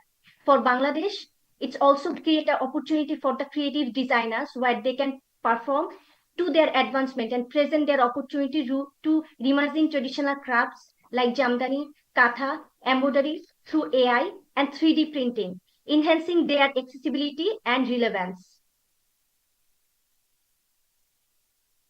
I'm really happy to share one of my like core projects. This is very like connect to my heart. That is called Design in Bangladesh. Why design in Bangladesh? I never believe in clothing and making products. It's more into a solution. I always feel design is something which come and bring a solution towards all of us. I never thought about the individual perspective instead of our global aspects. On that note, I proudly launch our platform that is called Design in Bangladesh. We are a stand for virtual museum, climate action, innovation lab, entrepreneurship, sustainability, and academic. Here is a small short story behind this platform. I'm the first Bangladeshi who have launched Design in Bangladesh, and my designs are globally recognized. Because of this, the all over the world now knowing me because I'm the first Bangladeshi. But what's holding us? The problem is only a platform. Problem is global connection. Problem is a space. Then I found that why not we are creating a global solution for one of us, which easily connected to each other in a creative aspects. Creativity is somewhere nobody can hold. We can expert, and when the technology is coming with the creative aspects, we can do much more. Here I proudly share one of our screen. You can see in my screen that it's a platform. I'm proudly launching it here. So here, all the creatives in Bangladesh, not only Bangladeshi, from the other global North area also can get individually to share their knowledge, ideas, and also these platforms mobilizing their portfolio and their design solution in all over the globe.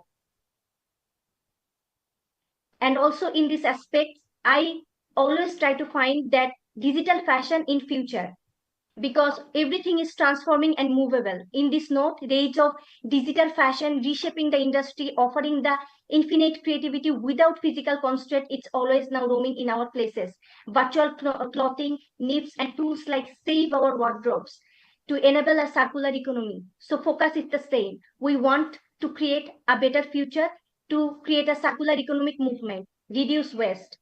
Digital fashion also allows a new consumer to experience from gaming avatars to holograms, where Bangladesh is now adopting this kind of facilities through their 3D facilities in the design, transformative, and innovative solution. Major brands are already adopting those trends, platforms, and also throughout our platform Design in Bangladesh, we try to ensure our creatives can participate in this transformation. And also highlighted the virtual museum and physical museum. Virtual museum, it's very important to share our heritage and culture to all over the area. So their virtual museum is going to be play a very big global role in a global aspect. And also in physical museum, a contribution hub for the artisans, designers, technologies, and innovate to connect together. And the purpose is to celebrate heritage while driving forward thinking and innovation. Here I'm proudly share a small glimpse of the virtual museum layout. It's not finalized yet, but again, we started. That's the main point. I always believe a cross-border collaboration. I did a lot of international fashion show and I got a lot of like more than 9 international achievements. But throughout this journey, I have learned there is nothing to behold except the cultural collaboration, the cross-cultural event collaboration. Having from a Mercedes-Benz Fashion Week to participate in ID Fashion Week, ID Otago Museum exhibition, all comes together to bridging the gap, to connect our creativity, to share our expert knowledge. Innovation thrives and cultural coins. So it's all about cross-border collaboration and approaches to access advancement, technique, resources, and markets.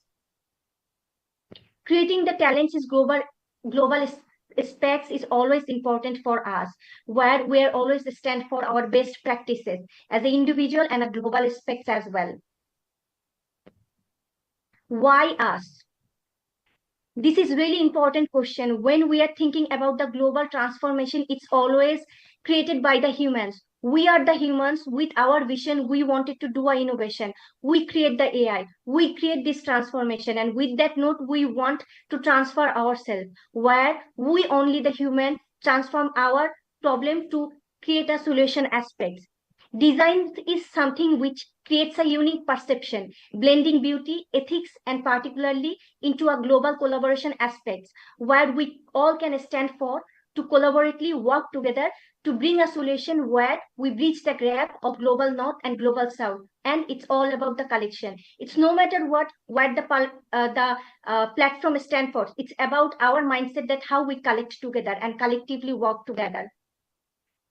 Throughout our journey, we always think about the perception. In the particularly, we have a lot of individual mindsets, and these individual sometimes aspects like to holding us to perform to in the global arena, or also in the individual level, when we found that like we don't have freedom of space, freedom of collaboration aspects, and the ethical way that we cannot collaborate, that's always been a bindings. On that note, I think always a man power driving us to collaborate in near future. I think solution is within us. It's all about that how we can collaborate each other, making a huge difference. I believe this platform and the initiative mostly, we all can work together, thrive on new challenges. Let's make a difference. Let's work together. I'm sure that all of our agenda is same. It's all about we all need to create a new differences. Let's make a difference. Let's create a difference. Thank you everyone for hearing me. I look forward to connecting with you in the near future. Thank you. Thank you very much. So I don't know if you can hear, Rukaya, it was a big clap in the audience here locally in Manila in the Philippines. So a wonderful presentation. Thank you so much for sharing your thoughts. I'm just looking at the questions from the audience. I'm just looking who wants to speak up. I think that relate very much to many creative industries. So Christo Kidi from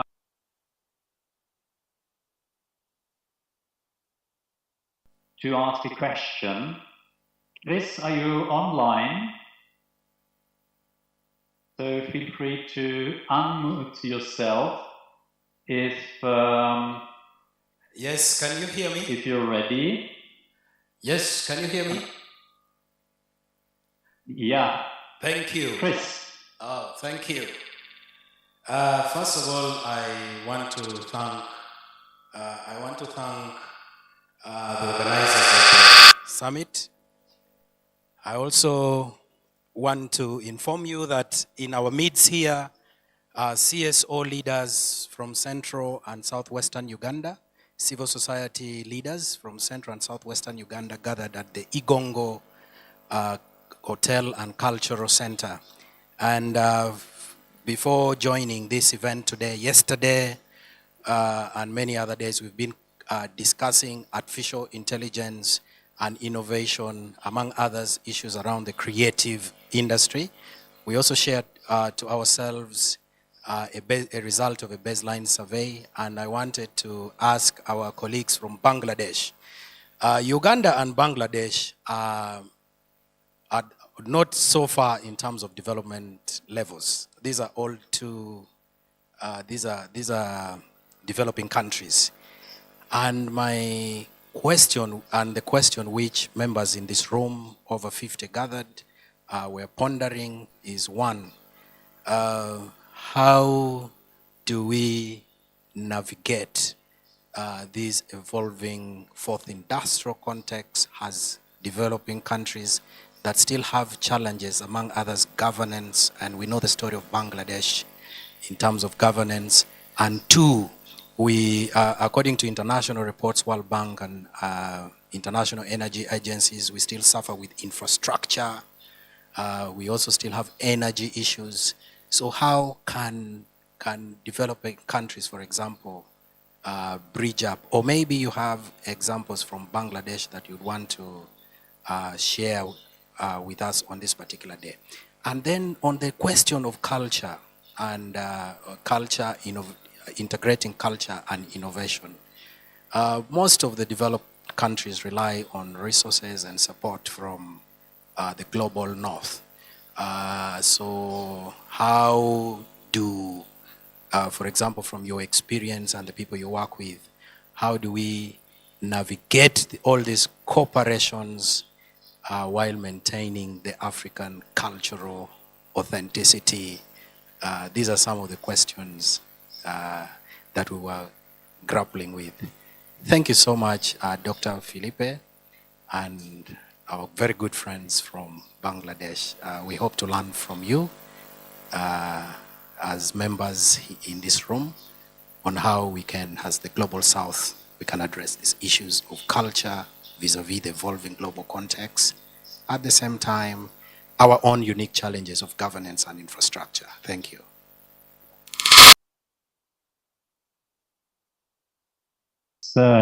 Uganda, thank you for joining. I just tried to reach out to Muntasir. I'm not sure if are you available? Yes, I think I am. Thanks. Great. And I think that's a fantastic question. Particularly last couple of months, and in fact, last couple of years, we have tried to expand into Africa because we believe that our productive capabilities are similar. Our population is young, and almost like median age is between 25 and 29 mostly in most of the cases. And the geographic advantage is huge. We're connected to the European mainlands and also the American continents in terms of our connectivities and shipment and transport architectures. What you have spoken about the infrastructure, that's true. We have a serious infrastructure deficit. So one of the hypotheses that we're working on is to harness the idea or the power of the idea and the power of the human individual, the design concept, and then connect it to the infrastructures wherever those are available. If you look at it in Dhaka at this moment, and our colleagues in Islamabad are facing a lockdown, even in Dhaka, right at this moment here, I told Philip that we'll be going inside this shrine for only one reason, that, okay, we could have had come down to my well-endowed office, but that would be, serene, pristine, and inoculated. Here, we are with the people. So what we have done is we have brought the Ministry of Foreign Affairs or our productive capabilities into the backyard of a shrine or for that matter, for any place where we can reach out to the human individual. So the question is how we design the system in such a way so that the human potential is connected to the mainframe architectures of production, service, and engineering for that matter. Once you have articulated the vision, it's a question of engineering. So there are two things which I would suggest going forward, and which would probably vouch for is one, creating a design architecture where the human talent, human potential is given due credit and is connected to the productive capabilities, the manufacturing capabilities or the trading capabilities and the financial feedback loops.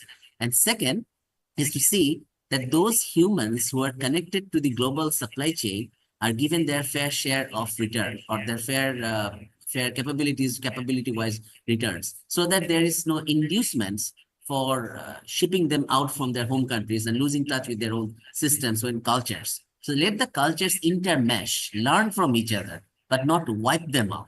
So once we have the cultures, the colors, the languages coming in touch with each other, there's always innovation, there's always leverage. And the more that we can have those leverages, the richer, the layered, the more nuanced, and probably more better those situations and the outcomes would be. So diplomacy, statecraft, all these will have to have a new definition and new way of interpretation, appreciation. And your question remains at the core of that genesis, if it makes sense. Perfect, Muntasir. Thank you. Thank you very much for your answer. Chris, also very thank you for your question, because this makes my life as a moderator so much easier because now we have a perfect bridge to the next topic. And I think it's very hard to find a person who is as knowledgeable as our next keynote speaker. I'm very happy to introduce you to Wolfgang Fengler. He is the CEO of the World Data Lab, and he will actually exactly touch the topics of the question and the answer of Chris and Okidi in the next upcoming talk. So as a CEO of the World Data Lab and a former chief economist of the World Bank, Wolfgang Fengler, please feel free to unmute yourself and also show your video. So just to let you know, Wolfgang, he's actually, he lives in Vienna, so that's how we met. So also our Vienna venue is located in the office of the World Data Lab. So the World Data Lab kindly is our local host in Vienna. And just looking at Wolfgang. Yeah. Hi, Felipe, I'm here. And I wished I was with the team in Vienna. I know there's a strong team there. I think what you're building is amazing, and we have similar aspirations to bring good data to the world, to a global network. We actually were just in Uganda, and so nice to see the team there too. Thank you for the kind introduction. I have a co-presenter who is more knowledgeable than I am, which is Dr. Katharina Fenz. So Katharina, you will share, right? And then we'll do this a bit iteratively. So Katharina and I will do it together, a bit like we just heard the nice presentation from Bangladesh, so that we have the live action in Vienna too. Kati, over to you. Thank you so much. I hope you can see my screen. Yes, we can see the screen, full screen. Yes, perfect. Perfect. Thank you. Do you want to? Yes, or should I? Yeah, sure. Can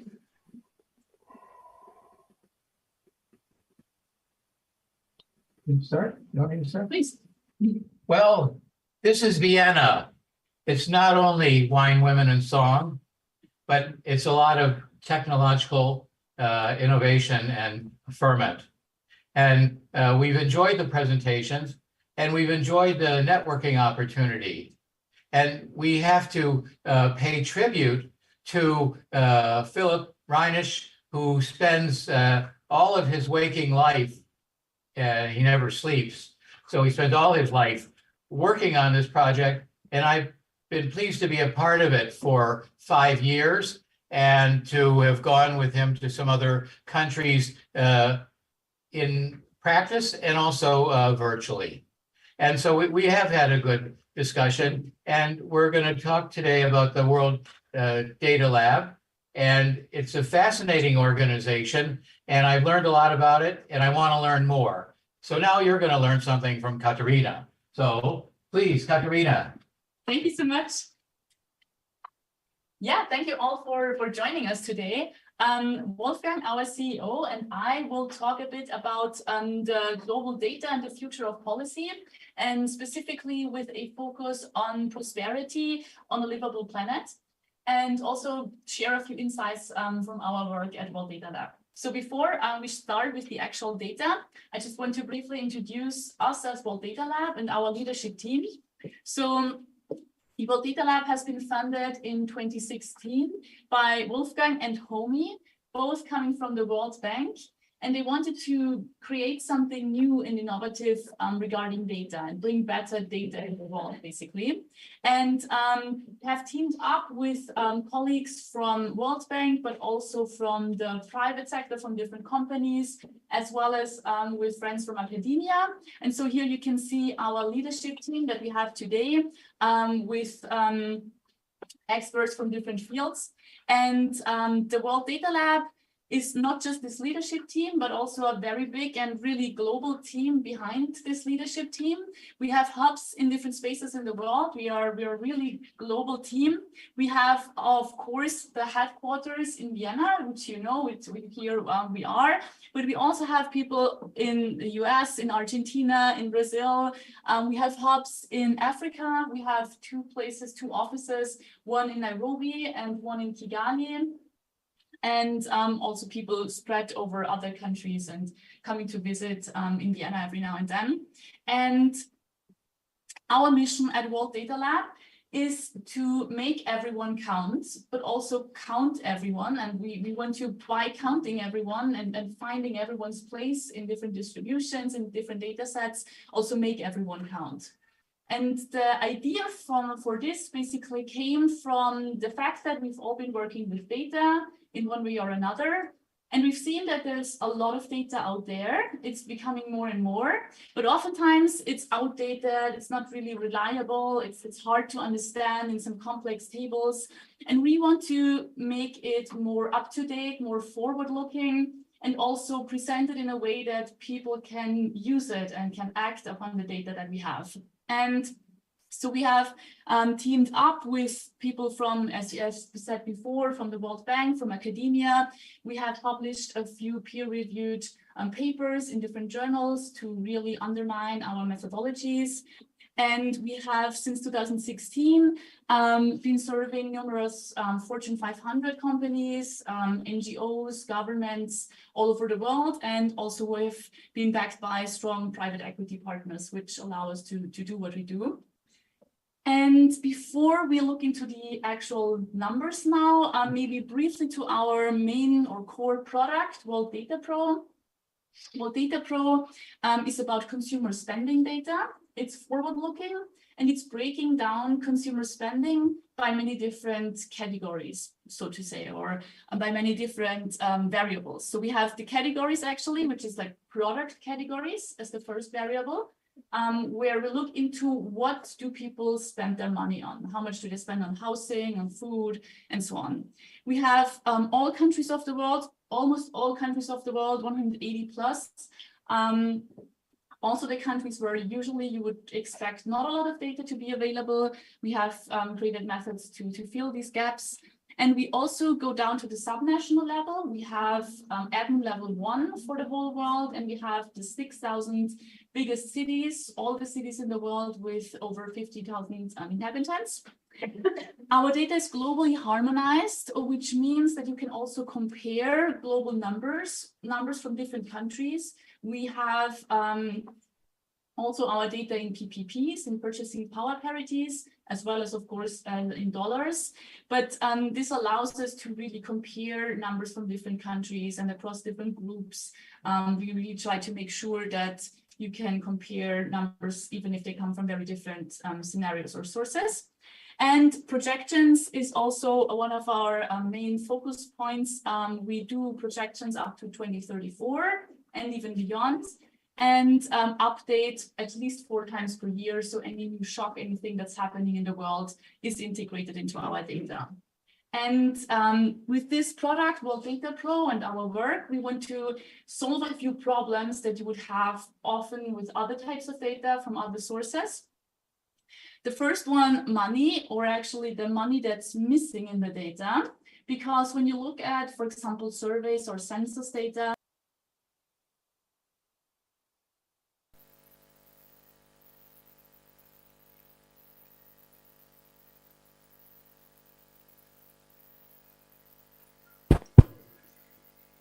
Thank you, members. The meeting is continuing, but I think also here we have to conclude. Yes, so that we leave at the time we actually appointed. First of all, I hope I asked a relevant question. Yeah, because I noticed there was no one asking a question or sending me a question. Then I said, okay, let me use our ideas of yesterday and all the questions we've been asking so we can present to them questions. I don't know if it was communicated to you that our entire event has actually been online. If you go to the Kampala Analytica Twitter page, you'll follow all the proceedings since yesterday and today. So you don't even have to worry about the audio, the other audios which you've not been listening well, and the slides. You can go at any time and listen to and follow the slides and the presentations which were given. Even this particular one that we've cut short because these are experts on data from World Bank. So you can always go and follow their presentations and slides. So that shouldn't stop us from concluding, so that we leave at the right time. So in conclusion, I just want, like I promised, I just want to use 20 minutes to show you how, as Christopher Okidi, I analyze my data. How we can write proposals, how we write our proposals using AI, and how we use our data. And then I'll give you a list of course, Maureen has already talked about a lot of data analysis tools. Yeah, and likewise Marshall. But the principle is actually the same. So I am going to just demonstrate to you, for example, how we arrived at the baseline report.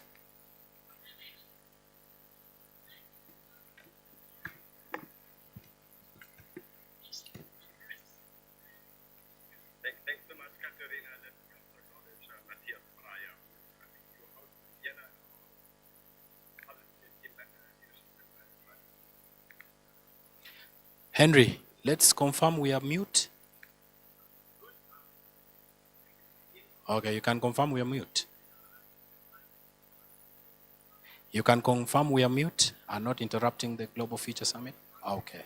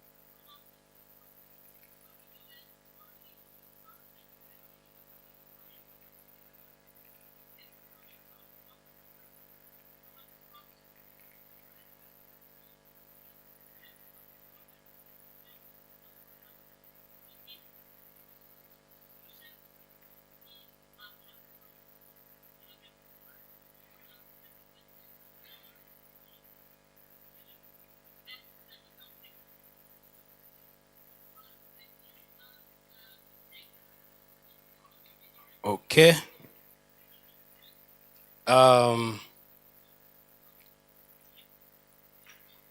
First of all, everyone has a way they develop their own proposal. And someone earlier on today asked a question that how can you use AI for climate change, was it? Yes. So here is a project we developed with the University of Dar es Salaam, Kampala Analytica, in partnership with the University of Dar es Salaam and in Tanzania, and then the University of Masinde Muliro in Kenya, which is a public university in the Turkana region. We have not yet received feedback about this particular proposal. And what I'm using here is not even the official, which is the official proposal. The final proposal is a document which it will take me time to locate from here. You, as CSO leaders, you understand, sometimes you have too many proposals, and so getting it quite easily is not something very... So, there was a call for proposal, and the call for proposal was how do we deepen artificial intelligence research, particularly intersecting artificial intelligence, climate change, and health. And so Kampala Analytica, University of Dar es Salaam, and Masinde Muliro came up with an idea that we can actually use AI. We can use AI modeling to conserve traditional medicinal knowledge among the Maasai community, the Batwa in Uganda, and in the Turkana or the Baringo people in Kenya. Like I said, this was an idea that we submitted to somewhere. One is that demonstrates to you that AI can be deployed across multiple use cases. And I think that should also resolve the question of AI and climate change, which I think earlier on was asked to Alban. But that is not what I am going to deal with. What I am dealing with is, how do you use AI for purposes of research and proposal development? Because this proposal here, we wrote it in 2 days. One, we all utilized, remember we are at different locations, so we just created a Google Doc and then divided our tasks. And by the way, you will actually realize that if you embrace technology, you can actually do anything you actually want. If you can divide tasks, and then you use technological tools like AI to aid you in the tasks. Now here in the allotment of tasks, me and Professor Nyandiku from Masinde Muliro were supposed to conduct literature review in 24 hours.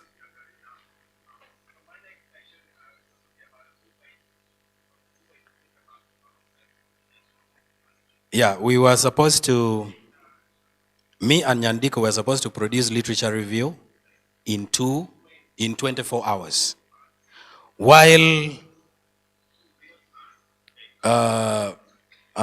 Professor Opportuna Kweka from University of Dar es Salaam was supposed to work on the introduction. And then where would the literature then fit in? The literature would fit in on background and rationale. Now, because sometimes over 1,000 people, when a call for proposal is sent out, sometimes over 1,000 proposals are sent. And the question then is, how do you make your proposal stand out? And then also, I don't know if you are aware that they even use AI to first disqualify some people. You know that? Because you apply into a system, and the system knows what it wants. So the language you use, is your language aligning with the language of the person who called for that proposal? Because before a human being reads a proposal, it is even just like a normal application process. Now, these systems are actually trained to, first of all, they can actually be trained and say, knock out for me, out of 1,000, knock out for me 500 proposals that are not aligning with the call.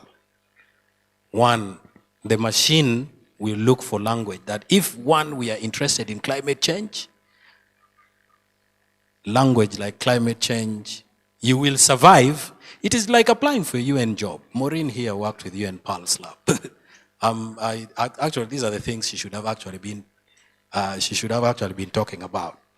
So if I, or Kidi Christopher, or Kampala Analytica, for example, says, we want AI, we are calling out for applications for organizations that will use artificial intelligence to intersect climate change and health. Now, that system will always be looking for climate change and health. And the smaller other details, for example, SORAC was founded in 1998. So if, for example, we say we want organizations that are founded in 2003, and then for you write SORAC 1998, the machine AI already says this one does not qualify because it has been trained to sort out this document. So meaning, even the language you use to respond to those particular proposals are very important. You see, that is why, and I am going to link this because I'm even going to demonstrate literature review tools. Because if you go to ChatGPT and say, ChatGPT, intersect for me health and this, ChatGPT will give you the prompts you wanted. But remember, like yesterday Marshall said, there are also AI tools that are trained to run a document and then ask the document that how many percentages of this is AI written. Then they'll say this is 100%. So AI is trained to do all those things. So you're safer to use both AI and your human knowledge. So how then do you do this is now what I want to go to next.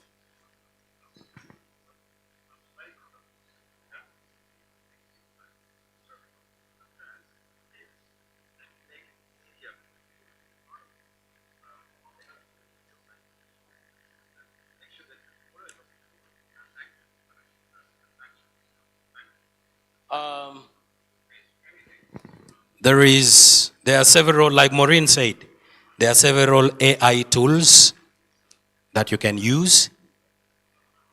There are several AI tools that you can use.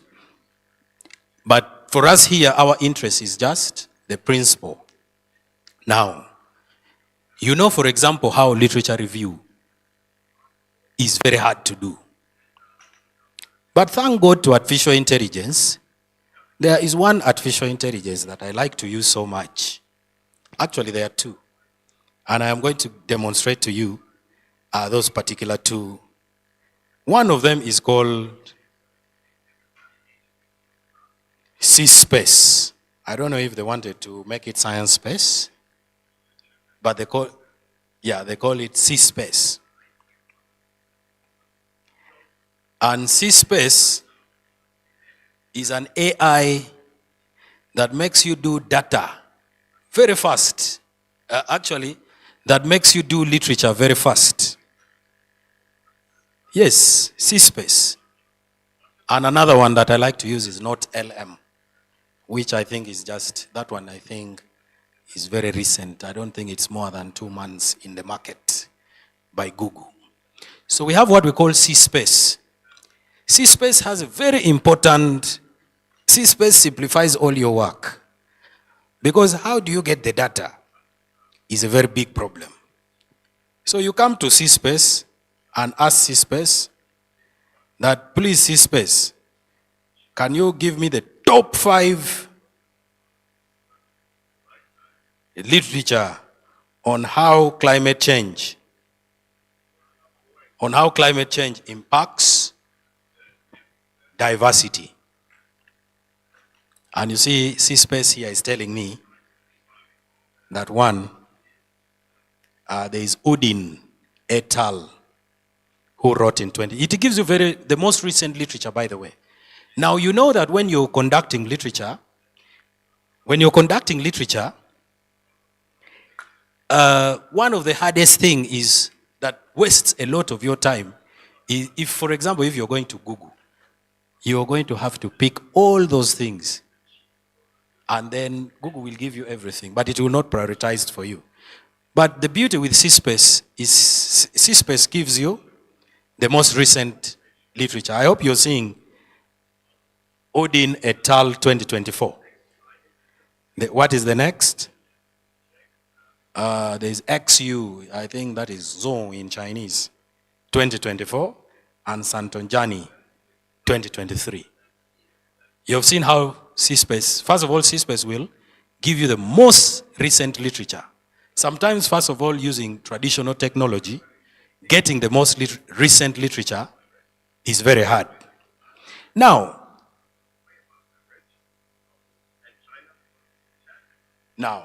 how does, this, you prompt it to tell you what it wants. For example, if you're writing about, there is a call for proposal, you pick those particular aspects of it and put it as your prompts, and it will give you the most recent literature in that particular area. Now, the second advantage with C-Space is that C-Space, you will not have to read all that literature. That's the beauty of C-Space again. Because what C-Space has is called Chat with PDF. So you can go into that particular, oh, I need some money to pay for this.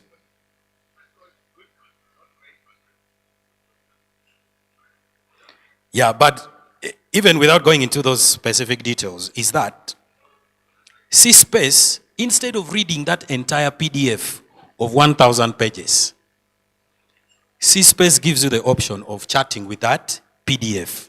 So you can just go to that particular PDF and pick out that you can go to chat with PDF and pick exactly what you want. You see that? Now, imagine it is a 1,000 PDF.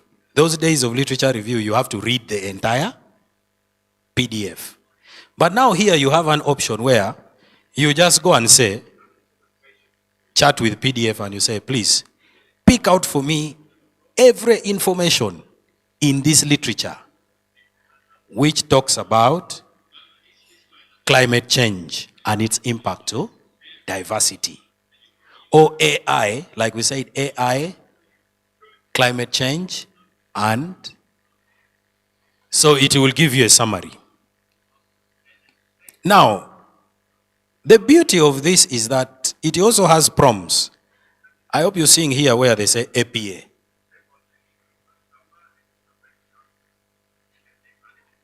I hope it opens. Okay. But APA, it even gives you the citation format. You can even command it and say, give it to me on APA, which is American Psychology Association way of citation. Or you can even say, give it to me on, what are other citation modes? MLA, Chicago style, MLA, Chicago style, Harvard style. You can even ask it. In fact, you can just go and then choose a particular citation style that you want. And then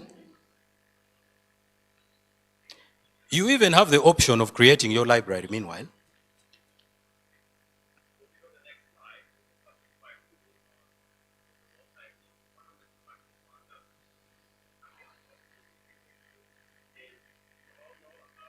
So the most important thing you need to know is that with C-Space, instead of reading a whole document, it gives you the function of chat with, PDF, and then it gives you function. It can actually even review for you that literature. Now, this is before I forget, this is another beauty of it. You can extract the PDFs you need. And then based on that PDF, you can tell it, review for me literature on this particular topic based on these materials. Now, the beauty of this is you're also involved in the process of selecting which literature you want to use in your work. Meaning there is that humanity and human. In fact, this is the perfect, what I think people call the sixth industrial revolution, which is going to be that machine and human interaction, where machines and humans work hand in hand to provide an output. So instead of going to ChatGPT and telling ChatGPT, do for me this, I implore you to take very good advantage of C-Space at your own time. You explore how important it is. It will even help you in writing proposals. Why I actually projected to you the proposal is the kind of proposals we write are evidence-based proposal, whereby if you state something, you must give the source if it is not your source. And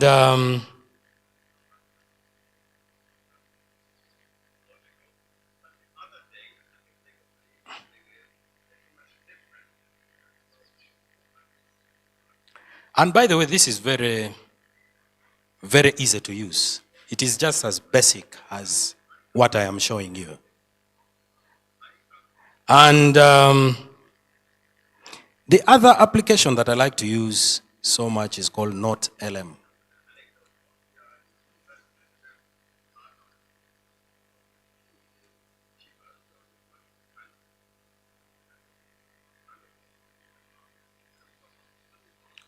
It is actually Notebook LM, I assume.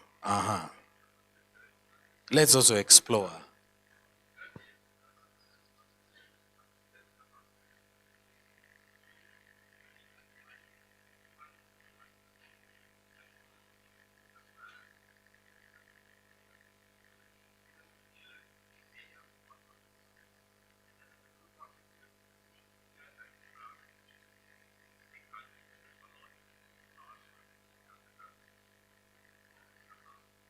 You don't have to worry. I'm going to send you a proper slide on how you can navigate all that I'm telling you.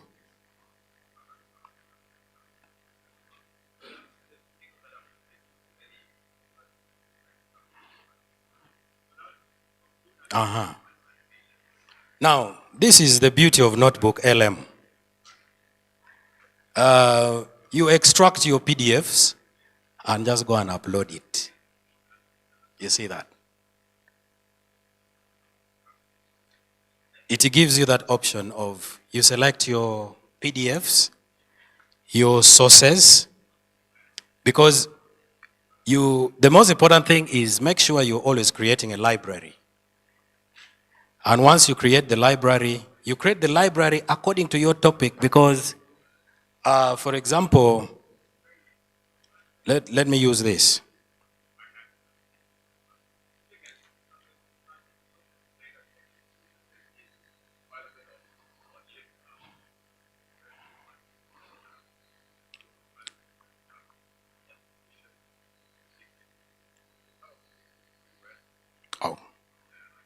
I will leave it because it is a, you know, you don't compete with technology.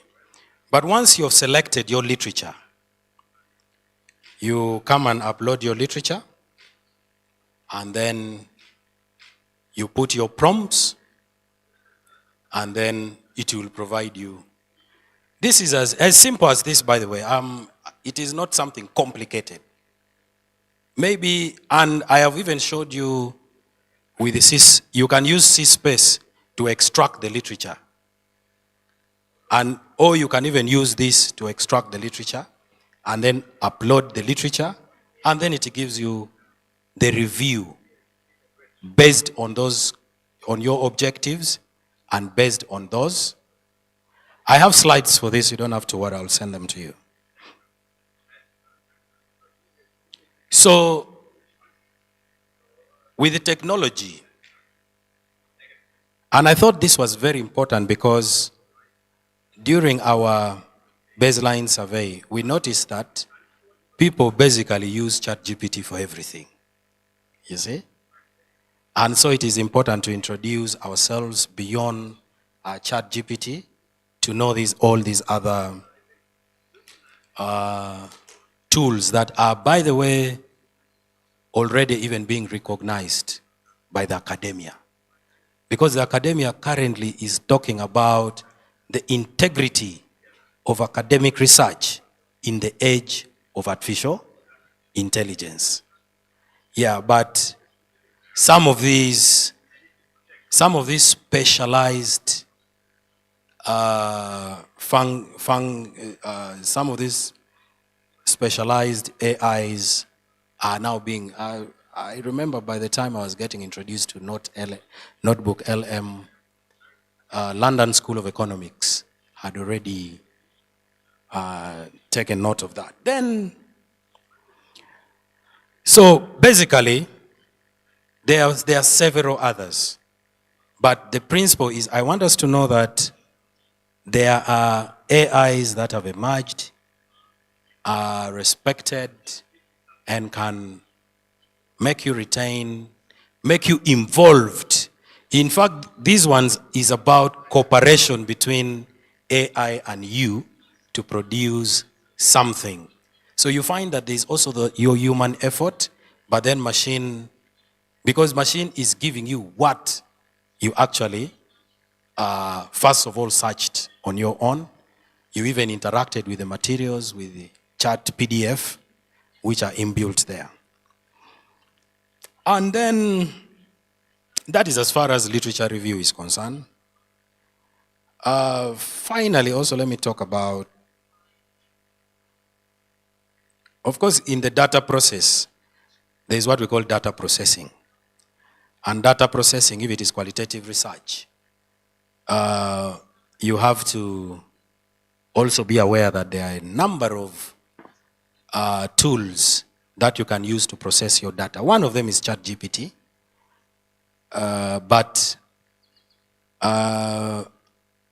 In fact, like when we conducted the baseline surveys, when we collected the recordings of your opinion, what we did was we used Taboo and Otter AI to transcribe them.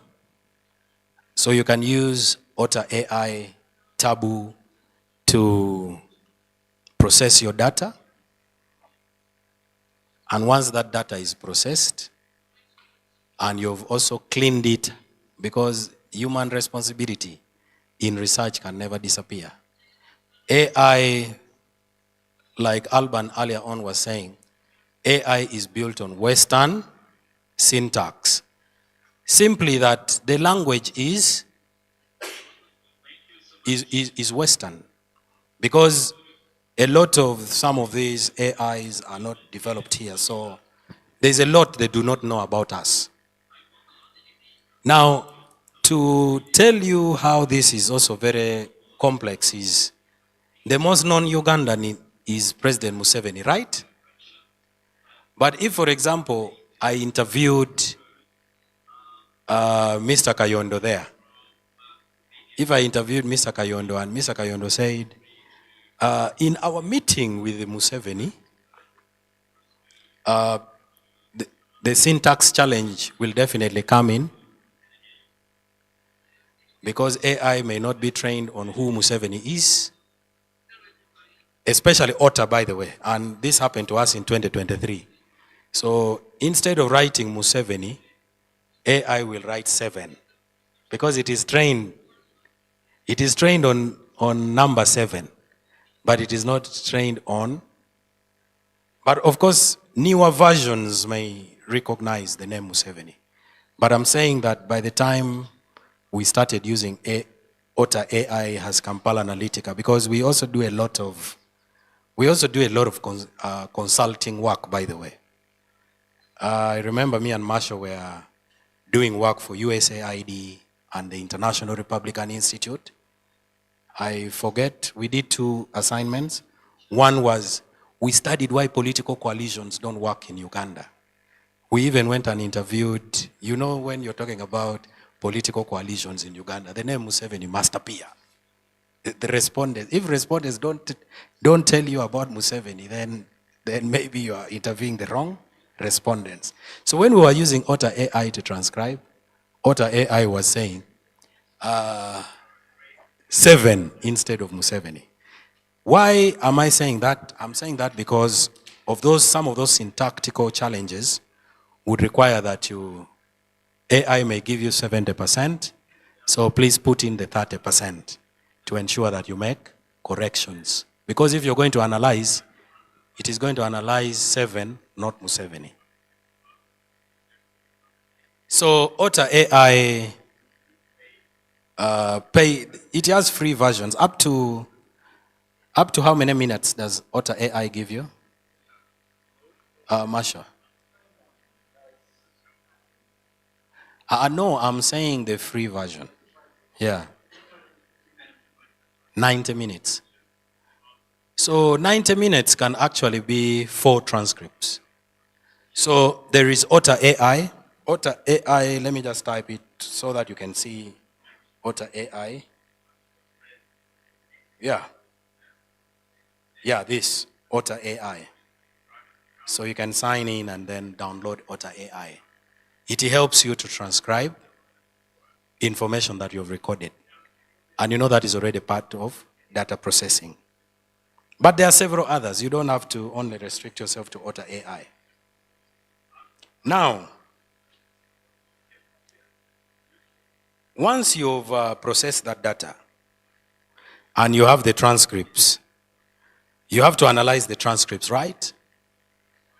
And there is a question which someone earlier on asked Maureen about SPSS, Stata, and NVivo. And Maureen's answer is the same answer I could have actually given. That because there was a time when generative AI just came up in 2002, people were now running away from those particular softwares. But those softwares are now AI inbuilt. That makes it very easy for you to actually code. So those softwares can still help. But there are also new softwares. The one I used for the baseline survey, which is even still on my, you can even see it from that I like visiting it a lot, is here. Insight AI. Let me just open it briefly to demonstrate.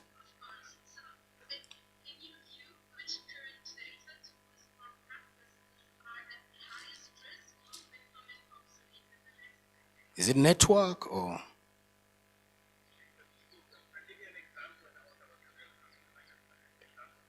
Actually, what I'm going to do is, let me just show you, because it is very simple tool to use to analyze data. You'll be shocked that in just 10 minutes you have your data once you upload your transcripts.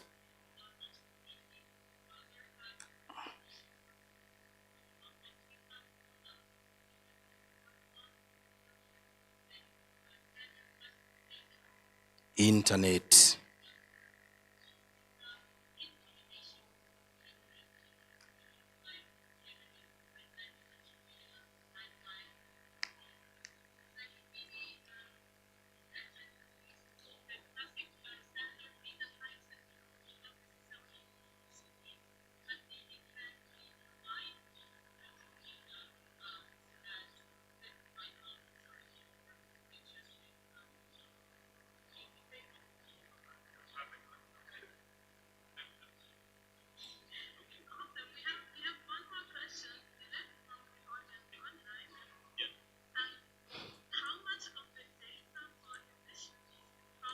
If I had time, I would have just taken you through the entire process of how. Okay, so there is insight AI. You can even say qualitative. By the way, I'm a qualitative researcher, so you will forgive me for over talking about qualitative processes. Okay.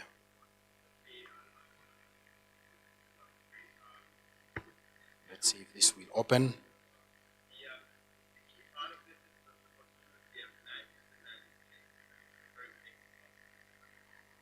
I did not pay for it, so some of these challenges can happen.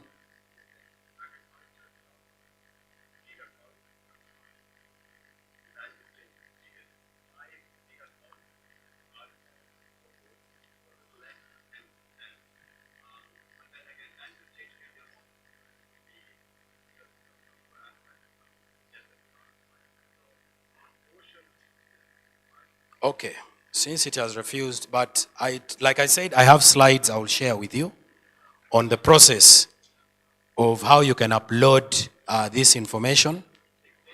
Now, for the Insight AI that I use, you can command it to code for you. There's what we call thematic coding.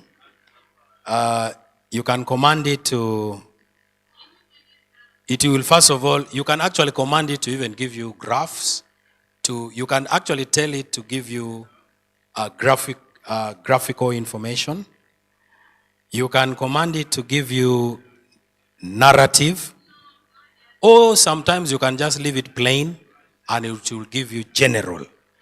And when it gives you general, then that is now where your human skills are very important. You go and extract the narration it gave you and then interact with it and cross-check manually with your transcripts, and then you provide that narration report. And then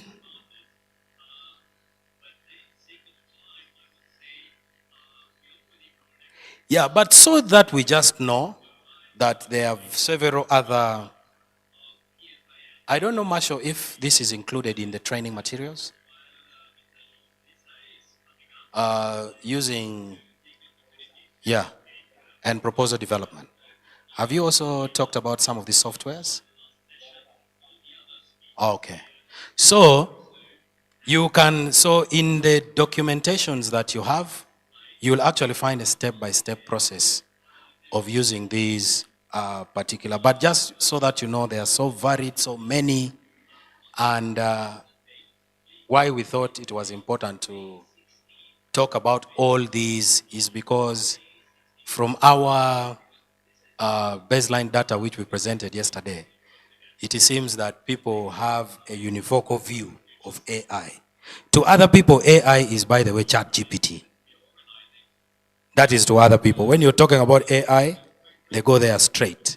But they forget that these are, now you saw the several others that Alban was talking about, Marshall was talking about, and this. So from the end of this workshop, I would expect us that our horizon on AI has expanded. We have multiple tools. We have resources that we can always refer to expand our horizon. And we are always available as Kampala Analytica, and that is actually why we are here.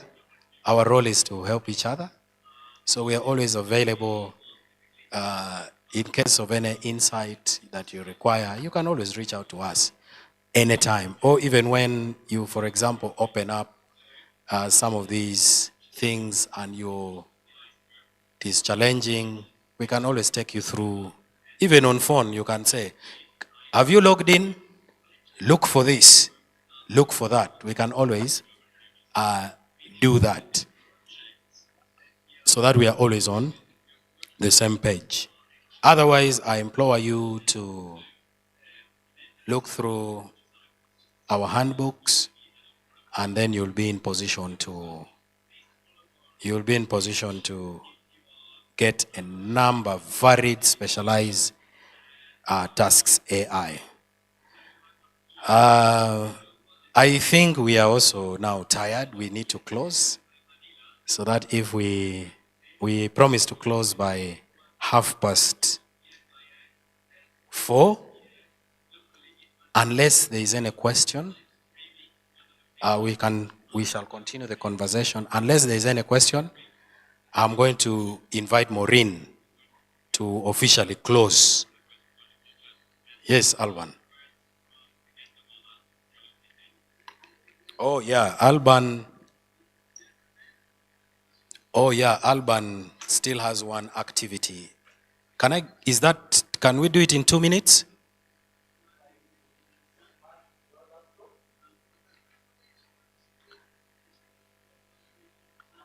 Can we make it lesser? We agreed to leave here by... Can we do it 2 minutes? And then Maureen can close in 2 minutes?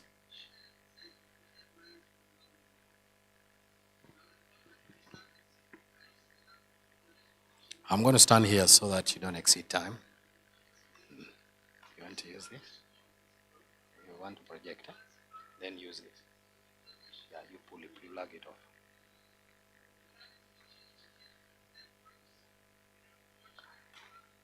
You're going to...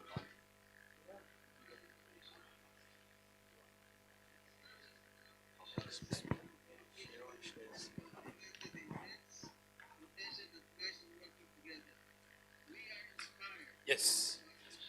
Hello. Hi. Here we go. Our next series, we are going to have something we've called a civic hackathon and a boot camp, which will happen in a few days from now. And the purpose of this event will be to now see how you can use the kind of tools. Okay, so you come up with an idea, then we engage and choose the best idea, and we hope to also have some small token of award to the best idea, and then we shall also try to help that idea that shall have come through be used, okay, in your workplaces. So I won't talk much, but a hackathon is basically a competition. So, and we shall be looking for projects or ideas and related to the tools we've talked about today. So the core which Maureen is going to launch, the other details shall be online by next week. But now I would like to invite Maureen. Okay. So we shall, of course, now since it's a competition, this is Sam Kasasi. Yeah, so we shall be looking at like the solutions that address community challenges, and those also we shall look at originality and creativity, and also how practical the idea is. Then we shall also look at sustainability, and then also collaboration. But most importantly, how the idea will align with this program, which is localization of AI. So the call will be up, and we encourage your CSOs to apply for this call sometime next week. Okay. So let me now invite Maureen Amutarine, who is a board member of Kampala Analytica, to... We put into considerations what you have told us in the feedback we are going to ask for. That's all I wanted to say. Thank you so much. There is one thing I didn't tell you about Alban. Alban, besides being the AI and data advisor of Kampala Analytica, is a very senior data person at UBOS, Uganda Bureau of Statistics. They are the ones who said for us in northern Uganda, our population reduced. Yeah, that is what, they are the very people who said that. But that is not the reason why I introduced that. I was actually just saying that so that you know that Kampala Analytica, beyond these interactions we meet, Kampala Analytica has very resourceful people that you can always engage. Your organizations can also,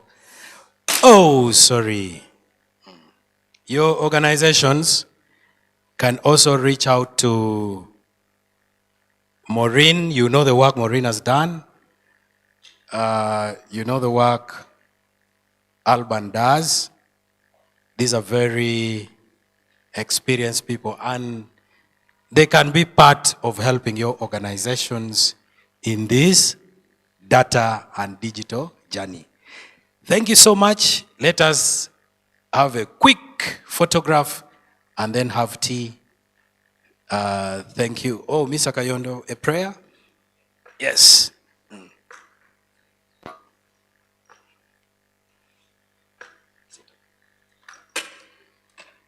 No, don't worry, there's no much damage on the machine. We can confirm that.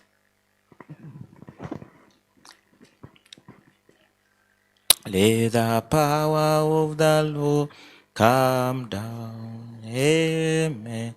Let the power of the Lord come down. As we pray, let the power of the Lord Jesus from heaven come down. Let the power of the Lord come down. Let the forgiveness of the Lord come down. Amen.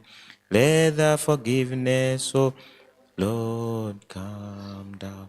As we pray, let the forgiveness of the Lord from heaven come down. Let the forgiveness of Lord come down. Let the mercy of the Lord come down. Amen. Let the mercy the Lord come.